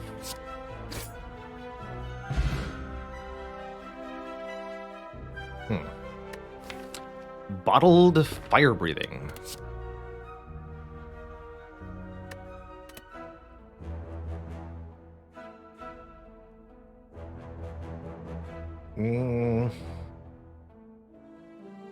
Not what I'm looking for, really.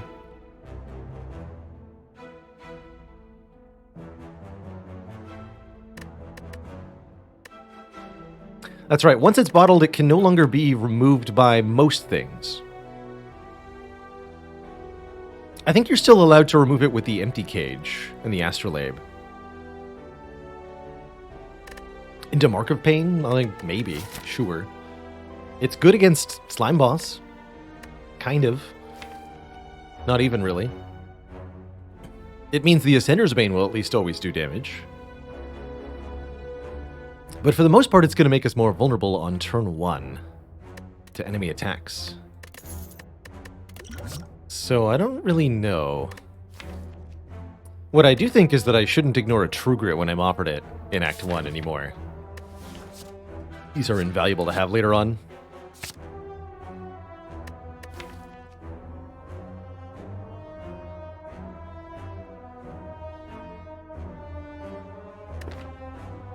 Alright. On the ground be it.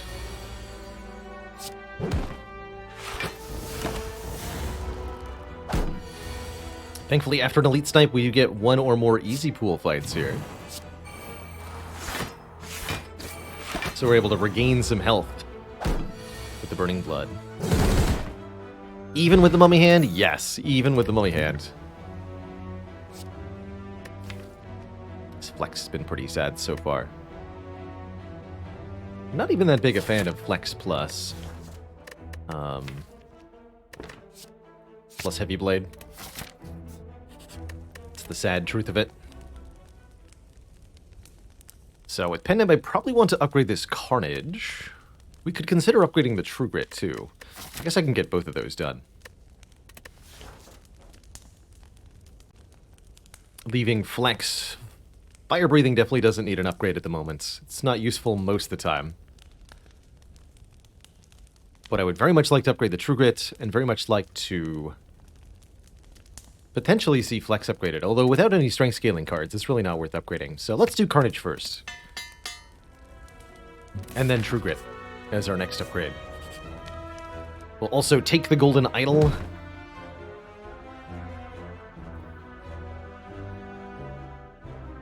I'm going to choose to take 26 here, because I have this Fairy in a Bottle. I don't actually need to lose any max health here. So I'm not going to. Although I might immediately regret that. To these two.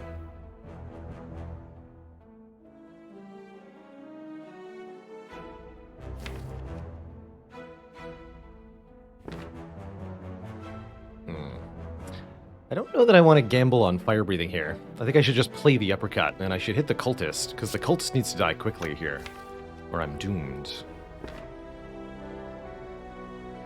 But getting the Fire Breathing in play is pretty good, and it's a 2/3 chance to hit either Bash or Uppercut. Alright, alright. Mummy Hand, what do you got? Damn it. Of course.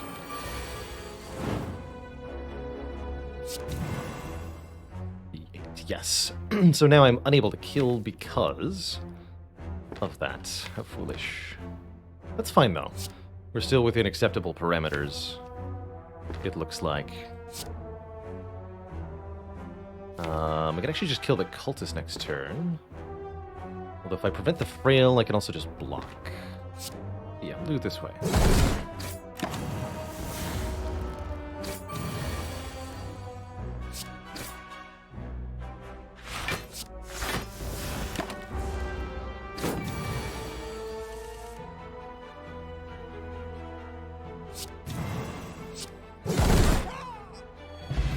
worry about how close that was.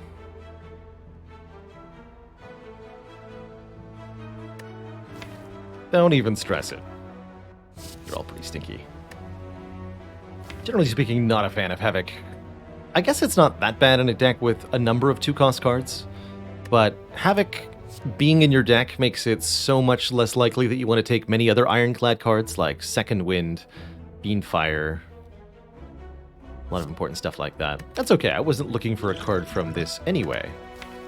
And I am extremely happy going into the Slime Boss, upgrading a card, which is going to be the True Grit, and relying on the Fairy in a Bottle instead of our health total as a way to win this.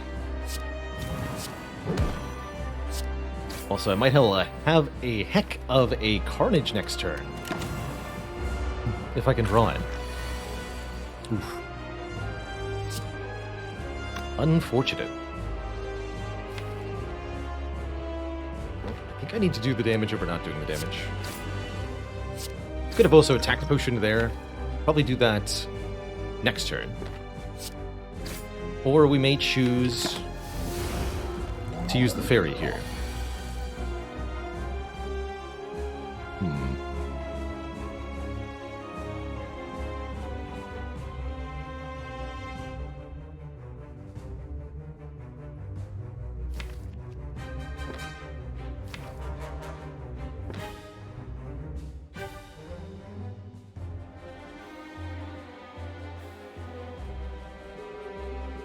Yeah, letting the Slime Boss add more slimes to my deck is not necessarily a bad thing at all here.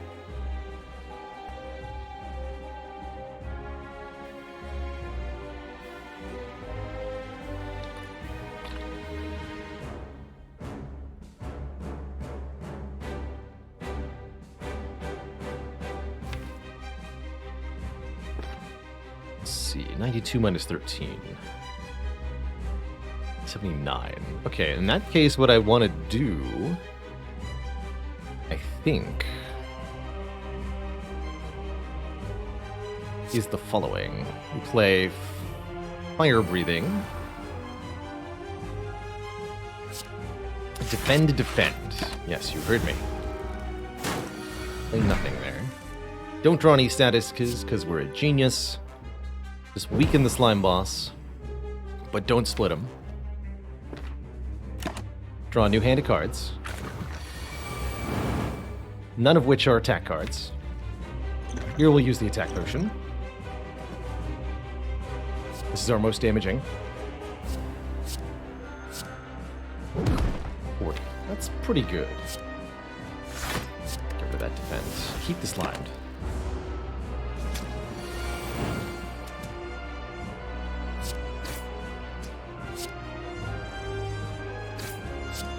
Split the damage up. Looks good.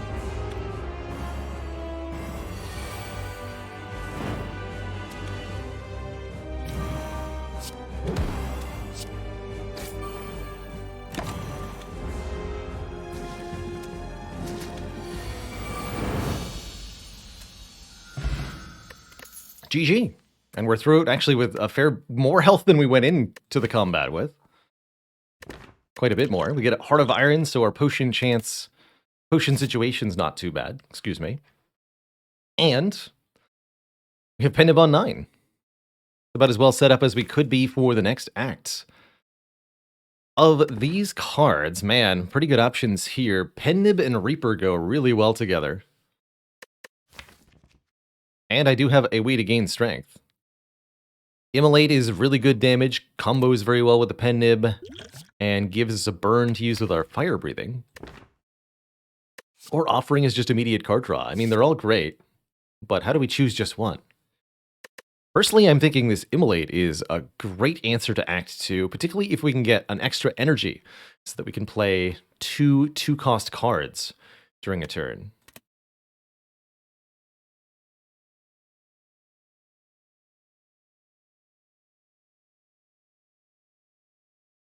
I'm gonna grab it. Pyramid, cube, or dome? Interesting. Fire-breathing pyramid is very strange. But I love Runic Pyramid with Pendant. For sure. I love that we have a True Grit Plus. I'm really going to like it with the Mummy Hand going forward. It's not a bad Runic Dome deck either, truthfully. I think the additional energy would be very valuable.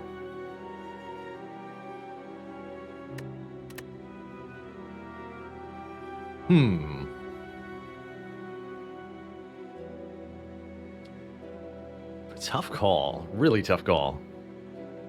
I don't think it's ever the Q, but between Runic Dome and Runic Pyramid... Actually, triple Runic options, by the way. They're all Runic.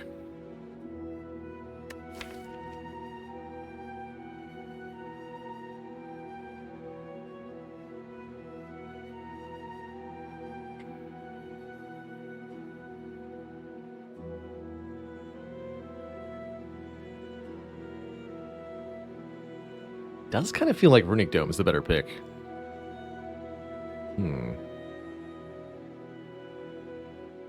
I think Mummy Hand will change that, though, quite quickly.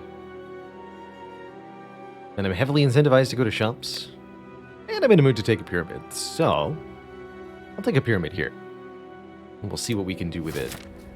If we get forced into an early elite, I'll say that Dome was probably the right pick. However, double shops feels good to me. Oh man, we can get so many cards removed from this deck. It's gonna be good. It's gonna be really good. Although we do have to fight a relatively early elite with that. I think we'll be okay. 2 strikes removed or something. Hello, Chosen.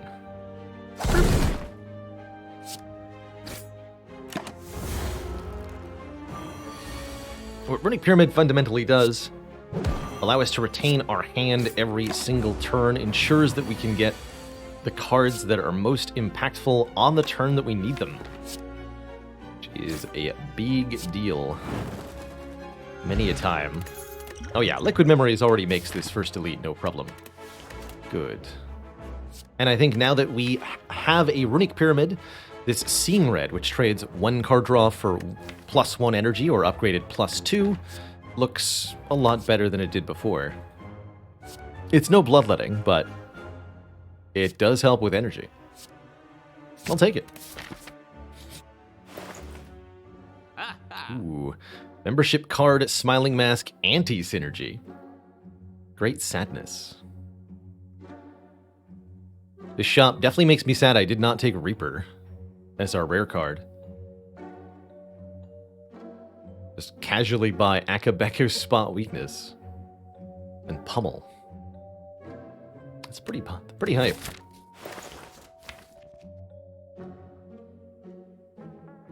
Definitely love me a membership card, especially when I'm gaining bonus gold from Golden Idol.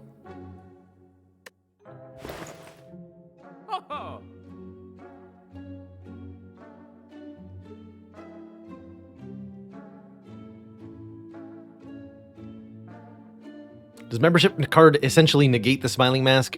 Kind of, yeah. The price won't change. The mask supersedes all, as they say. But otherwise, it's still less than half our gold, so a very good purchase here. I will happily take a Spot Weakness. It's one of the best strength gain cards with a Runic Pyramid, as the fact that it's conditional is not detrimental in the same way. I think I will end up avoiding this second store, perhaps.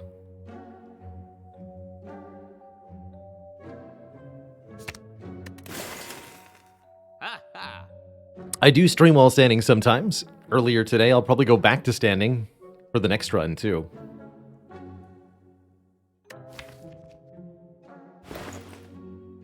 So it's either Akabeko and Pummel. Or it's not Akabeko. Or Pummel. I kind of like the and. And sounds really nice, actually. So let's do both. Particularly with Pen Nib, actually. Very spicy.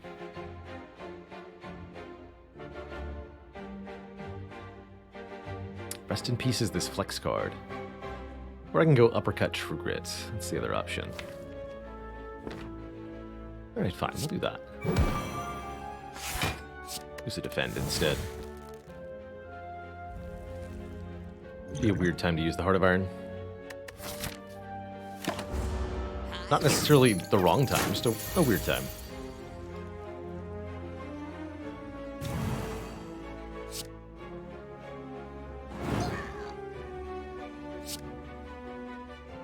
Use the Carnage, that's okay.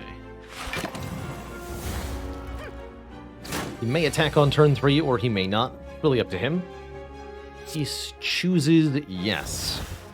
And it will be his demise. We go strike.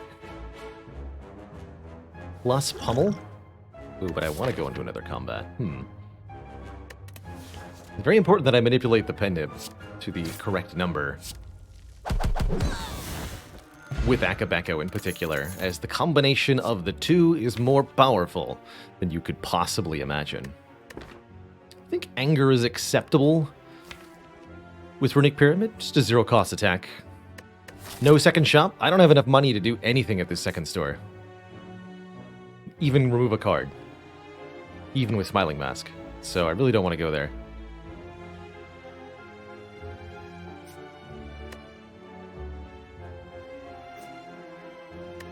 So we'll do the fight first. You do not steal back more gold with the Golden Idol, but you do get more base money from the... Like, they have a small amount of money that they drop when killed. That gets boosted.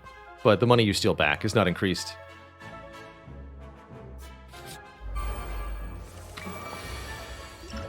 Oh, what's that? Deal 20 damage 4 times?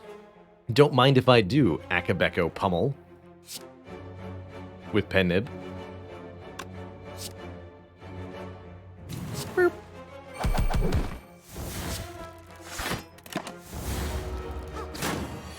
And this foe is very easy to make sure the pen nib goes back to 9 against, too. So, very good. Well, I guess that guy's just dead then. He sure is. He sure is.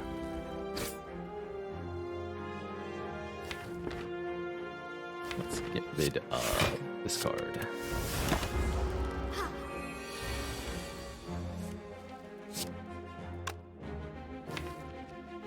She will periodically heal herself. She can't do so 3 turns in a row. So we may occasionally have to deflect an attack from her.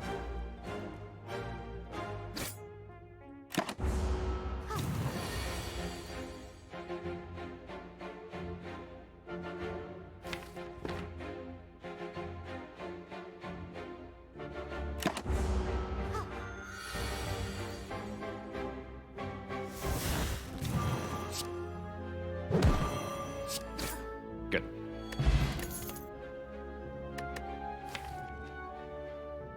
Pummel Strike's a little bit less valuable with a Runic Pyramid. Feels like unupgraded, it doesn't help that much. With more base energy, I'd be happy with something that just draws cards, but here it doesn't feel necessary. Clash? How about nay? Purple Fire Spirits. Can get rid of the fire breathing and gain a full heal here, which is definitely worth considering. Now that we have shifted to Runic Pyramid. I mean, we've got True Grit Spot Weakness as our way to beat Champ. Along with the Pen Nib, that shouldn't be hard. So Act Boss, not going to be a concern here. We've got a plan already to slowly scale up. I'm actually pretty happy giving up fire breathing then.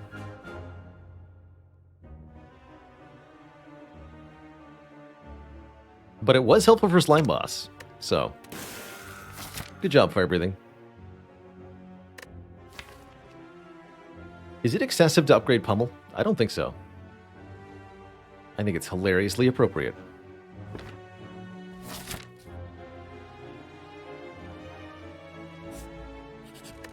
Let's do it.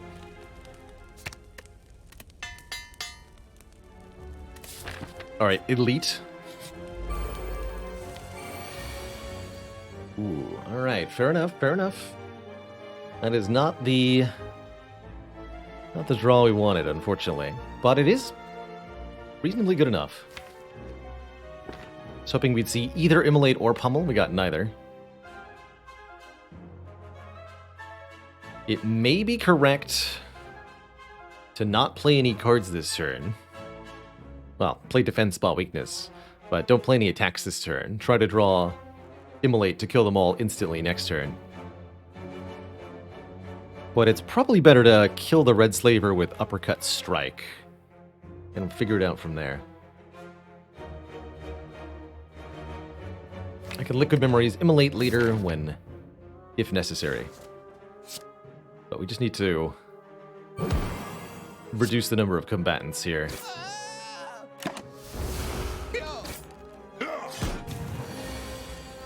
Right, and then this would have been pretty bad if we hadn't killed the other guy last turn, so I feel pretty good about what I've chosen to do.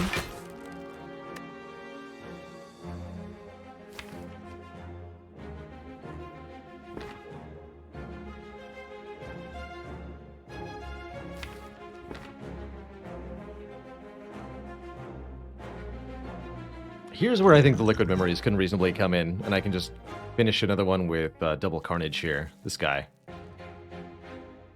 Yeah, let's simplify my life with one of these potions.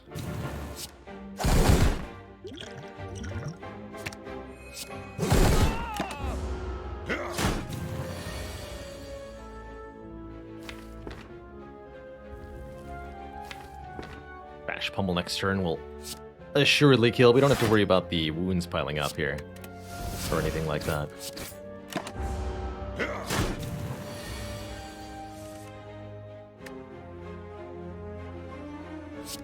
Although, I won't miss the opportunity to increment our pen nib ever so slightly.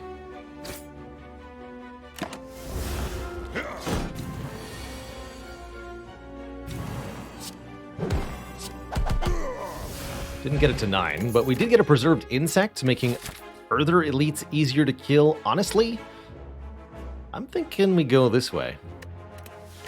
Take on the Burning Elite. Ooh. Actually love Intimidate Plus here.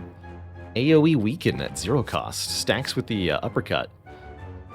Whirlwind is pretty spicy with Akabeko, but a little awkward here. If I was fighting Collector, I would take Whirlwind, but I'm not.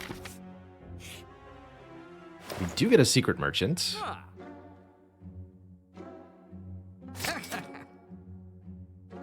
Nice. Very good. Shame I'm 1 gold off from also removing a card, but that Reaper that we didn't take after the Act 1 boss is here now, able to heal us back to full. And since I can also afford it, I'll go ahead and take this Dark Shackles. 0 cost. Block. Well, not block 9. Reduce enemy strength by 9, which is very, very cool with Runic Pyramid. Now I'm very confident we can go this way. The Dark Shackles will confidently answer the Book of Stabbing if we face it. Or a nasty multi-attack from Gremlin Leader. And the Bronze Scales will also help dramatically in making whatever this elite is a lot less threatening. And look at that, we get offered Akabeko Reaper, although I don't think I'm going to play it.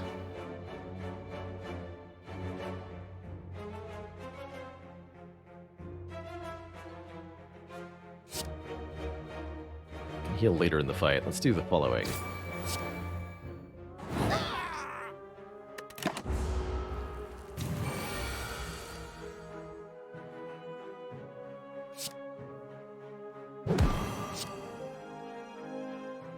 Wait till we draw the Flex for the Pummel. Flex should probably be our next upgrade. Or maybe the Seeing Red. Something like that.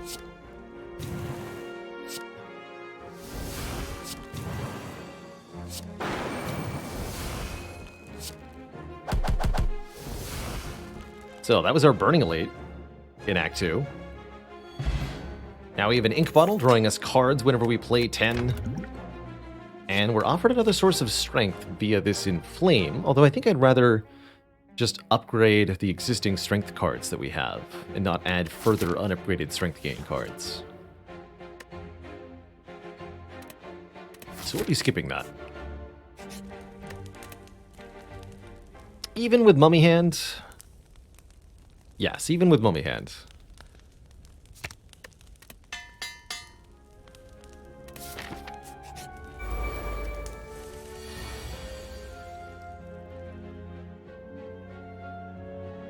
Ice cream would be appreciated.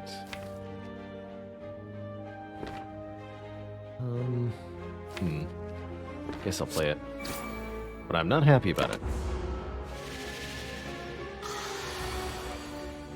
Right, that's about what I expected. Rude.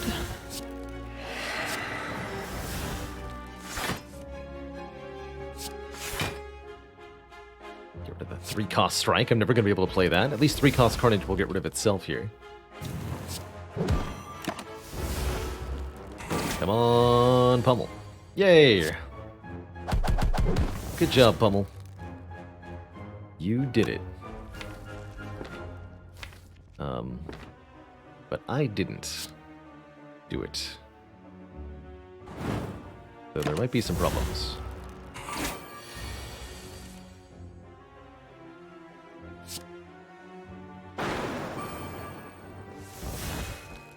And by problems, I mean the good kind of problems.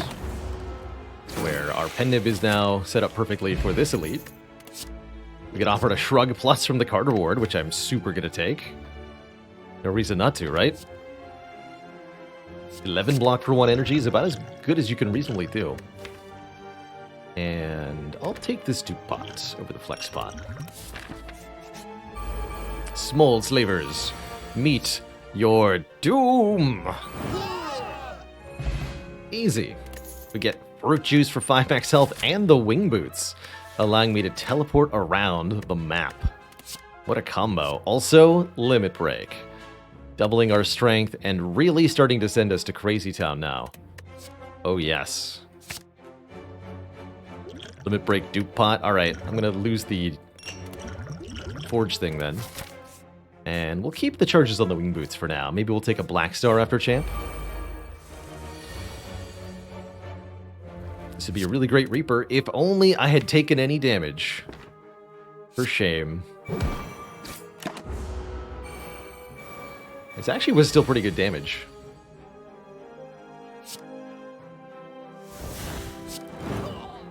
You know, to my opponents. Which I guess I could have considered.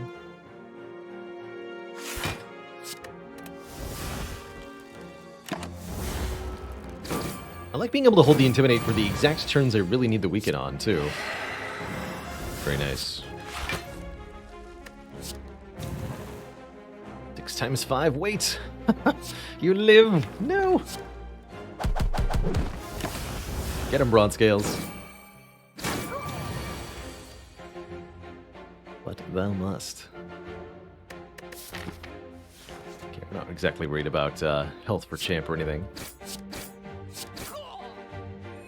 Gonna be fine. I think a Flame Barrier could be a reasonable block addition, but honestly, all we want to do is cycle this Limit Break a couple of times. So anything that makes the deck bigger at this point is going to be counterproductive. The job is upgrade Limit Break, no longer exhaust, so we're now allowed to play it multiple times to double our strength multiple times, and that is multiple strong.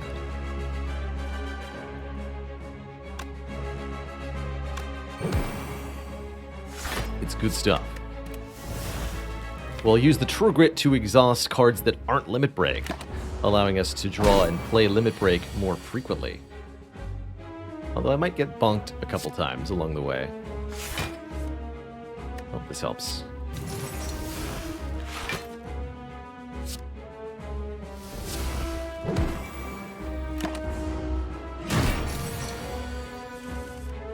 Can also use Limit Break with the Flex, doubling that temporary strength and making it partially permanent. Which I guess I'll do on this turn. Let's go Spot Weakness, a Limit Break, Spot Weakness, and Flex together.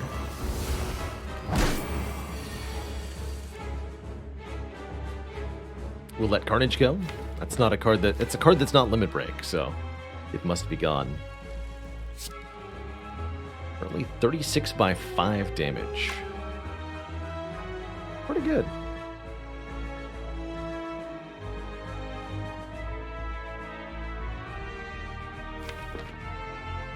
Emily creates a card that's not Carnage or Limit Break. Also,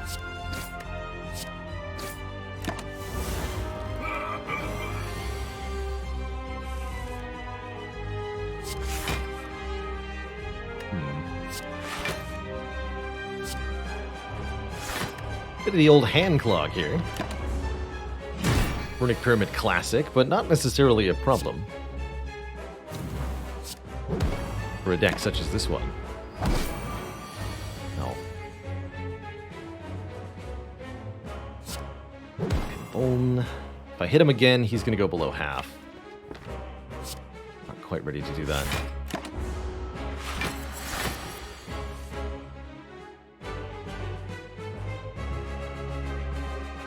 But now I am.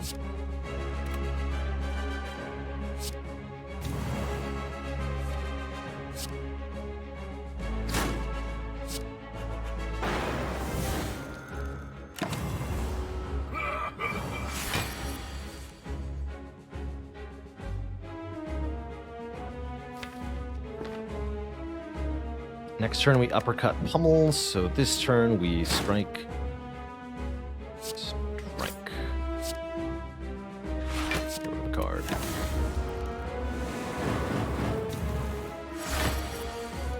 Here we own. This does 49 times 5. Give him a slap. GG. To the Champo. Second Reaper's an option.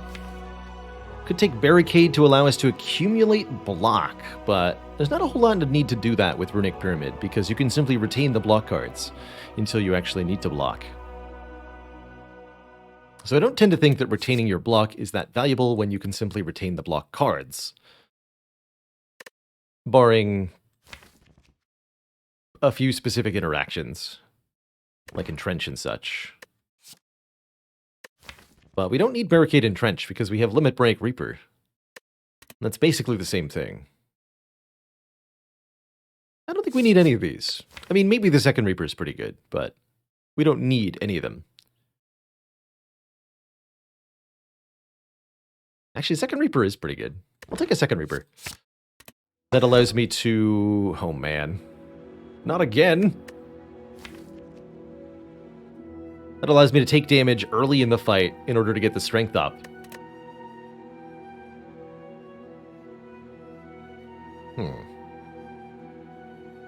You know, Tiny House is actually a ton of money here. Tiny House works with the Golden Idol. Oddly enough, it says enemies drop 25% more gold. I guess the Tiny House is your enemy. Tiny House therefore drops 63 gold. And we have membership cards, so that's the equivalent of 126 gold. Almost a common relic worth of money.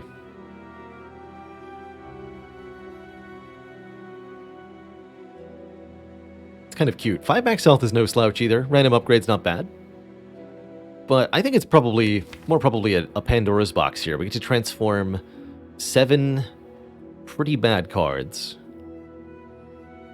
and get some kind of mix as a result. Hopefully some amount of exhaust, but any strength scaling attack or any decent block card is pretty good too. And I think with 7 transforms, we're likely to get at least 2 or 3 very good cards, and the rest actually won't matter that much. And indeed, I think we got 2 or 3 very good cards, those cards being Bloodletting, Ghostly Armor, and Fiend Fire. Those cards are great. Actually, the Whirlwind's pretty spicy too. Wait a minute, that Whirlwind's incredible. The Rampage, the Juggernaut, the Sever Soul, not as much useful. The first removal is definitely going to be the Rampage.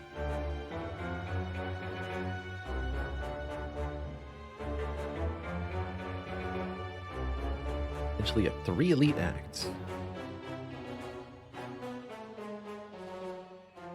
Merchants are intriguingly positioned. No 999 gold for me. I guess we'll just go to the first shop right away here. And then I have total access to elite farming.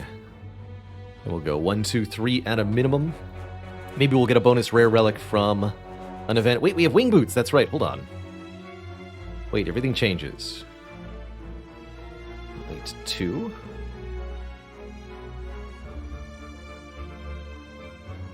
Oh, yes, these are on different nodes. I can fight both of these elites. Good. Good. So, forget what I said before. This is a 5 elite act. We jump once from here to here, twice from probably this fire to this elite, and then from this elite to this elite. Beautiful. Uh-oh. Double spikers. Help.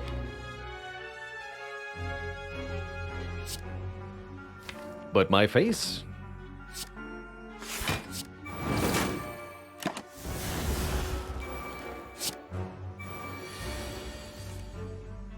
Oh, Juggernaut. Of course. My salvation.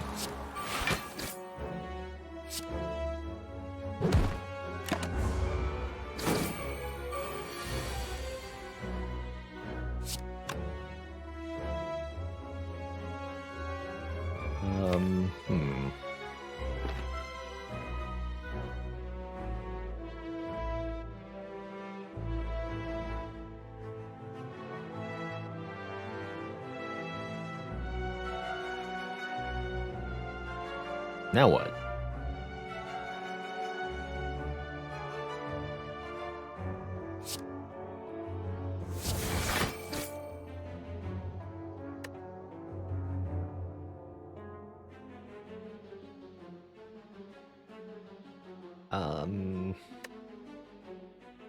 Rampage? All right. Okay, well, that they're attacking is vaguely helpful. Now I can spot weakness for strength. And limit break. Technically, also.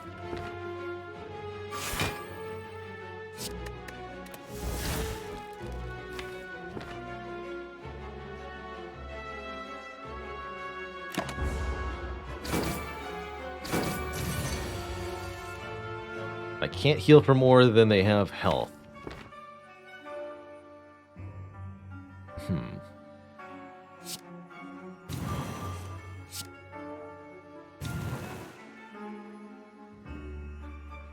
I guess this is fine. Ow? Yeah. That worked out. That's, yeah. A little spiky, but goes down just fine. Ooh, headbutt. That's a winner. Headbutt allows us to get the limit break back from the discard pile. And that's going to be a really big deal for us. So we'll be buying a headbutt. Was the order of healing versus damage there? It is specifically you take damage first and then you heal. Lantern is okay for more energy on turn 1. It's definitely not terrible. Especially with the Akabeko and the Whirlwinds. We'll lose Rampage here. Panic button's not bad either with Pyramid. Very helpful for blocking the heart on 3 base energy. Especially with an upgrade. Especially with 2 Reapers. Actually, I am going to buy that. I'm not sold on Lantern, quite frankly. I am fighting 5 elites this act. Alright. It's the best of the relics offered. Sure. I'll take it. Warped Tongs. Randomly upgrades a card each turn, but puts a pain into the deck. I think I'm okay with simply a targeted upgrade here.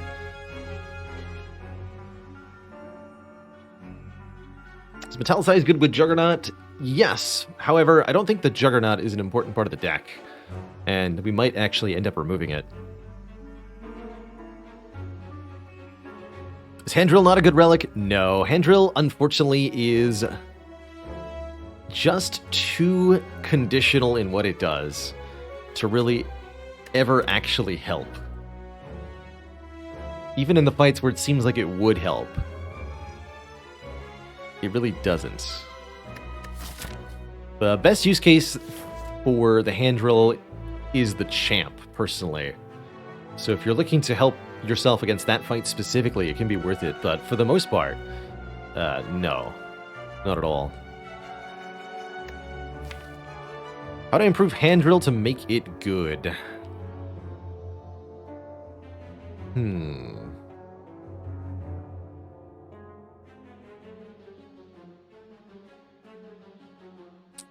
I would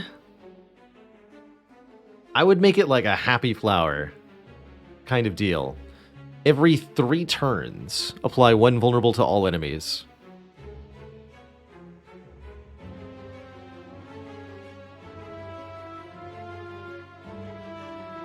I think that'd be really cool.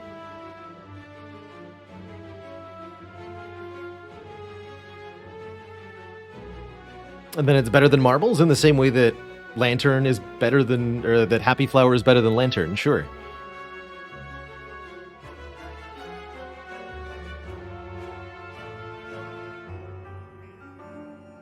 Buy hand drill somewhere in these 400 runs? I think we can make that happen. I'm going to have all of the money ever at some point. I think we can make it happen. Interesting choices of upgrades. I'm thinking either one of our energy cards or actually just the panic button for plus 10 block. That's for the heart fight, mostly. A little preemptive there. Hello. Hello, friends.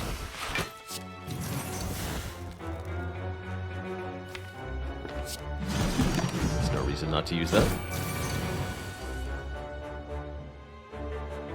7 times 5. Toasty. Rage upgraded. 5 block whenever we play an attack this turn. We're not actually playing that many attacks, though. We're usually just playing 1 attack with a lot of strength. If there was a when you play 3 powers this turn relic, what would it do?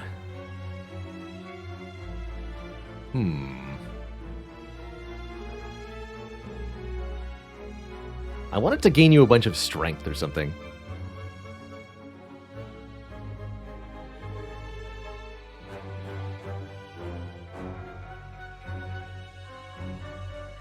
Relic that I'd really like to see in Spire is something that said, since we have several relics that disincentivize not playing attack cards, I'd have something kind of like a corollary. If you play no skills during your turn, Art of War style, gain 1 strength.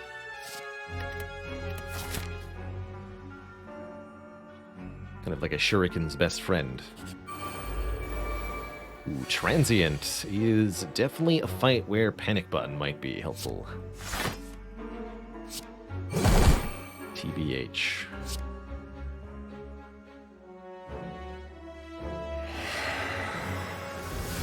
Okay, that's fine.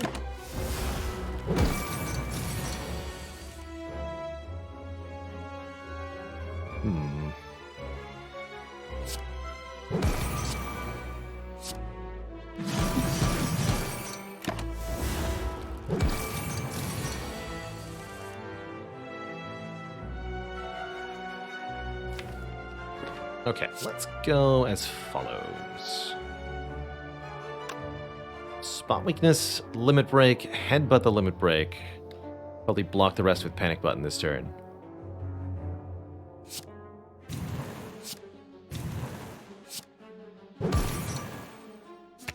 Yeah, because we're 35 short. That gets completely covered by this. Panic button means we can't block on the following turn. But what we can do is deal massive damage to the transient, such that it don't matter none what we did or did not do.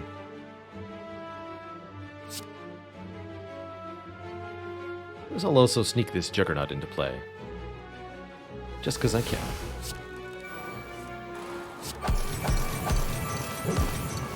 That makes our next turn a little easier. We'll use the Fiend Fire on the final turn.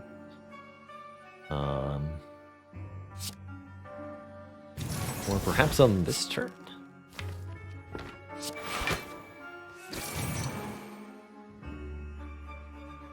So I'll take a huge hit this turn. If I don't play Fiend Fire. And next turn I can just Bloodletting Whirlwind. Okay.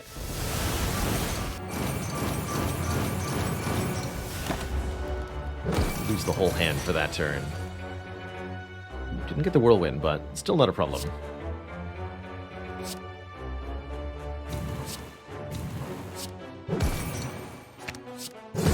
It's over 100 damage, so the Transient does none, and we're back to full.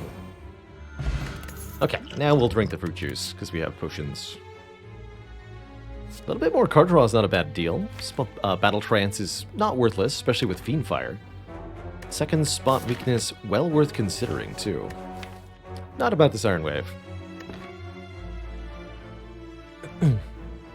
That's right, every card has its day in Slay the Spire, which is something I really truly appreciate about it.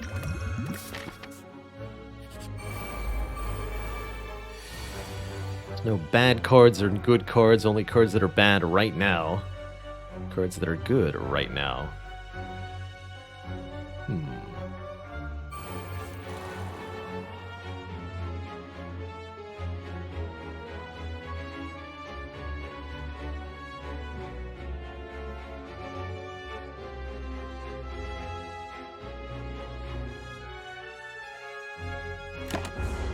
Is there ever a time for Clash? There is! I've even beaten this game with an unceasing top Clash Infinite before. That was really fun to do.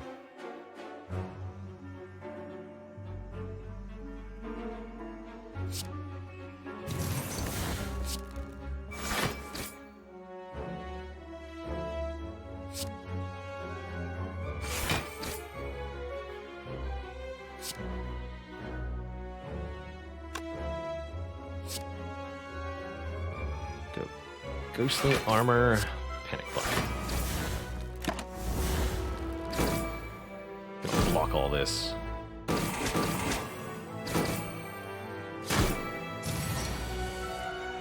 She dares attack me again.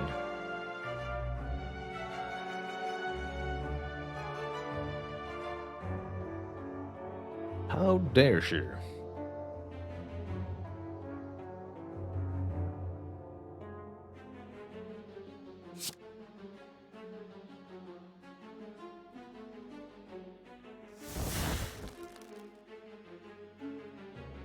I have no way to draw a card? That's not correct. I do have a way to draw a card. It's not a very good way. Moreover, there's not a good card to draw. Okay. It's fine.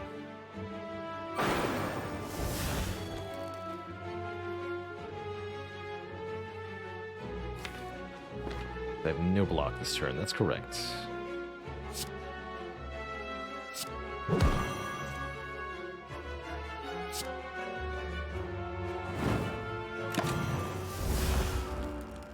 Okay, we'll trade blows in the following manner.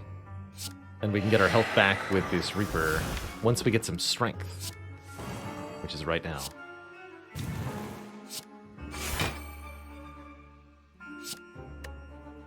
On 8, keep the bash then. Use the headbutt. I would appreciate it if you summoned more daggers. Thank you. Yes, that's perfect. So, apply Home. Pendiv at the ready. Now. Heal.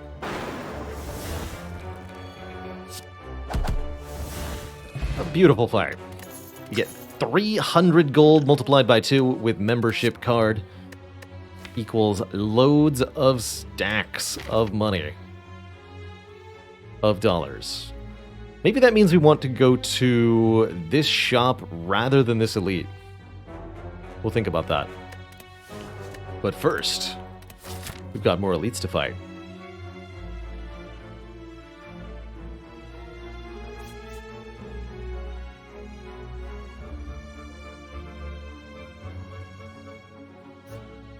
You're next.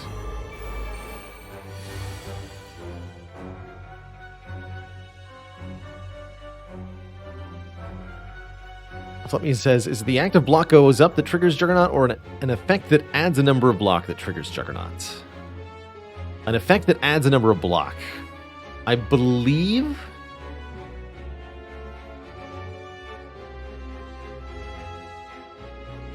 as long as that number's not...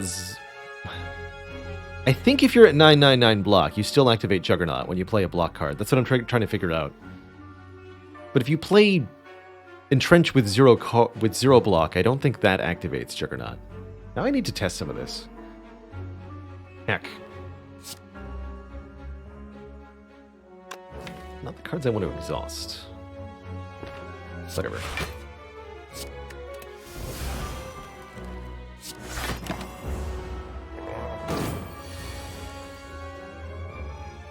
Don't you be like this.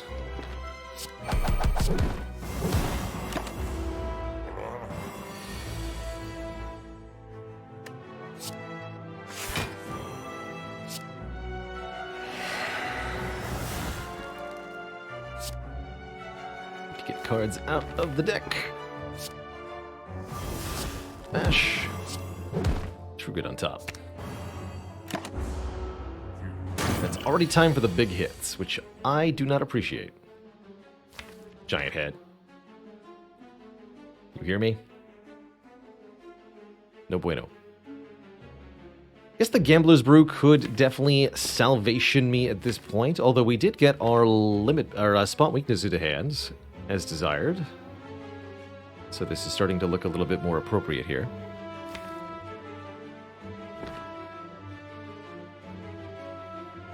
Heck, I could use the duplication potion to make this nice and easy on myself. And given how rich I am, that seems like a good idea.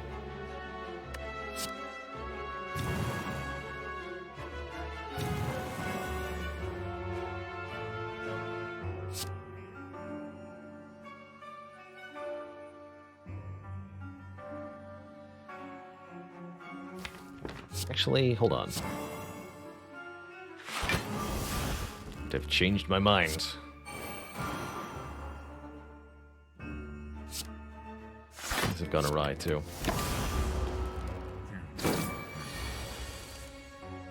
So, Fiendfire. It's generally speaking are out here.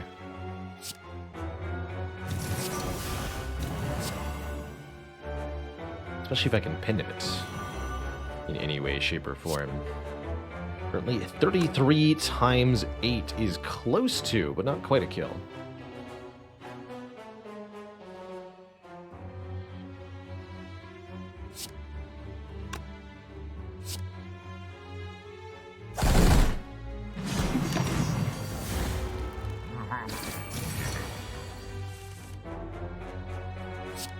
So...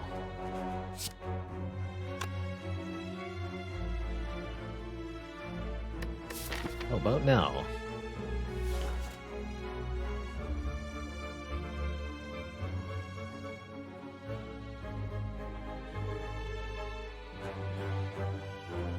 Happy 18 months, a year and a half, Manikalu.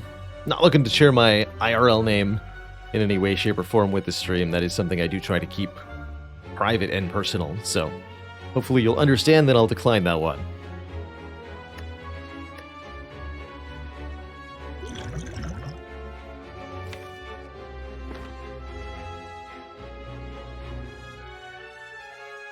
Balrog Lord, Esquire the Third.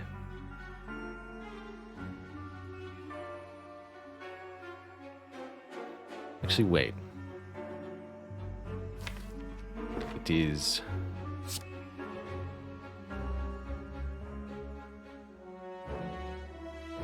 I have uppercut. But maybe I do. Okay. I'll actually do it the following way. Yeah, play the bash.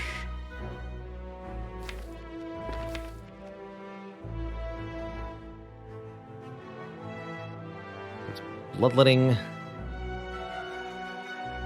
uppercut, Reaper.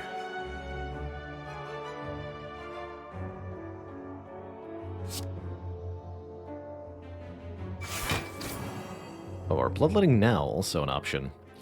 This lets me bloodletting and bash. Nib Reaper next turn. Even better.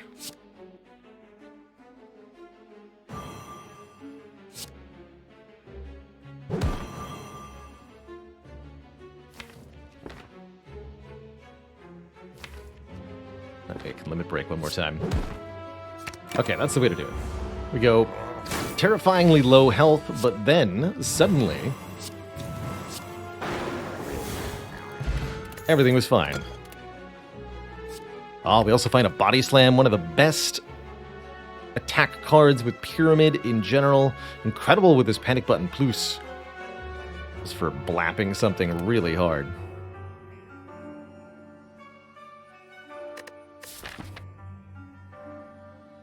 Blippity blappity. I'll take it. And we're gonna recall. Gotta take the blue key over the red skull, sadly. But 3 more elites can't be wrong, can it? Can it? Don't answer that. I guess I'll play Panic Button.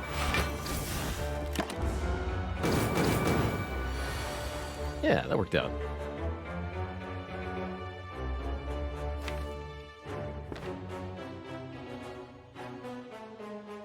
This Akabeka is a bit awkward, though.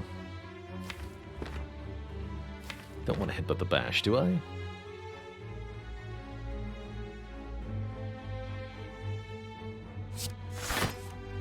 Okay, there's limit break at least. Yol 45.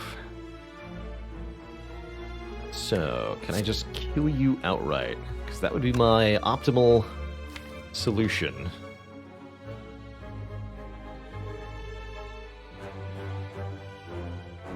So notably I didn't gain, with no block, didn't activate Juggernaut. That makes sense. Wasn't expecting to.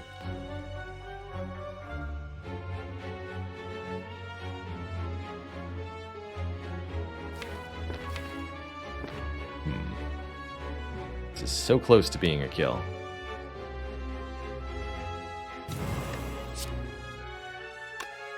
By 8.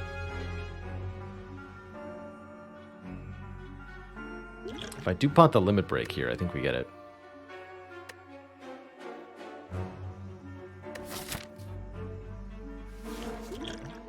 That's fine.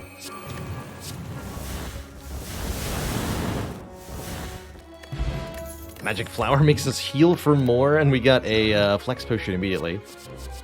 That's great. Either a Feel No Pain Plus or a Dark Embrace Plus are both amazing here. One draws me cards when exhaust, other gives me block when exhaust. Both effects, very good.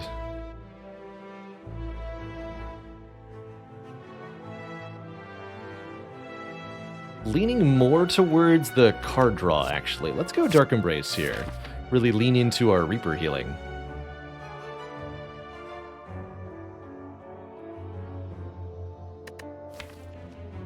And I still want to upgrade Flex.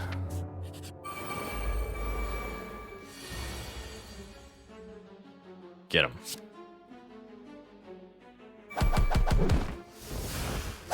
Wow.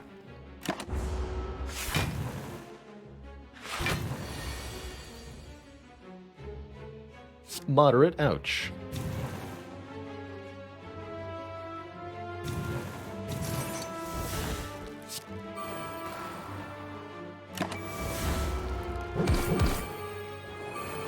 Skip the shop? Yes. I am choosing to fight 2 elites, I guess. We didn't actually talk about whether I wanted to go elite or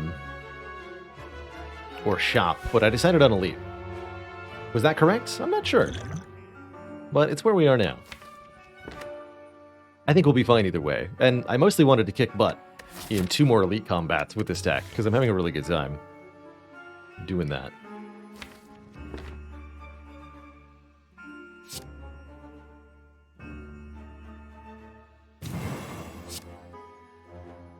So I could just go Super Immolate.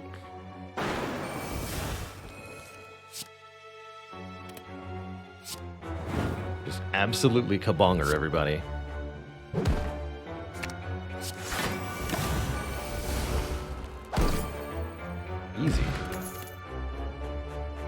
Pommel Strike Plus is card draw, but I took the Dark Embrace. I no longer need this kind of card draw. Just buy the Courier, that's right. Targeted upgrade, yes, I would like to upgrade Flex, although a event that could be a shop is at least a little bit tempting.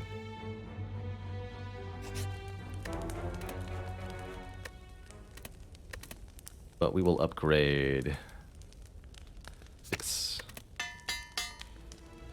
Finally, that Flex we took on floor 1. Now, it's our best upgrade. Go figure. Thought I was convinced to buy Lantern, though.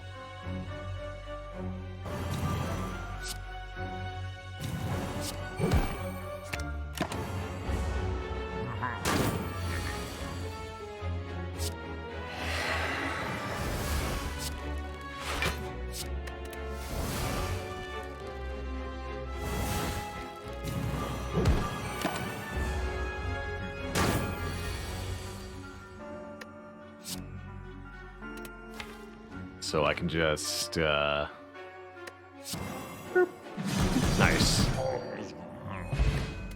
More max HP means we have a little bit of a bigger damage buffer to work with, which is fantastic.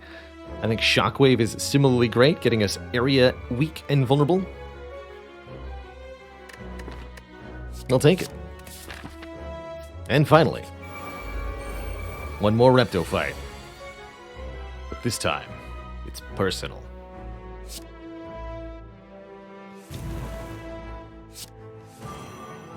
Ooh.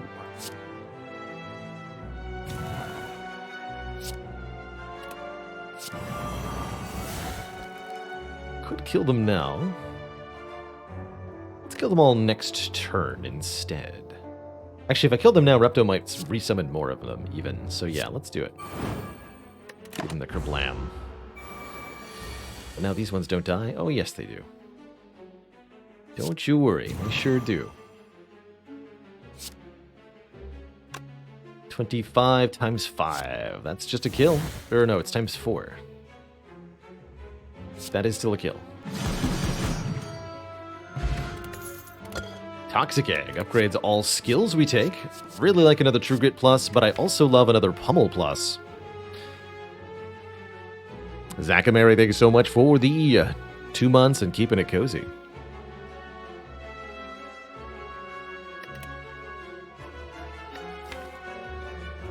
Let's take the damage card. Not the strength. One last upgrade onto... Thinking our Bloodletting or Seeing Red, personally. Let's make it the Seeing Red. One more energy that way. Maybe better to use the Bloodletting because it's reusable, but I don't think it's going to matter one way or the other here.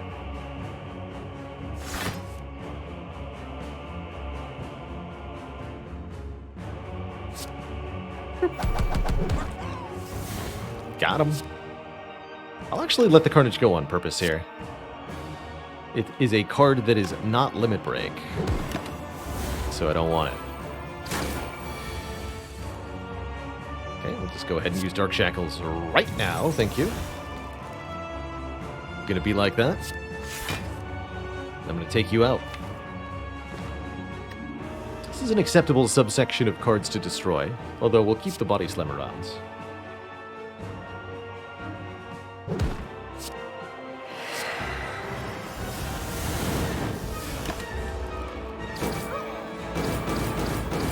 So intentionally destroying Whirlwind and Immolate now that there is only one enemy left in this fight.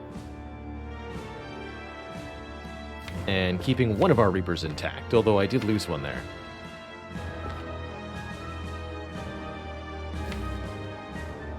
I'm actually just going to end turn. Oof.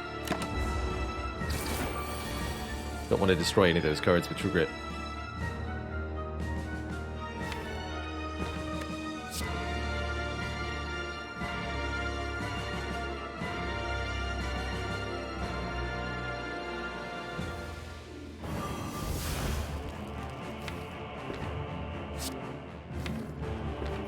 Headbutt? I don't think so.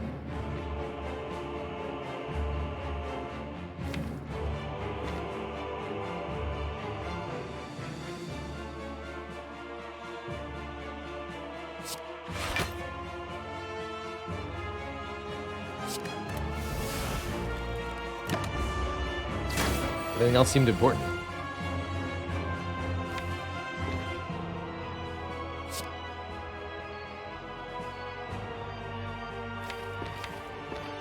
I'm not going to play the Dark Embrace this far into the fight. What I am going to do is Panic Button this turn.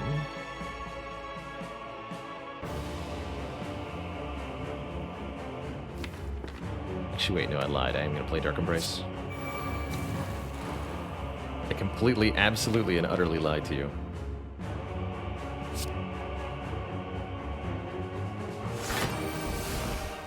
Perfect. Flex. Spot weakness. Limit break. Headbutt the weakness. Draw it again. Play it again.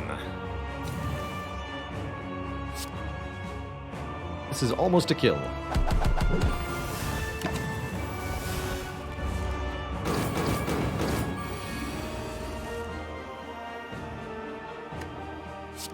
Double our strength again.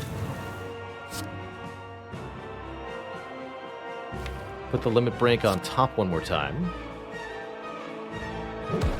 Instantly draw it. Play it again. Go to 112 strength with Penniv. And then heal for 232 times 1.5. Which is 348.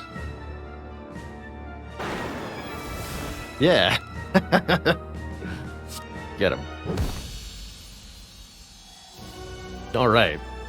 We have successfully enstrongened ourselves. Let's do it again to these nerds.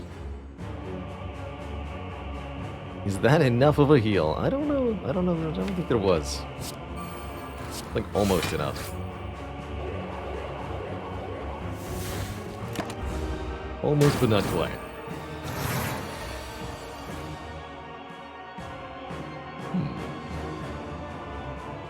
Ouch, etc. It's a good thing I have 2 Reapers, huh?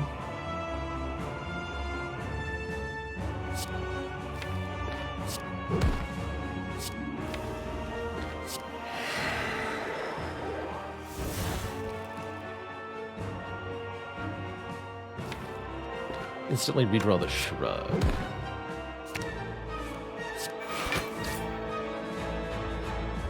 Use that later. Always get the health back.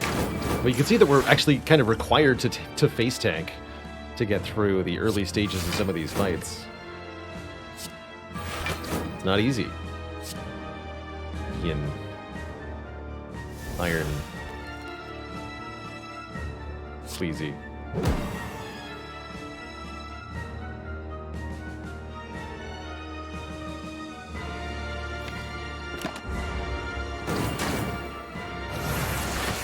Draw too many cards. I was hoping to get spot weakness to go with a limit break. Looks like I have to make a decision though. So that means it's flex limit break time. Because I can no longer stall.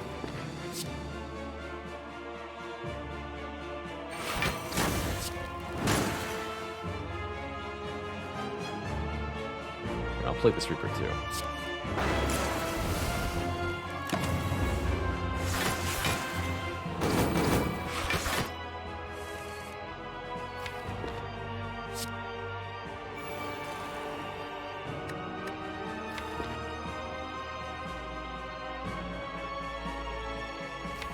On 7.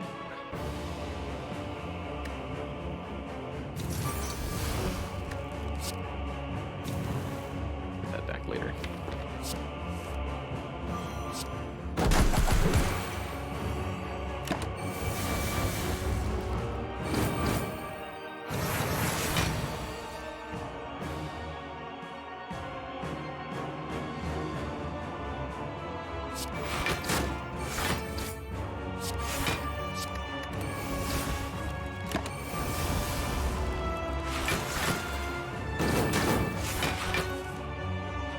There we are.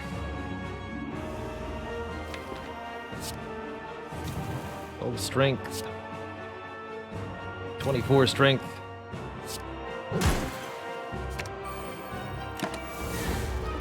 48 strength. Into healing all of my health back. Into losing all of my health again immediately. Huzzah! Actually, no, because we just kill you. Die. GG. Didn't set up Pennib Akabako for the Spear and Shield fight, but I don't think it's going to matter too much. Razrus, thank you so much for 3 months of keeping it. Cody Z. Appreciate those greetings from Julia. Technically, Magic Flower has healed 12 health, apparently. According to Magic Flower. Good job, Magic Flower. So, how do we avoid catastrophic draw order? The Gambler's Brew is absolutely part of it. I think we want to upgrade the other energy generator, too. And now we have tons of cash to spend at this merchant. And boy, oh boy, are there amazing things here. I'm just going to take it all. Offering, plus. Draw 5 cards. Yes. Dark Shackles, plus. Minus 15 strength for 1 turn. Absolutely. 18 block on turn 3, yes. 1 strength, yes. 2 strength during the elite fight, also yes. Card removal, yes.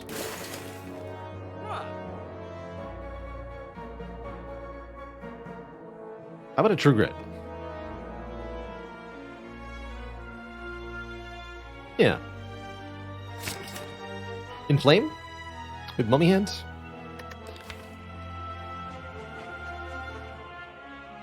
Maybe. Feels unnecessary, actually. And then maybe Liquid Memories is better than Flex Potion? But probably not. Definitely don't need the block of this Iron Wave. Let's go. Alright, that was pretty good use. I'm glad we only went to 1 shop.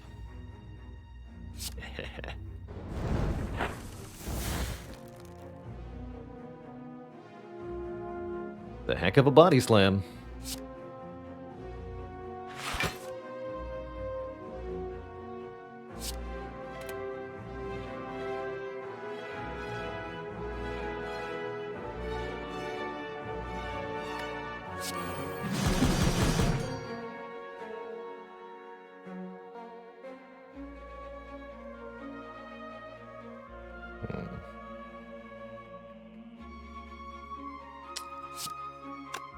My panic button.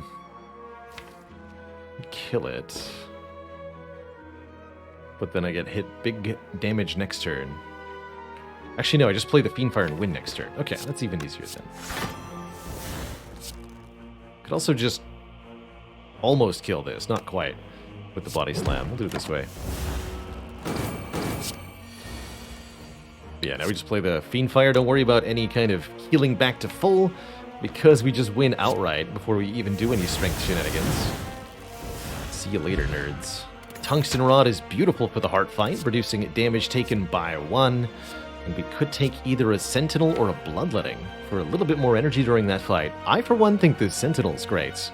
Good target for the Fiendfire, alongside the Dark Embrace. Easy.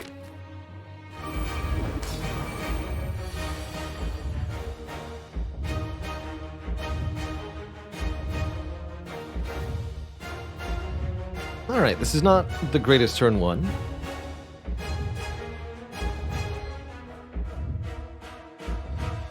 But we expect the heart fight to take a little bit. Question is, do I play the Juggernaut? Suppose I will. And then we'll just pass the rest of the turn.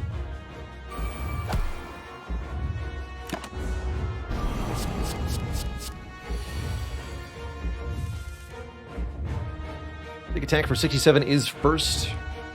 This is definitely not the hand I wanted to have, which makes me inclined to believe this would be our Gambler's Brew here to rectify this situation.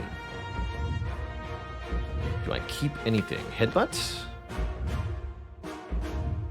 Keeping Dark Shackles for next turn seems reasonably wise, although I do have another one coming up. And I have Tungsten Rod. Play the long game here. In fact, I'll just discard all of it.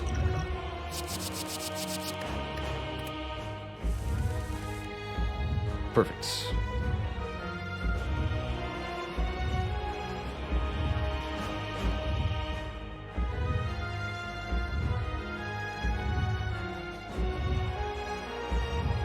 Here's flex limit break also. Now we're talking.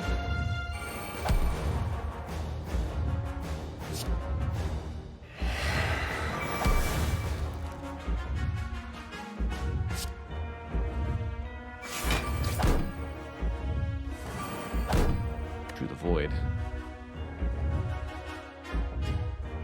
I guess I'll just be okay with the damage that I'm about to take.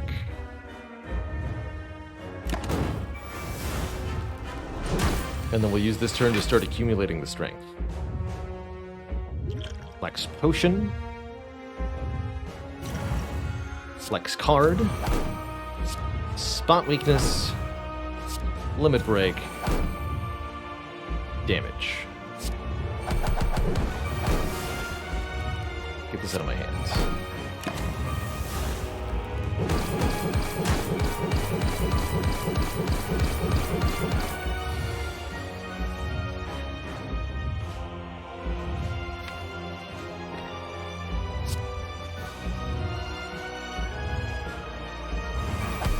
Some weakened Vuln going in there. Uppercut can shred artifacts so that Dark Shackles does the thing.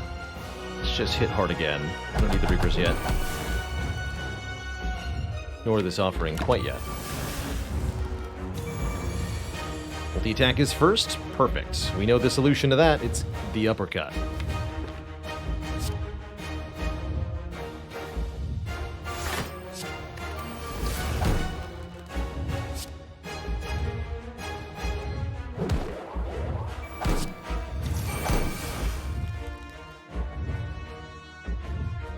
And then I can get all my health back now. Bloodletting into offering.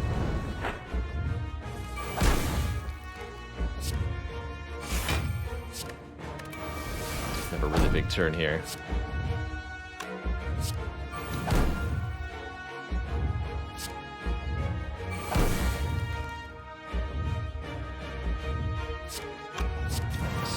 Shrug. Right. Pen of the Reaper. Go back to full.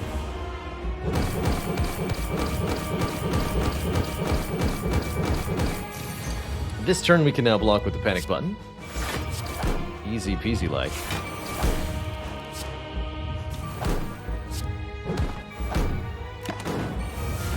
Then it's all over. GG.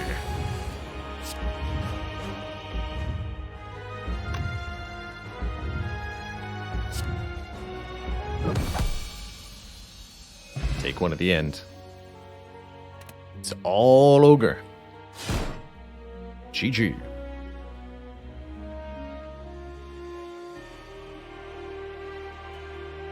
GG. A beautiful clobbering. If I don't say so myself. GG, everybody.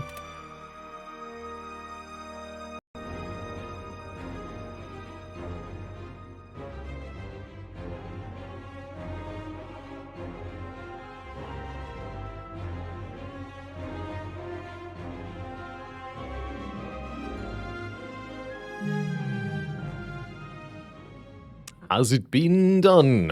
The Spire sleeps, and so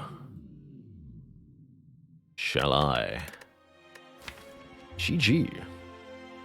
Beautiful, beautiful healing-based run. Pyramid definitely enabled this to be really reliable, where I think a non-Pyramid version of this deck would have perished while waiting to draw the Reaper. We were always able to have Reaper in hand on the exact turn that we needed to play it for massive damage, to heal back to full instead of dying. So without the Pyramid, I don't know that this would have worked nearly as well. This Magic Flower was frankly extraneous, as were about all of the relics we got late Act 2. Just a really strong run. GG. I do have one more in me. We're going to play it with the Silent in a moment, but our last break of the day will be first. Just a couple minutes here to refill the legs, stretch the water. When I come back, will play with the lady in green. BRB, everybody.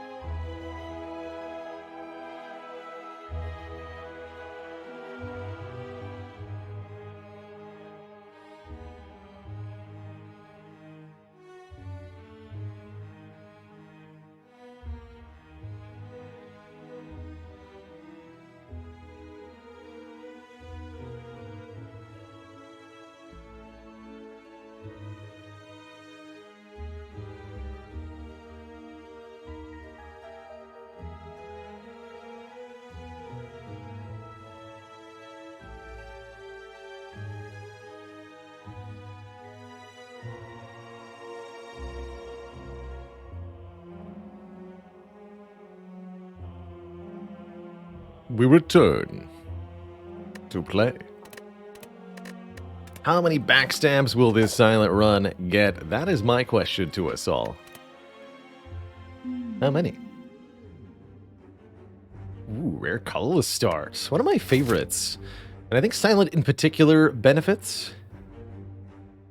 Really enjoying such starts as Apotheosis or Master Strategy could maybe even make a sadistic nature work if we saw one. I think these are just some of the most fun and interesting runs that I've had in Spire. The rare colorless pool is pretty unique.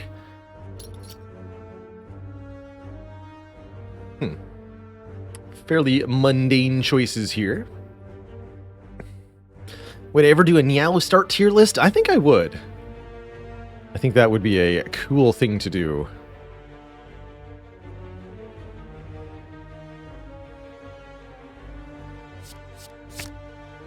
Get a secret weapon. This will give us a little bit more control over when we draw Neutralize, as well as letting us fetch important attacks early in later combats. But overall, I can't say I'm thrilled with the start we ended up with. I guess we'll progress up the left side here. Looking to upgrade once, maybe twice, get 2 late elites, possibly the Burning Elite, but we won't be going to an early shop with no money. To go far right here would be committing to 0 elites the entire act. I really don't recommend that. Or committing to this elite here, which I think is suicide. So here, for example, all secret technique the neutralize. Secret weapon the neutralize. Could also just not play it. This is the better pick.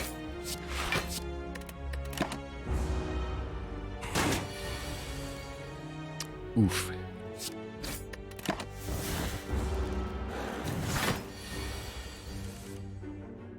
Yeah, it worked out in the end.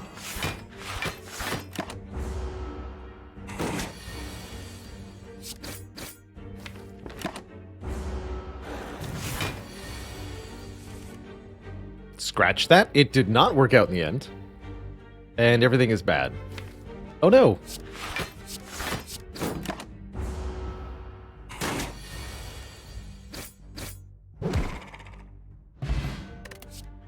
Ow. Poison Stab versus Masterful Stab. Cal Gamble's also a really nice card, but I don't think it makes a very good floor 1 pick, as you're really looking to get your damage plan started. Against Hexaghost, Poison is king, which definitely means that a Poison Stab will serve us quite well here.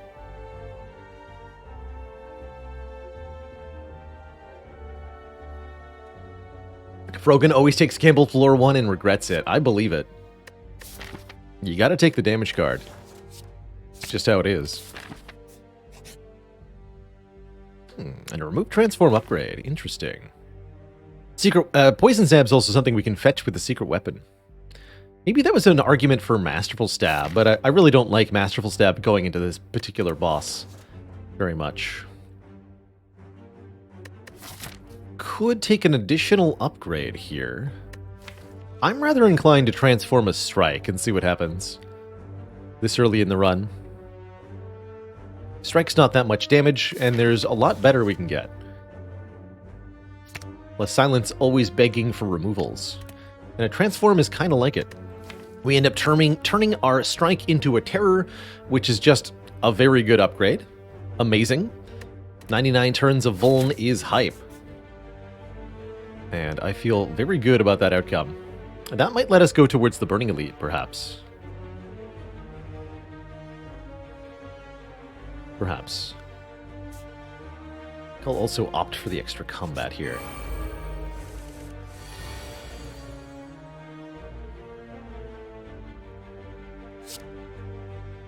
Stab, stab, block.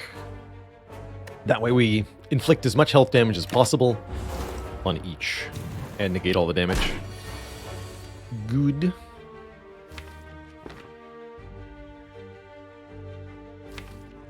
Unfortunately, I do take 2 here, though. Thing about it that I can do. Terror Strike doesn't quite kill. Interesting, the way that worked out.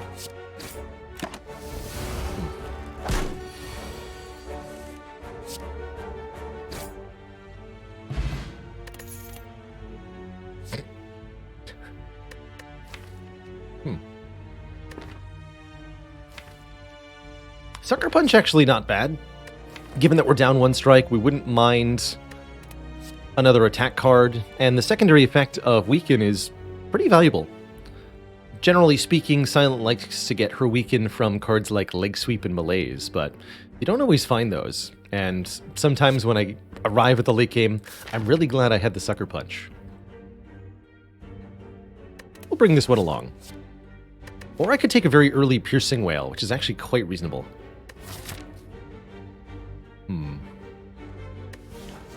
Actually, yeah, I'll take the Whale. Very good AoE block card. Hey, look at that. Instantly getting use out of it, too. Easy.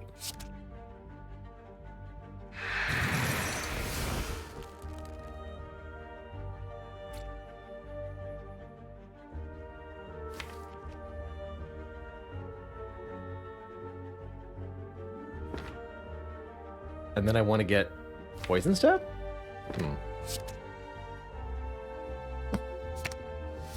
Upgraded secret weapon doesn't exhaust, so you can use it over and over again. Particularly useful on the defect, who can get it back from the discard pile with both Hologram and All for One.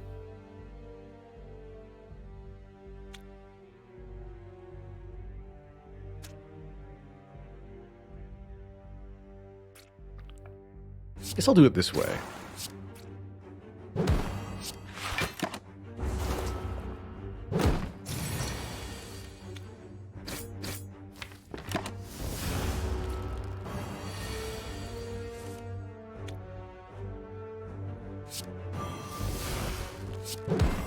I was worried that might happen. Just a few hit points. But ones we didn't need to lose. If you want some free front load, Agony is a nice addition to the deck. I like to think of Agony as a 0 cost deal 8 with exhaust. So it's a one-time, do some damage.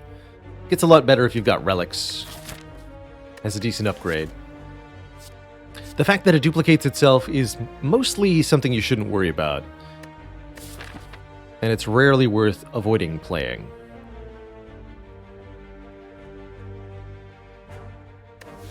I'll just grab it for now. It's nice alongside Terror, especially. Don't have a lot of health to lose, but I also...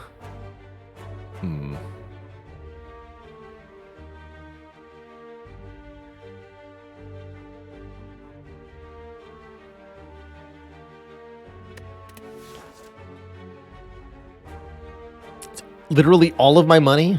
I cannot suffer such an indignity. I'm sorry. I refuse. Take the damage, and I think we'll go left here. Upgrade once, maybe heal, and we'll tackle these two elites, leaving the Burning Elite alone for now. And we'll end up with lots of money for our shops in Act 2, perhaps. What we need to do right now is focus on making sure we defeat Hexaghost. Whatever that means.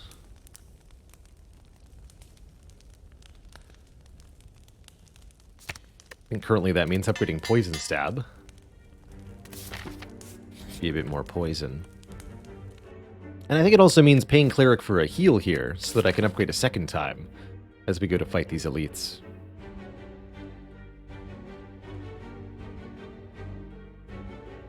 Not feeling comfortable with this route.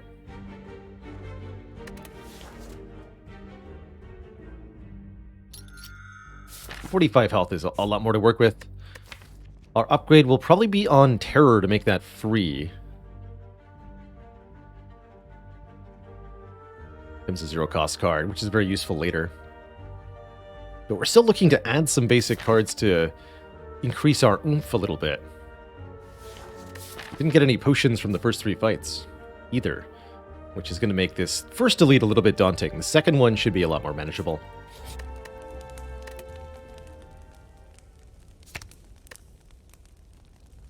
Could also think about upgrading Neutralize, which will help me a lot against either Lagavulin or Gremlin Knob. Been finding that out with draw order lately. Actually, yes, let's do that.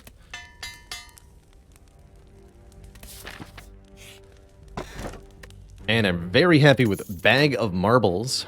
Major Bag Alert, giving Vulnerable 1 to all enemies on turn 1, or in the event of these nerds, removing their stinky artifact, so that they may be properly vanquished by our terror.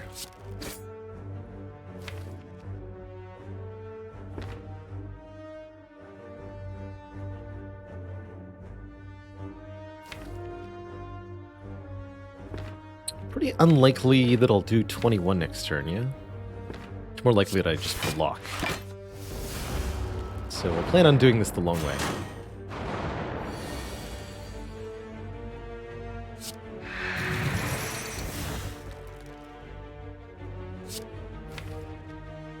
Ooh, that's not good.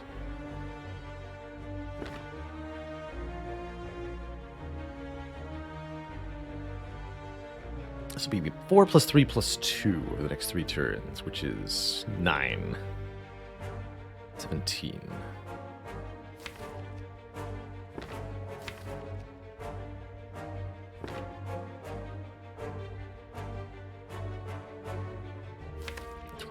Okay, so the correct line is as follows. Poison Stab, Strike on this one. Then we neutralize the final one to make sure it dies to the poison next turn.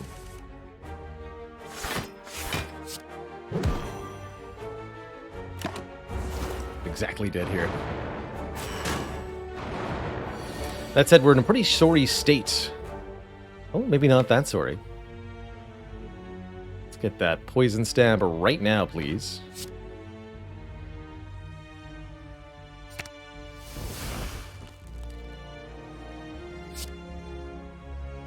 Killing this one.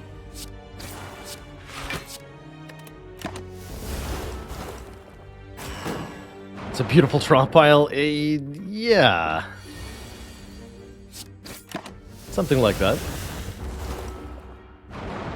Wish I could have sought the terror. Oh, they're good. We got it. Good. I need this thing to die now. Perfect.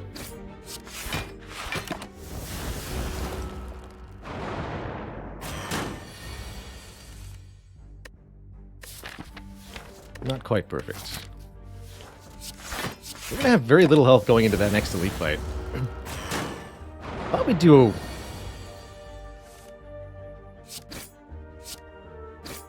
kind of poorly in this fight, but not this poorly.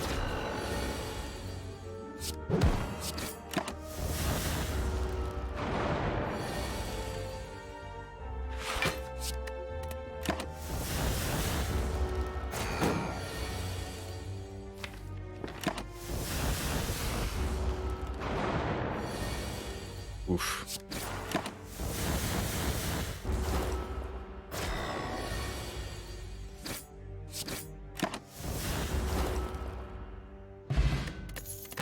You have double bag. Bag of preparation and bag of marbles. Backstab will go along with. That actually might be enough, believe it or not. Although we have 4 combats in a row with 2 health, we just got very strong.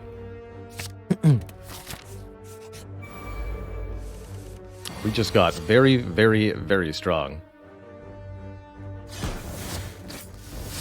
As this looter fight shows.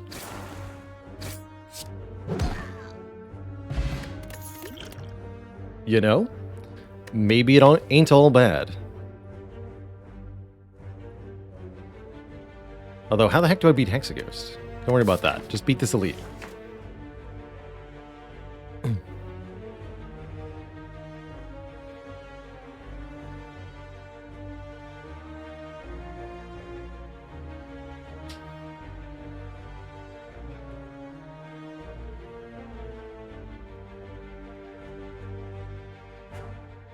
Hey there, Grizz. I've been watching some Dickinson. Is my current go-to off-stream show. A very modern comedic take, quite lighthearted on the life of Emily Dickinson. It's pretty funny. Contemplating this dagger throw as an additional addition. Another attack card to work with. It's going to be good on turn 1. I'll take it. Helps me discard burns against Hexaghost, too. Knob is actually the easier elite of the ones we could have gotten here. I think I might need to use this Flex Potion turn 1 to guarantee this goes well.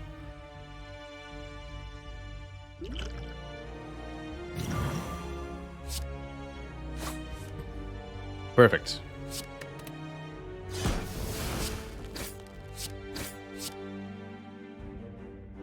Whenever you draw this card, seeking it is not drawing it. And now we have a paper crate. Okay. It's all starting to come together.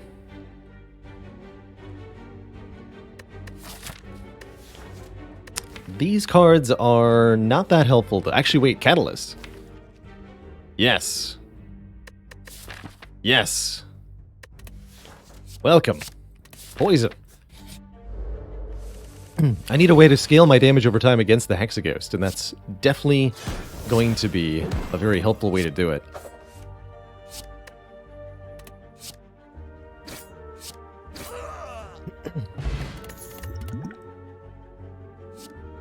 Bane could also be a way to get there.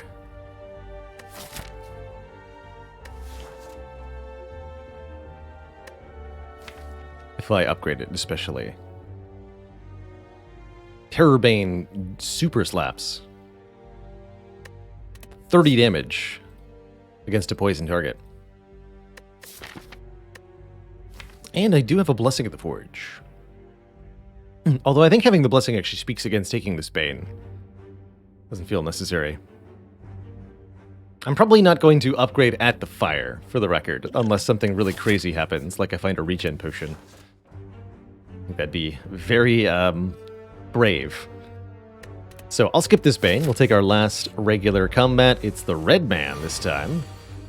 And how red he is.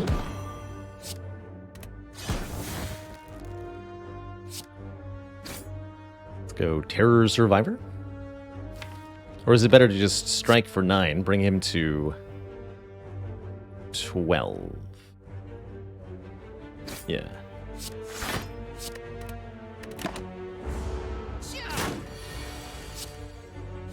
Okay, so what was it that I said before we went into that first elite fight? That the first elite would be difficult and then the rest wouldn't be as hard comparatively? I guess we really showed that in dramatic fashion by taking 40 damage to the first elite and then 0 to everything else, ending at 2 health. Also, we did find the thing that makes me not rest before Hexaghost, which is this block potion. So I'm going to fight Hexaghost on 2 health here. Would I take another backstab? Yes. With 9 cards on turn 1 and guaranteed vulnerable to take advantage of it, the answer is yes. I think I'll probably also take this all-out attack just to make sure I have an area damage card in Act 2.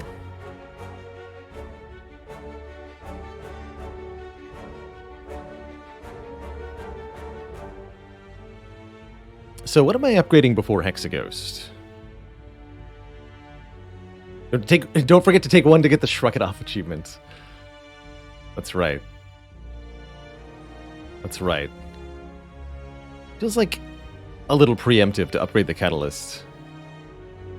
I've already got the Neutralize upgraded. I guess Terror upgrade is very happy, especially now that we're getting 9 cards on turn 1. Okay. And I'll go Blessing of the Forge over the Block Potion. Or over the Attack Potion. Excuse me. Block Potion, Blessing of the Forge. What I'm trying to say. We upgrade our... Actually, Auto Attack's also a very, very good upgrade for Act 2. And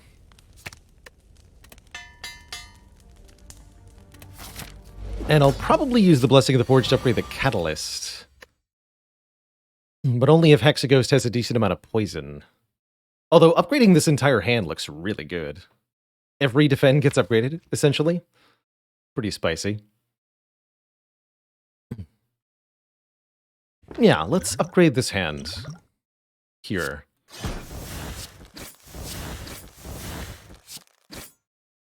Admittedly, it might have been better to actually just rest before Hexaghost and go into Act 2 with the potions. But still good. Try to find that terror.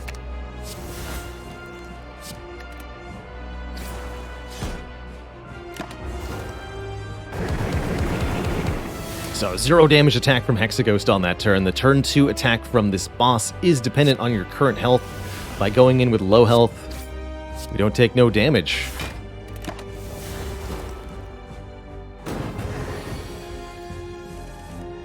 It's Hexaghost's quote-unquote divider attack. Can't help but notice that we're not really dealing any damage, though.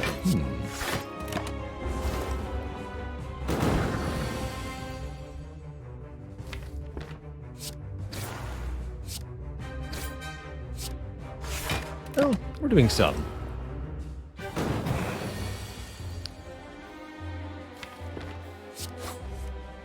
Wow. This catalyst has been uncooperative.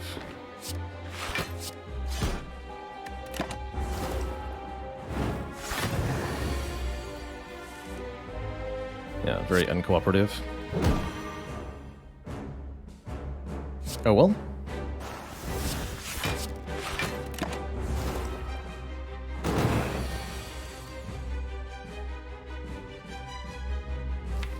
Block potion! No! Block potion! Help!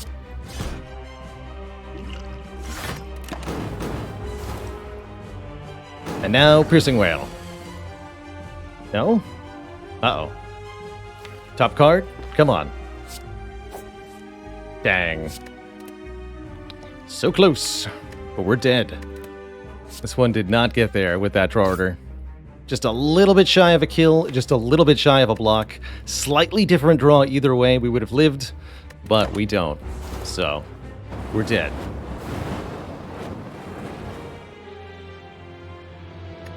GG. GG. Okay, let's roll that again. The silent. Just update the commands, though. So close. That was tough. We saw so very little damage. I guess I should have taken the Bane, is the lesson there. Because the Bane would have killed Hexaghost for us. But we saw so very little in terms of cards that were going to do enough damage to kill this boss. Which is a real challenge on Silent.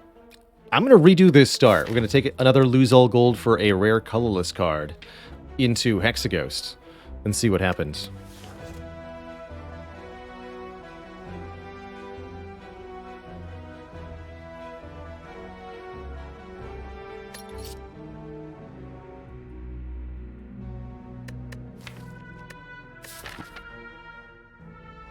Yeah, I can get behind a bomb start. I don't think Panache is a particularly good start on Silent. Playing 5 cards in one turn is surprisingly difficult outside of specific other cards like Blade Dance. But Bomb is guaranteed damage as long as you're willing to be patient for it. And against Hexaghost, we are willing to be patient.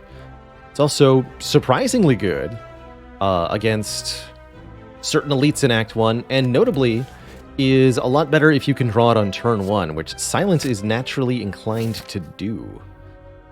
So I'm going to take this big old bomb into an elite fight, I think. Well, we'll see how the first few... Well, either I go to this shop or I fight this elite. That's my options. Alright, I'm not going to the shop, so let's fight us an elite. We're actually taking bomb, yes, no joke. I am taking the bomb in dead sincerity. Because I think it's a genuinely good card.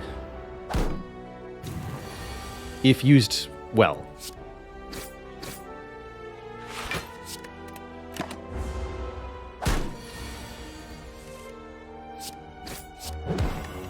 It's not going to be usable in every combat, mind you.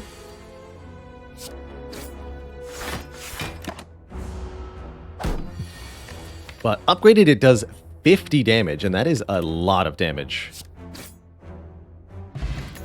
Just like lots of damage. You can also complement it with stuff like guaranteed turn 1 damage via a backstab, which is one of my favorite early Act 1 cards. We'll snag that from last run. Easy peasy.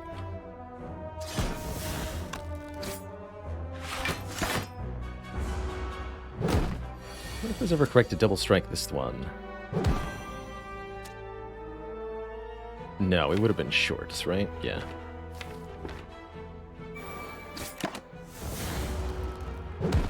Something worth noting, Bomb says at the end of 3 turns, but it's really only a 2-turn wait. Since it's at the end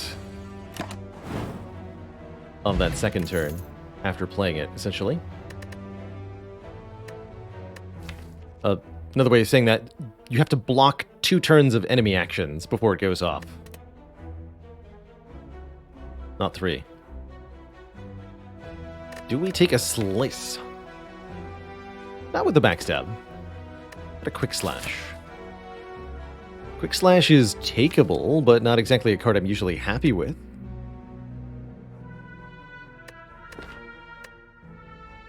It helps us deal with low health enemies, would be a decent upgrade. Sure, I'd rather have a dagger throw, usually. Hold on, I'll look for a dagger throw. Early idle is always a yes from me. Lots of money. You can reasonably expect this to be about 150 gold by the end of the run. But there's a random chance that in Act 2 it becomes the Bloody Idol, or that in Act 3 it gives you a bonus additional 300 gold, so it's pretty good. Take 7 and win by playing Bomb, or take 2. Try to slow roll it. I choose slow roll.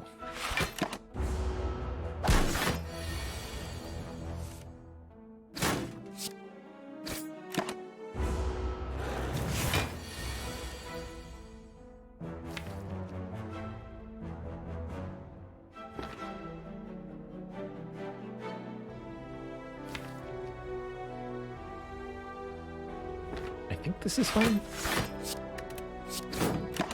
Trying to figure out if I had to take 4 there. No. Keyzor, thank you so much for 23 months.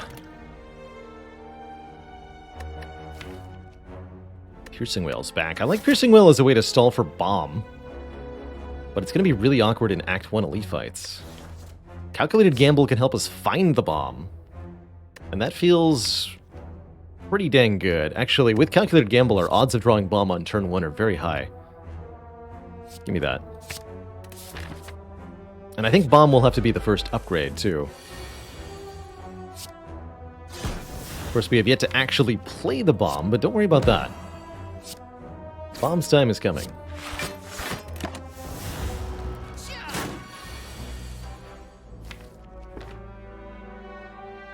Vulnerable is happening. I really need to not have to block next turn, you know?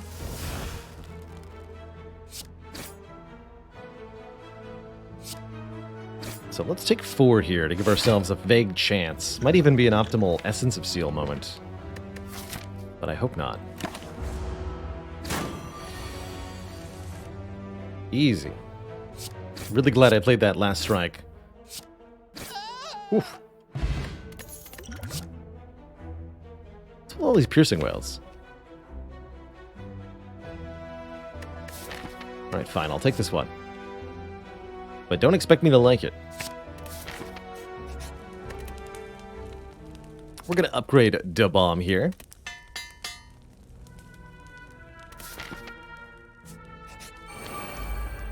And we're gonna draw it on turn 1, dang it.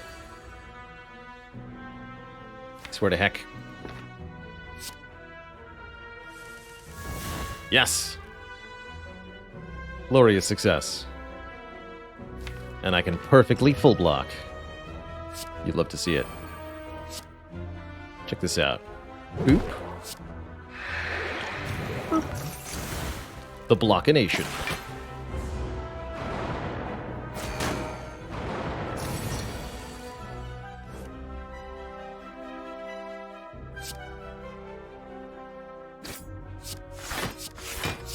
We take a grand total of 3 damage to these guys. Remember last run, 40 damage? No, 3 damage. Thanks to the power of the bomb. And we get a bottled flame? Ew.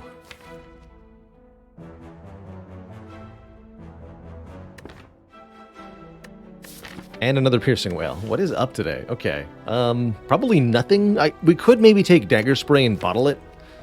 I'll probably just bottle the backstab for funsies, rather than skipping the relic.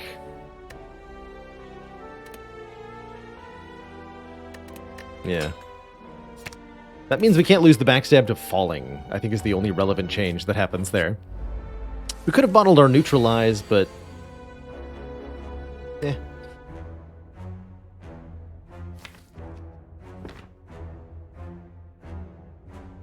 Good job, backstab. Actually, not a bad fight here. We just only take 5. And then we should be mostly through here.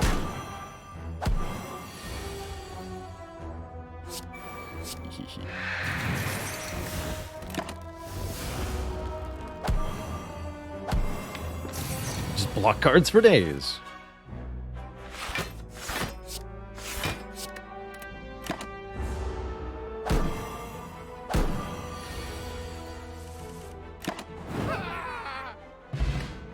Ooh. More potions. And more ways to do damage very slowly. In noxious fumes or caltrops. I can only pick one of these two. Which one would it be? I suppose fumes is probably more broadly useful. Nice artifact remover.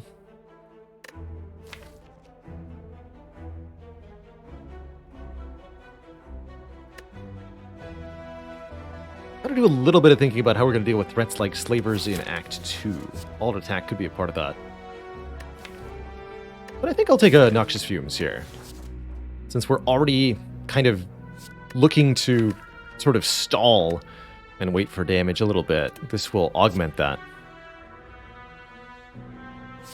I think the Caltrops very much serves a similar purpose. Both Noxious Fumes and Caltrops are damage powers. Which one does more damage truthfully depends on which fight you're in. But as a general rule, Caltrops does more damage than you'd expect. That said, Fumes is very nice in any fight that goes on for a long time. I think having one copy is a great idea. Ooh, okay. And the relics are starting to support it too. We get an Art of War, which says we get bonus energy if we don't play any attack cards. Now we'd like to cut all the strikes and just play bomb, fumes, and block cards. Starting to look pretty good. Boop.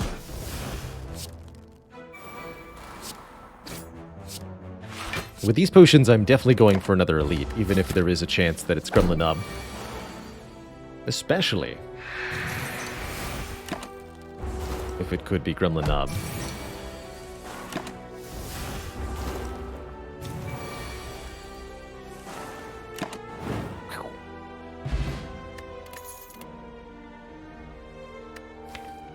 Poison Stab, who needs it? That was a desperate take last run. This run, we have Bomb Fumes. And there's nothing more that we need damage-wise to beat Hexaghost. Maybe we want a better way to kill Knob? No, this is fine.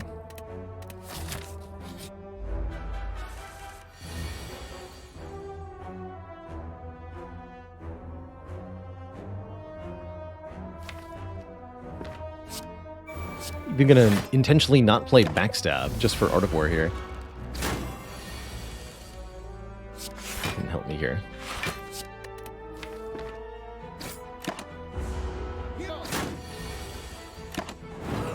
Kerblam.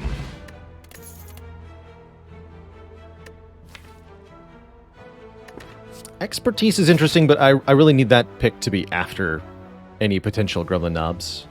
Could maybe go this way if I take Expertise. But I really would like one more Relic, and I think it's pretty hard for things to go wrong with these potions. So we're going to snag an upgrade on... I think neutralize is most important at the moment. To make the weekend last longer. Although that's a card I might not always want to play with Art of War. Upgraded Gamble could be pretty relevant too.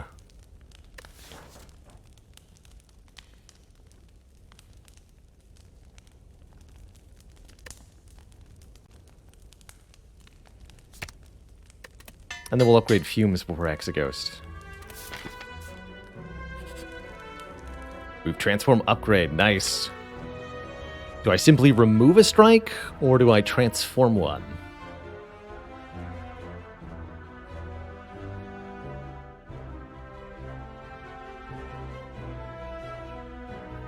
I think I'm going to transform one.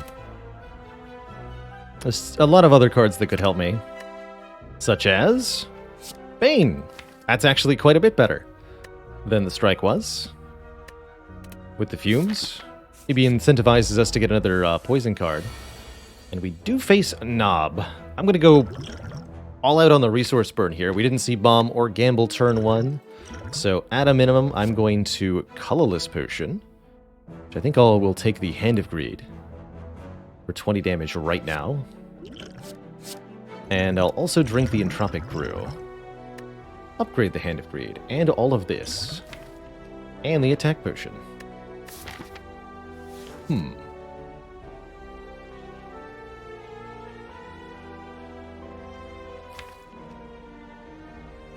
Yeah, no reason to mess around here. This is the in desperate need of assistance draw order.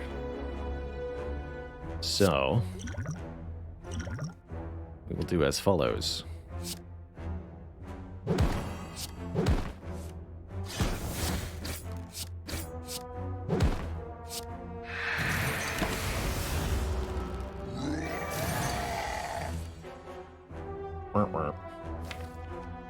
Guaranteed kill next turn. I could play Calculated Gamble to try to Hand of Greed, but there's a chance that I brick if I do so.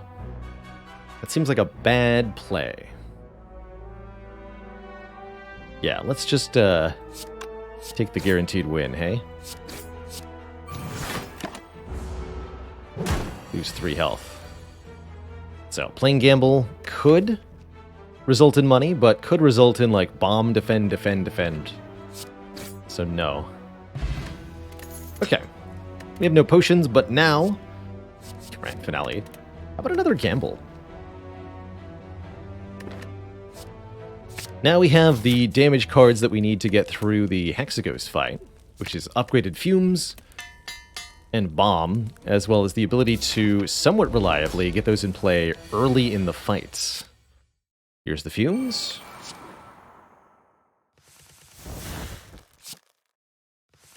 And here's the Bomb.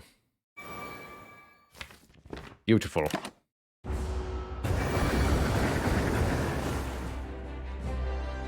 So we saw this briefly during our Hexaghost fight in the last Silent Run, but I do want to elaborate on it here.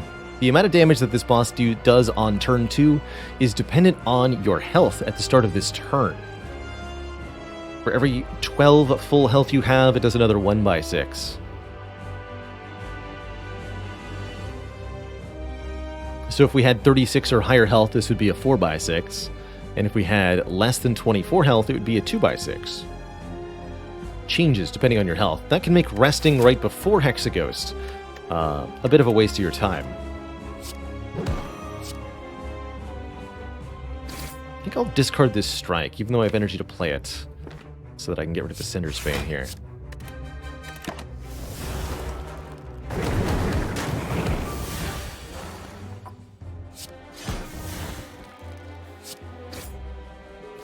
Here, I'll just take the 1.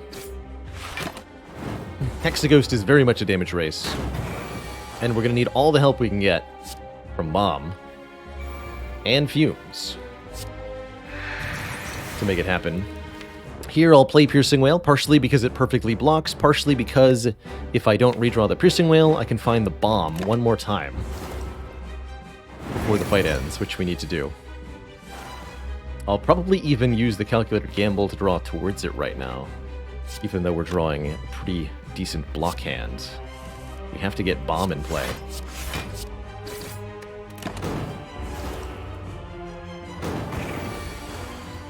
Perfect. Alright, so we have 50 damage at the end of this turn, 50 damage at the end of 2 turns from now. I think that means we've got it all.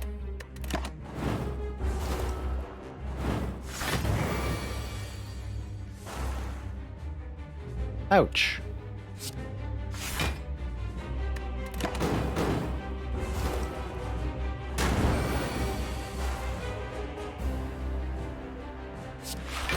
Herblam. GG. Alright, we do replenish our potions partially. To get offered another grand finale. Could be a fun way to try to scale here. I suppose Tools of the Trade will have to do as our rare option, as I don't think either the Grand Finale or the Phantasmal Killer work well for this deck. I think both of those would be a decrease in the overall effectiveness. Bomb does not interact with Phantasmal Killer, that's right. Phantasmal Killer specifies attacks. Bomb is a skill. They do not interact. But what we can do is draw the bomb more often, and the tools will help with that. Tools also makes it easier for us to block consistently, and might enable us to take a Hovering Kite boss relic too.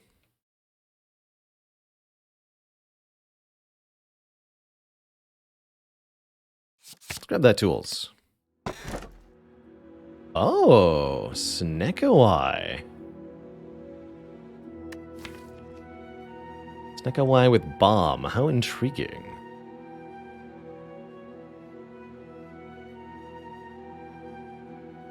I like it.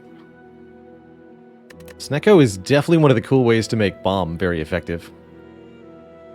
Otherwise, we're taking extra energy but no upgrades. A little bit harsh.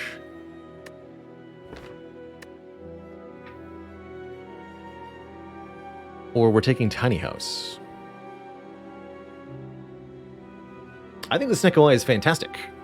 Snecko-Eye will cause us to draw 2 additional cards each turn, but we will be confused, so those cards are random costs. We get 9 cards on turn 1. 8 cards per turn once Tools of the Trade is in play. We'll be able to see a large portion of the deck on any given turn, especially if we can get a couple of strikes removed at shops, which we'd love to do with all this money and the meal ticket.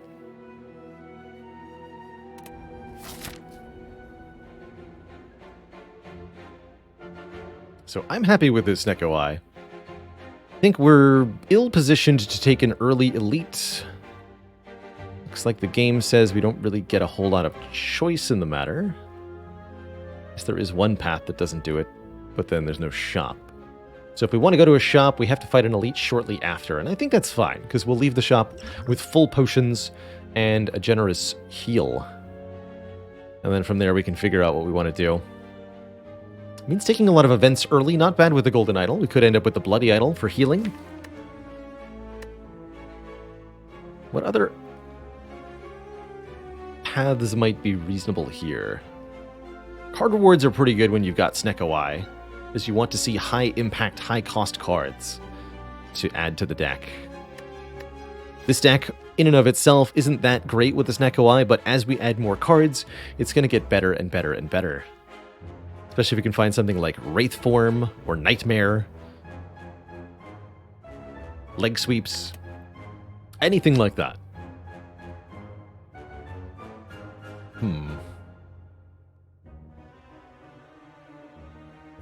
I'm still thinking we want to hit a store.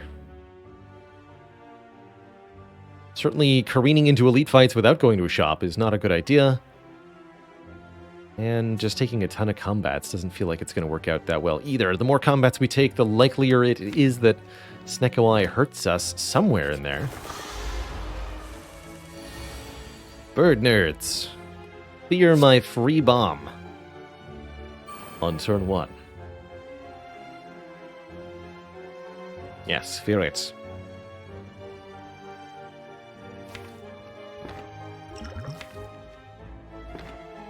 Survivor, then Gamble? Yeah. See if I draw any zero-cost cards. I do. Perfect. Play Piercing Wail next turn. Life's good.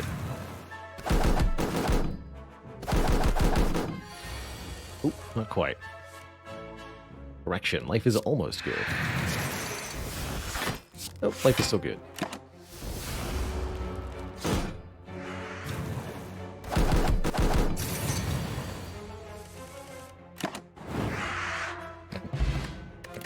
Yeah, I like Bomb.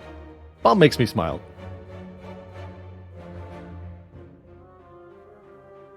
Hello and welcome, Pikachu. You're in the right place if you like yourself some Slay the Spire. We're on a year-long challenge to win 100 times with every character on max difficulty. So far, it's been a heck of a time. We've had some really, really wild runs. And I, for one, look forward to blapping these nerds to death. Instantly. Get him, Bomb. That's right. Okay, so I need to survive next turn 2. I'm gonna have no dexterity. The only way for me to reasonably block next turn is with Piercing Wail. Which makes me really not want a Piercing Wail right now.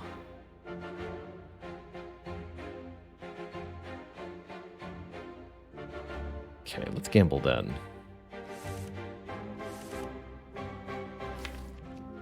I accept this outcome. Might take some damage next turn. Get him, bear. Oh no, I didn't draw it. No! Crud. Well, that's bad. We were really, really hoping that the Piercing Wail would be in our hand right now to block all of this. Unfortunately, defense only block for 1 thanks to Bear's debuff. And we're waiting on Bomb to kill. So, times are tough. Times are tough. Got 4 energy. I can do 11, 17. This is 18, so 35. I could kill Pointy with this potion to save 12. That's probably worth it, given that I can buy new potions. Okay, I'll save 12. Actually, not quite 12. It's only 10, because I can't play 2 defense.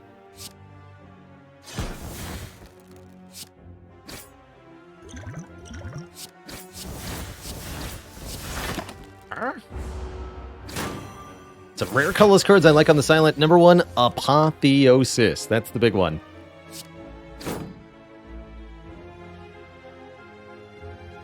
The big, important one.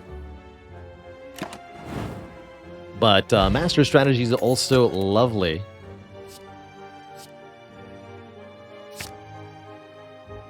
As is Secret Technique to help you find any skill in your draw pile.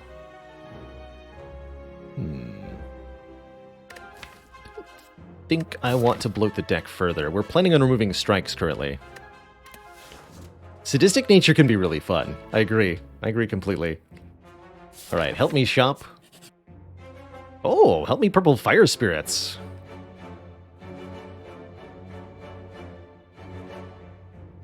I'm sorry, Tools the Trade. If I give you up, I go to 70 out of 70 hit points here. As much as you are a nice card, you are not as nice as a full heal in a tough situation. Could also give up one of our uncommons here. Anything with a blue border gets us a full heal, whereas a common card like Bane only gets us 5 HP.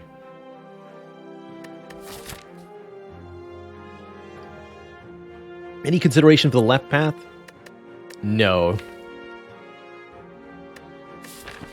No, I need to go to the shop.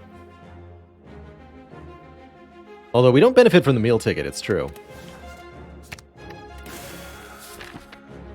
Given what just happened against the Red Mask gang, we can't have the same thing happen against 3 slavers. We really need to be able to donk them more effectively. Ooh, I like Crippling Cloud a lot.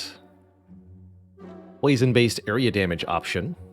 I also love this duplication potion as a way to strengthen us up a bit. Prismatic Shard is rather interesting, but I really don't think Prismatic Shard plus Snecko Eye is a good combination, as the chance of seeing cards that you want is so low. My favorite Pikachu has lately been the Defect. The Defect has, I think, the most creative and most interesting different ways to win a run of Slay the Spire. So I really enjoy the Defect's playstyle as a result. Smoothstone could be nice to get us something better block-wise. Definitely want to remove a strike here. Sorry, Shard, it's not the day. Can't quite afford Potion Belt after that, so we won't take it. Discovery could actually be pretty decent. Discovery can generate very interesting cards. But I think I'll pass on that too. We'll just go with what we have. Keep our 144 gold for the next shop. Give us a generous heal, too. And we get to upgrade the Crippling Cloud to be 7 poison to every enemy right before this elite fight. Very important alongside this duplication potion. Just in case, well, you know.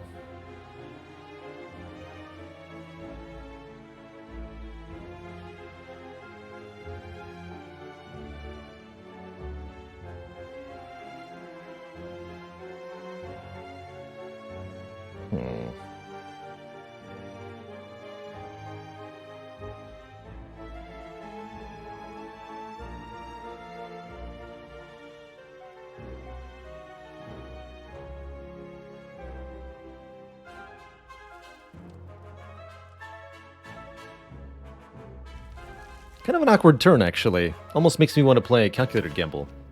But if I do that, I know I'll never kill this fat gremlin before I get made frail. So what I really need to do is, well-laid plans, keep the piercing whale.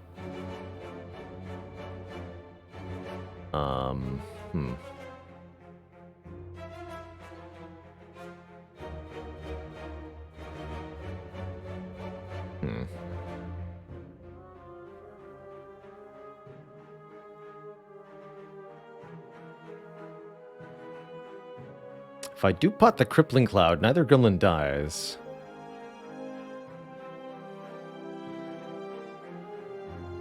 Not good.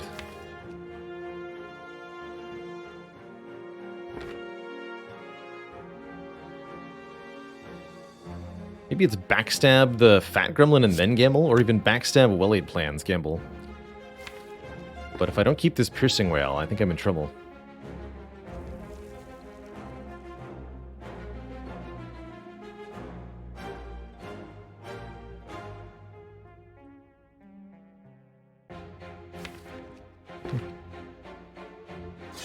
See what happens.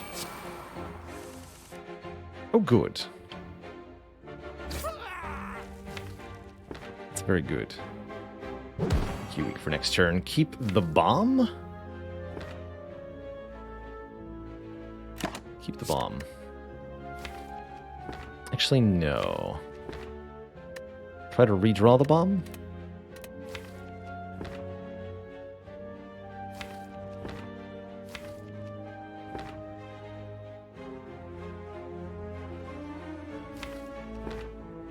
Nah, just keep it. Need to be able to guarantee that I can play it. I was worried you might do that, but I am okay with it. I think, given the way this fight has turned out, I'm probably going to need to duplication potion this bomb right now. Play this twice for 100 damage 3 turns from now. That guarantees I can't get attacked again. We take like 30 damage here, which is uncomfortable, but acceptable. And then we win later. The very minimum, we get out of this fight alive, which seems really important to me.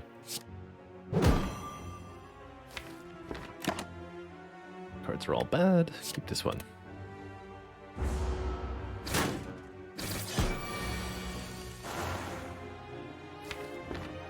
Blah.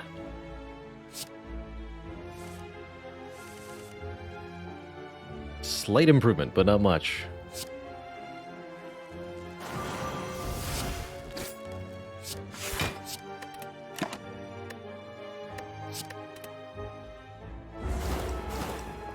We're actually still a little bit of damage short here. We do get attacked. How much damage are we short? We're doing 100 plus 12, so we only need to deal 15. Bane Strike gets there. GG. Kaboom.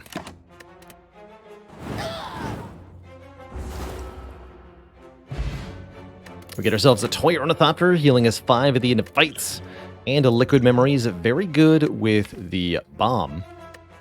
Sneaky Strike could be a weird sort of pseudo-energy generator with a Snecko Eye, but it's not a card I'm particularly fond of here. Okay, we made it through that elite fight. I think that was probably the toughest part of this act. And definitely why we bought the dupe pot at the shop, was to make sure that an elite didn't kill me.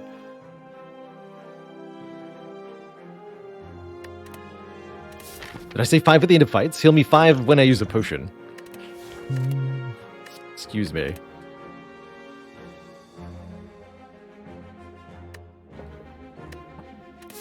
Excuse me.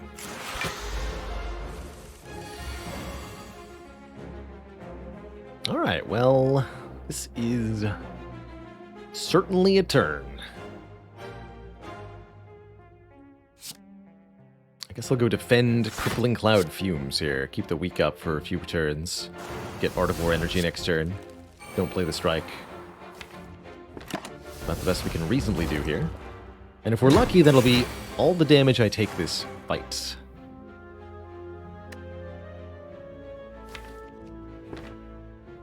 Unfortunately, he would not be lucky. I'll go Whale Gamble, I guess.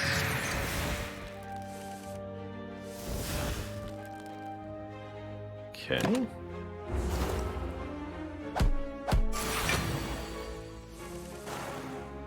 This 2 is acceptable.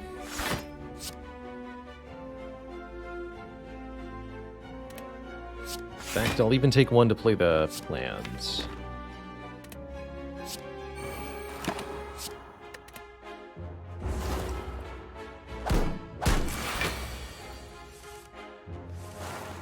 Okay, not bad, not bad. Looks like Bomb's not participating in this one, that's fine.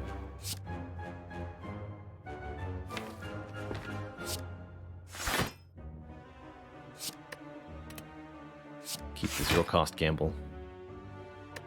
Don't play any of that. Art of War.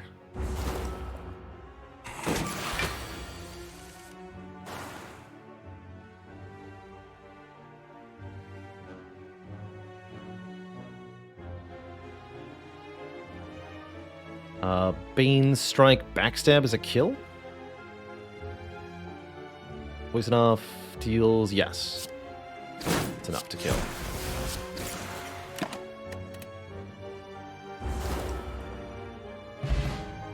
Oh, we got another potion, good. And an Outmaneuver Plus. Interesting. That's actually a pretty cool card with Snecko Eye. Half the time it costs either 0 or 1, and because of how awkward Snecko draws can be, it's even worth playing at 2 or 3 sometimes. Do I think I can take that Burning Elite? Not really, no.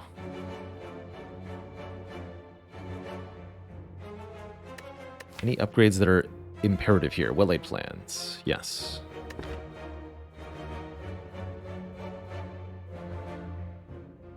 Don't know what kind of deck is better, a very offense or defense heavy deck. One thing that you may want to try to avoid in Spire is thinking about sort of an end game for your deck, having a plan in mind, like this is the deck I'm trying to build. Because that's not what the Spire is going to give you. You have to deal with random cards, which means that I think it can be very useful to just think of things as single steps. You're modifying your deck one step at a time. So you have this sort of base deck that does a certain amount of damage And then you have cards that you can add to it that improve that output by some number per turn, depending on what the card you get. So trying to look at everything as a step in some direction, an increase in your block, an increase in your damage, or as a combo piece of some kind.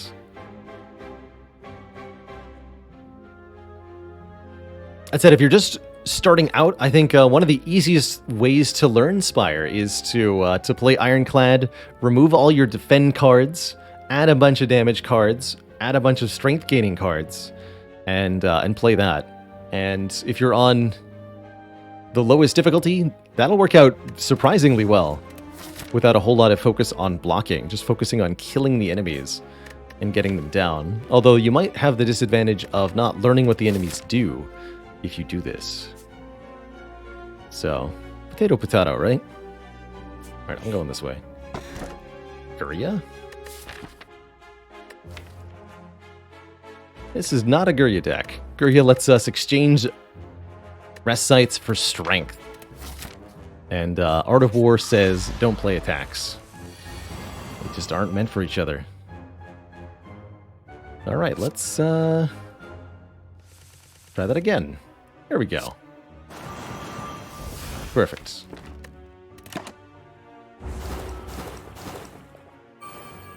Do we even lift? Resoundingly, no. No, we don't. This is looking awkward. I guess I'll bomb defend. I've got one more turn I have to block through here. Potion not really helpful in that moment. Might be better here. Defend, defend, gamble looks fine. We do get the whale, good.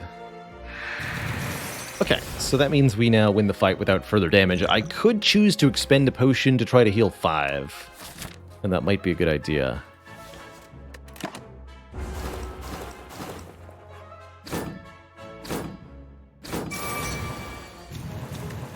I'll toss this explosive potion.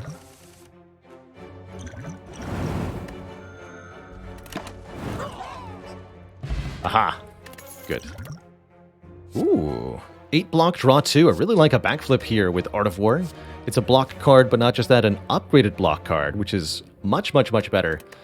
Definitely always want to be thinking about taking cards that say plus on them, even if they're not otherwise that amazing for your deck.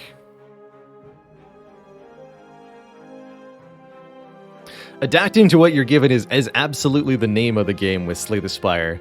I can't even give you a list of what cards I think that are the best, because which card is the best is actually going to depend on what you're offered and what the situation is. And that's the brilliant part of Spire. Another good piece of advice I suppose I can give is if something in your relic bar seems like it has a really good interaction with a card you're being offered, it's a good idea to take that card.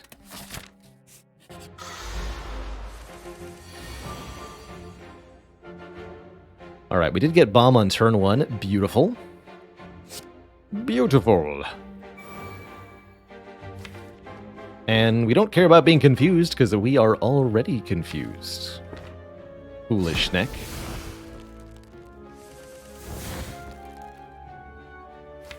Try again. Yes. Totally worth it.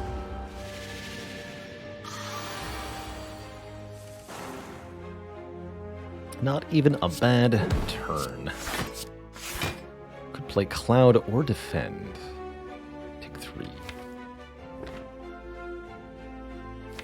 That week's going to be relevant next turn? Okay, let's play it. Take 3. It's important.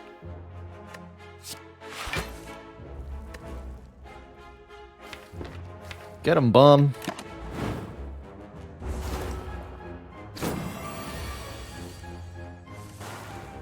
If you ever see me not playing cards, it's usually for this Art of War, by the way, to gain an additional energy on the following turn. Crucially letting me get the kill here, for example. Wasn't expecting to find another potion, but I might use one in the next fight. Another whale or another deadly poison plus. I think both are excellent here. Given that we're currently trying to survive, I very much like this piercing whale plus. Secret eggs, by the way.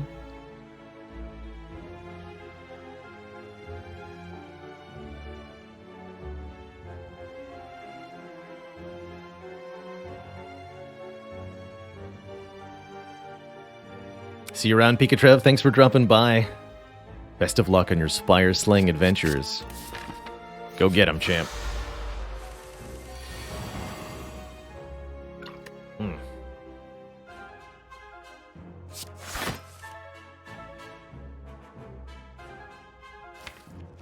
All right, I'll just play it.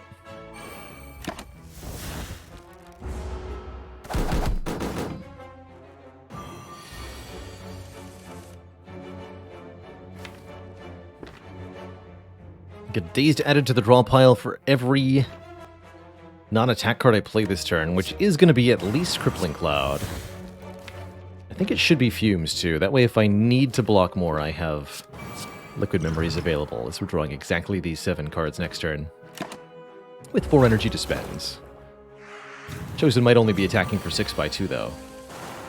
Fortunately, we did get the big hits.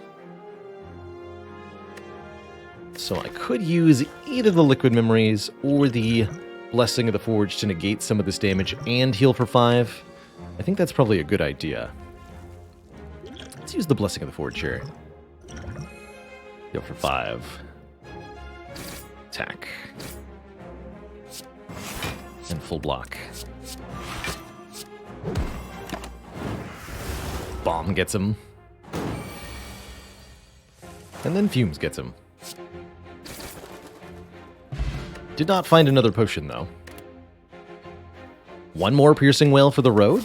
We're fighting Automaton, so they'll actually help me remove layers of artifact from my foes, too. I'll take one more. This is probably the last Piercing Whale we should take. There is such a thing as too many, but the number is like 5 or 6. Am I going to fight that elite? Yeah. I'm going to upgrade well-laid plans first, though. And we might be resting before the Bronze Automaton. We'll see.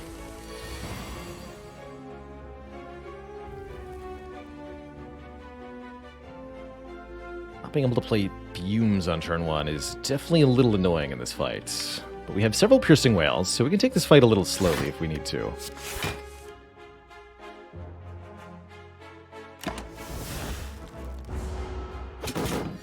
Book of Stabbing gets stronger and stronger every turn. Like a big stinky. This would be 15. Take a little bit. Keep a Piercing Whale. Probably a good idea, given how slow this is going.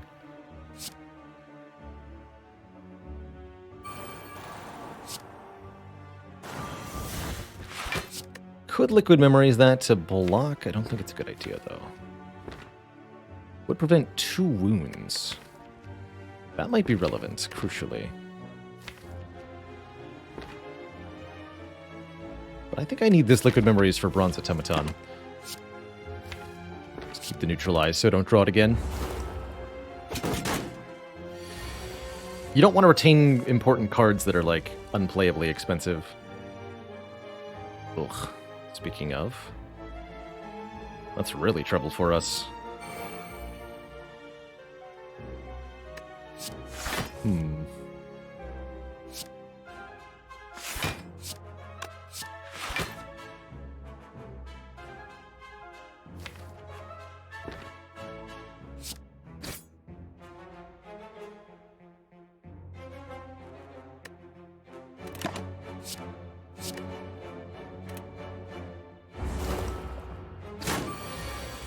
So now we're into high numbers of multi-attack territory. Scary place to be.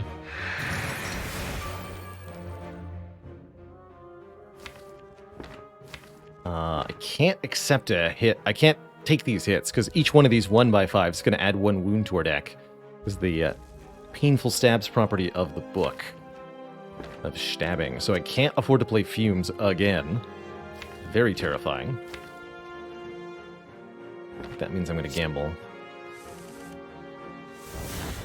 Okay, that's better.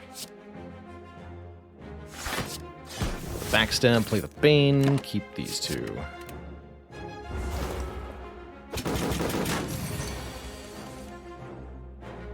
Bomb, you're killing me. Help! Bomb, no? No, this is fine.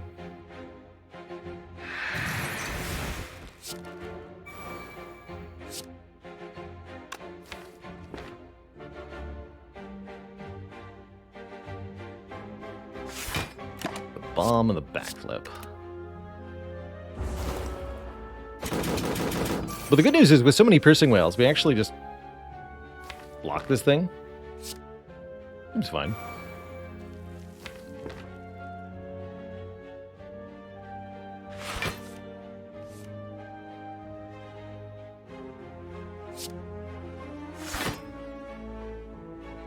Blocks 6, this blocks 5.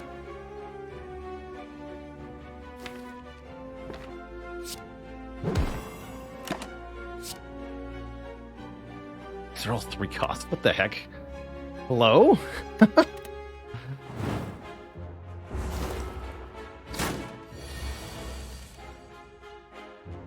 Hello. Okay, we made it though. But at what cost?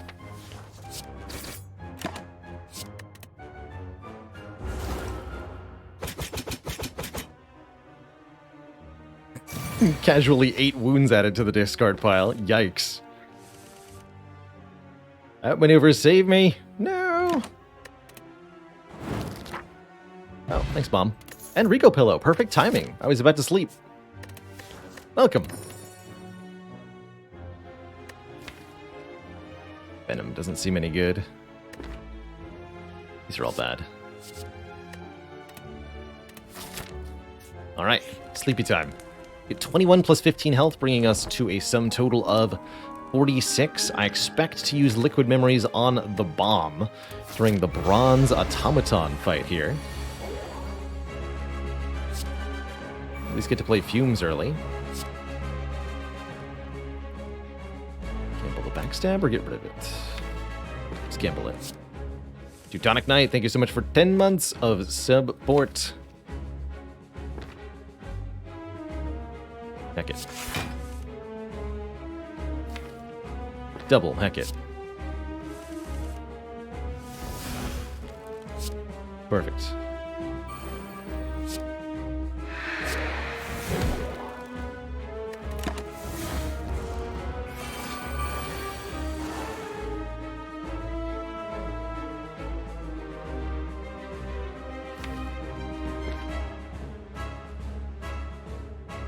Alright, I think this is where I have to liquid memories the bomb now, so that I can kill these minions quickly.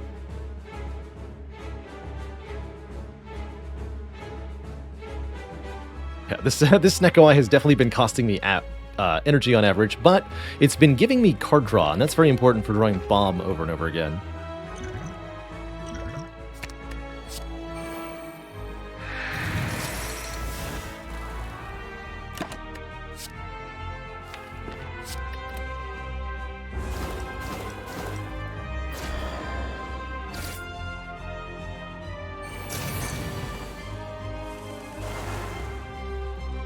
Should have had more than one stack of bomb by now, but what can you do?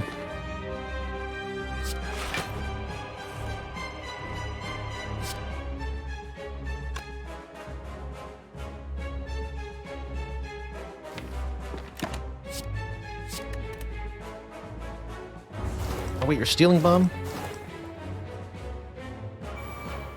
Heck. They'll get exploded, so that's actually kind of fine.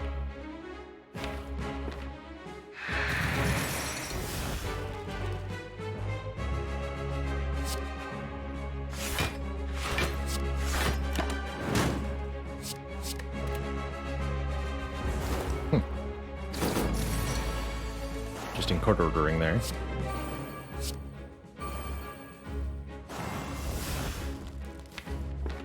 Keep backflip and gamble? Yeah, even though it's 2 cost.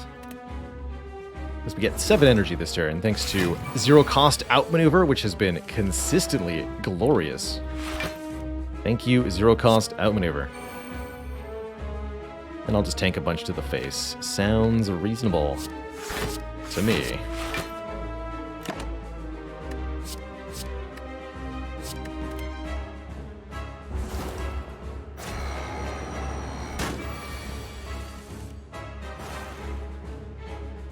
Get in there, outmaneuver.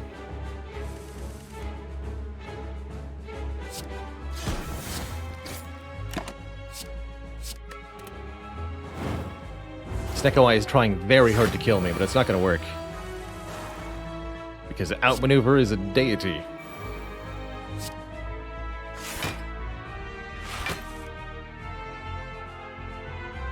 It's trying really hard. If we play this bomb and we survive this attack, which we're already doing, then we win. So we gotta play this bomb. And we'll tank a whole bunch of damage to the face. That's what Regal Pillow was for. Good job, Regal Pillow.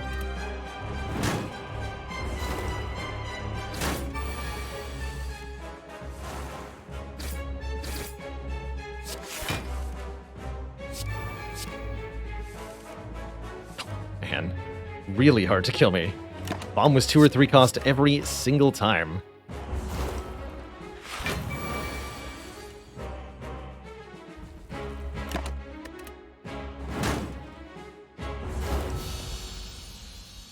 Anyone have a heart attack there?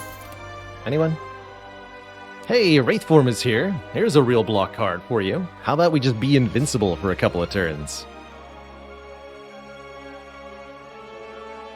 I got him. Yeah, I got him. Got him.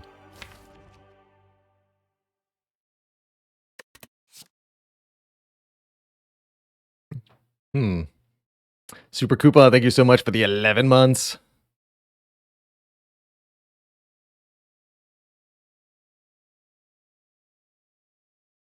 Toy Ornithopter neatly placed upon the Regal Pillow.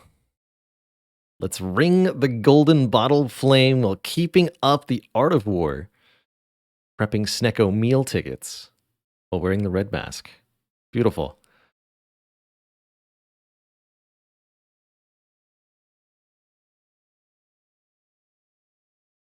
Don't have an exact number for you there, Irokiro. We did win the Runic Pyramid ladder on the first try, which definitely says something to Runic Pyramid. But I don't win every Runic Pyramid run, especially if it's an Act 2 or Act 3 Runic Pyramid. We do lose those from time to time.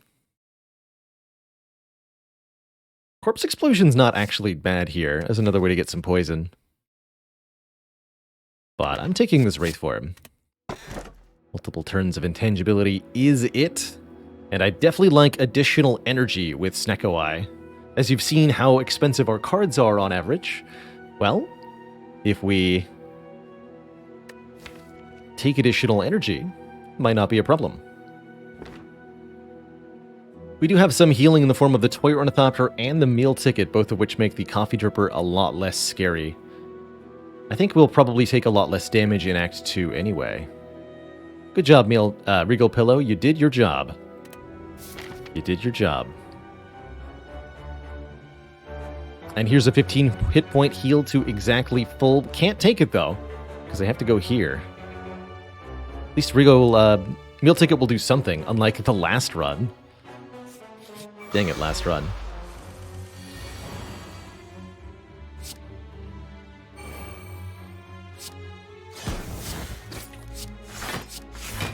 Fumes in. Might as well gamble for 2. Sure.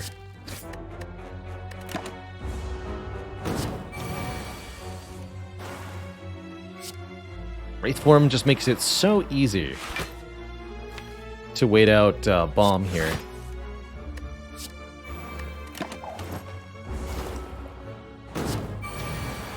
And now we can have 8 energy turns, which, well, pretty good. That is pretty good.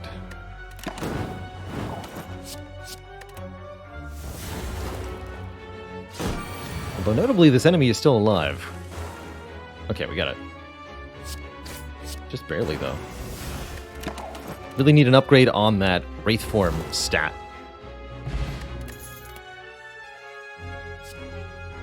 And I think we need some more damage to the point where, even though Deadly Poison Plus isn't the best poison card that we could see, it's good enough to be added to the deck.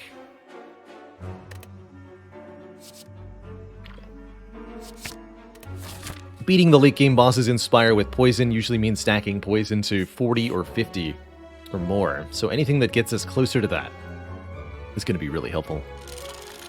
Time to spin the wheel. The wheel of money. $300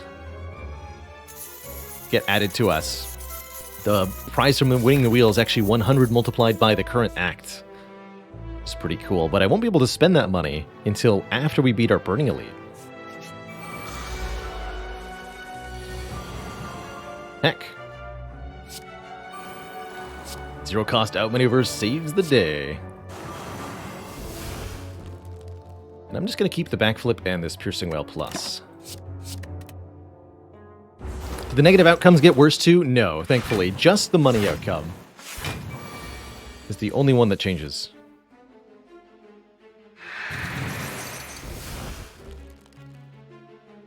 $8.12.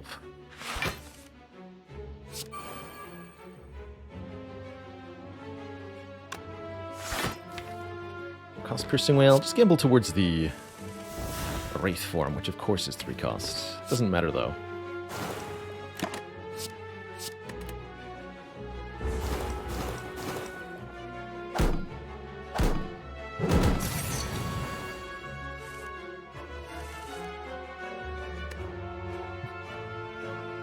Right, Muzzle Confusion? I like the button that says prize ? As you get shivved. It's good times. You got this, bomb.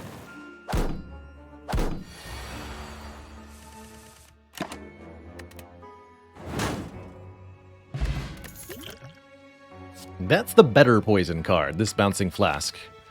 However, there's nothing wrong with having both the Bouncing Flask and the Deadly Poison.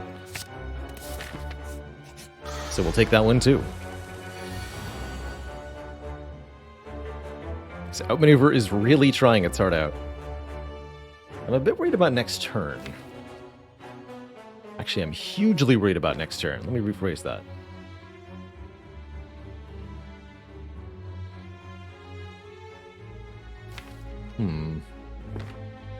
Backflip first. Gotta be bomb.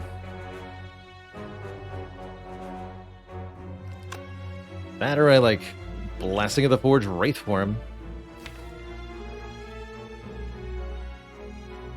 But I'm not going to be able to kill it in 3 turns if I don't play bomb now.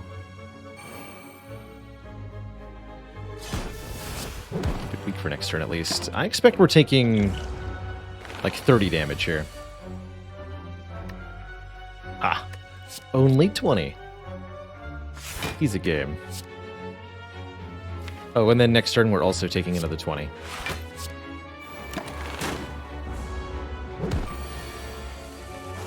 Maybe more.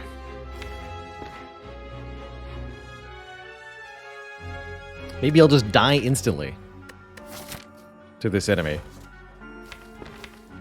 That feels like what's about to happen.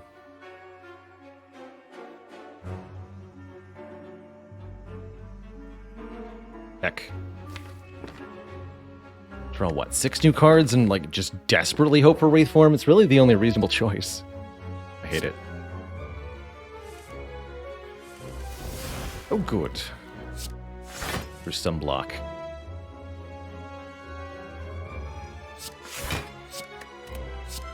Puts us further away from the Wraith Form now though, which means we'll die next turn. Because I did that. Dang it.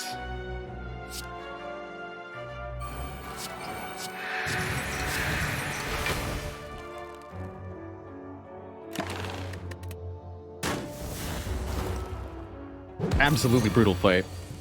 Without being able to actually play the Wraith Form, we had no chance of making it out. GG.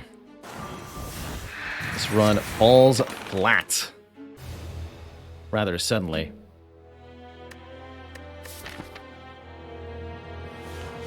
Yikes. Yikes. That's tough. That was just a really, really unfortunate draw, which does occasionally happen with the Snecko Eye. But we really needed that not to happen there.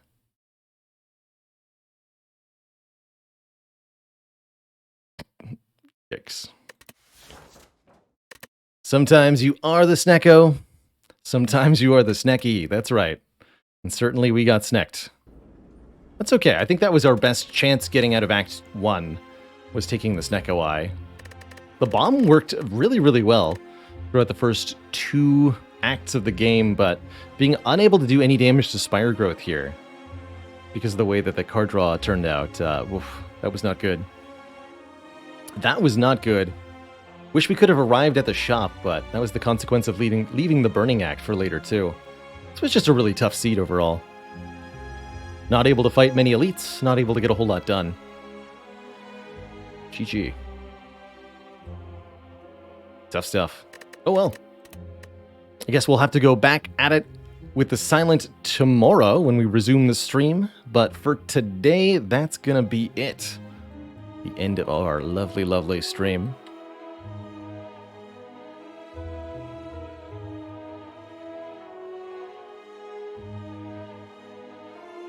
So good game and good night to all of you. See you later. Hippity hip hooray.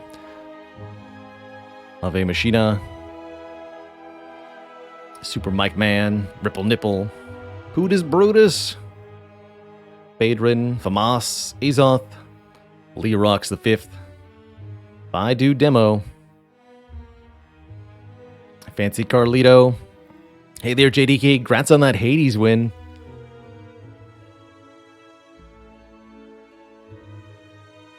GG. Silent, who's trying to block with her defense, really struggles in the late game. Sometimes you don't find any dexterity, and it becomes so very difficult to keep your blocking on par with anything at all. Tough stuff. Tough stuff. But I look forward to what we get next stream with the Silent. All right, folks. Thanks for watching, everybody. Ta-ta for now, and I'll see y'all next time. Till then, toodaloo.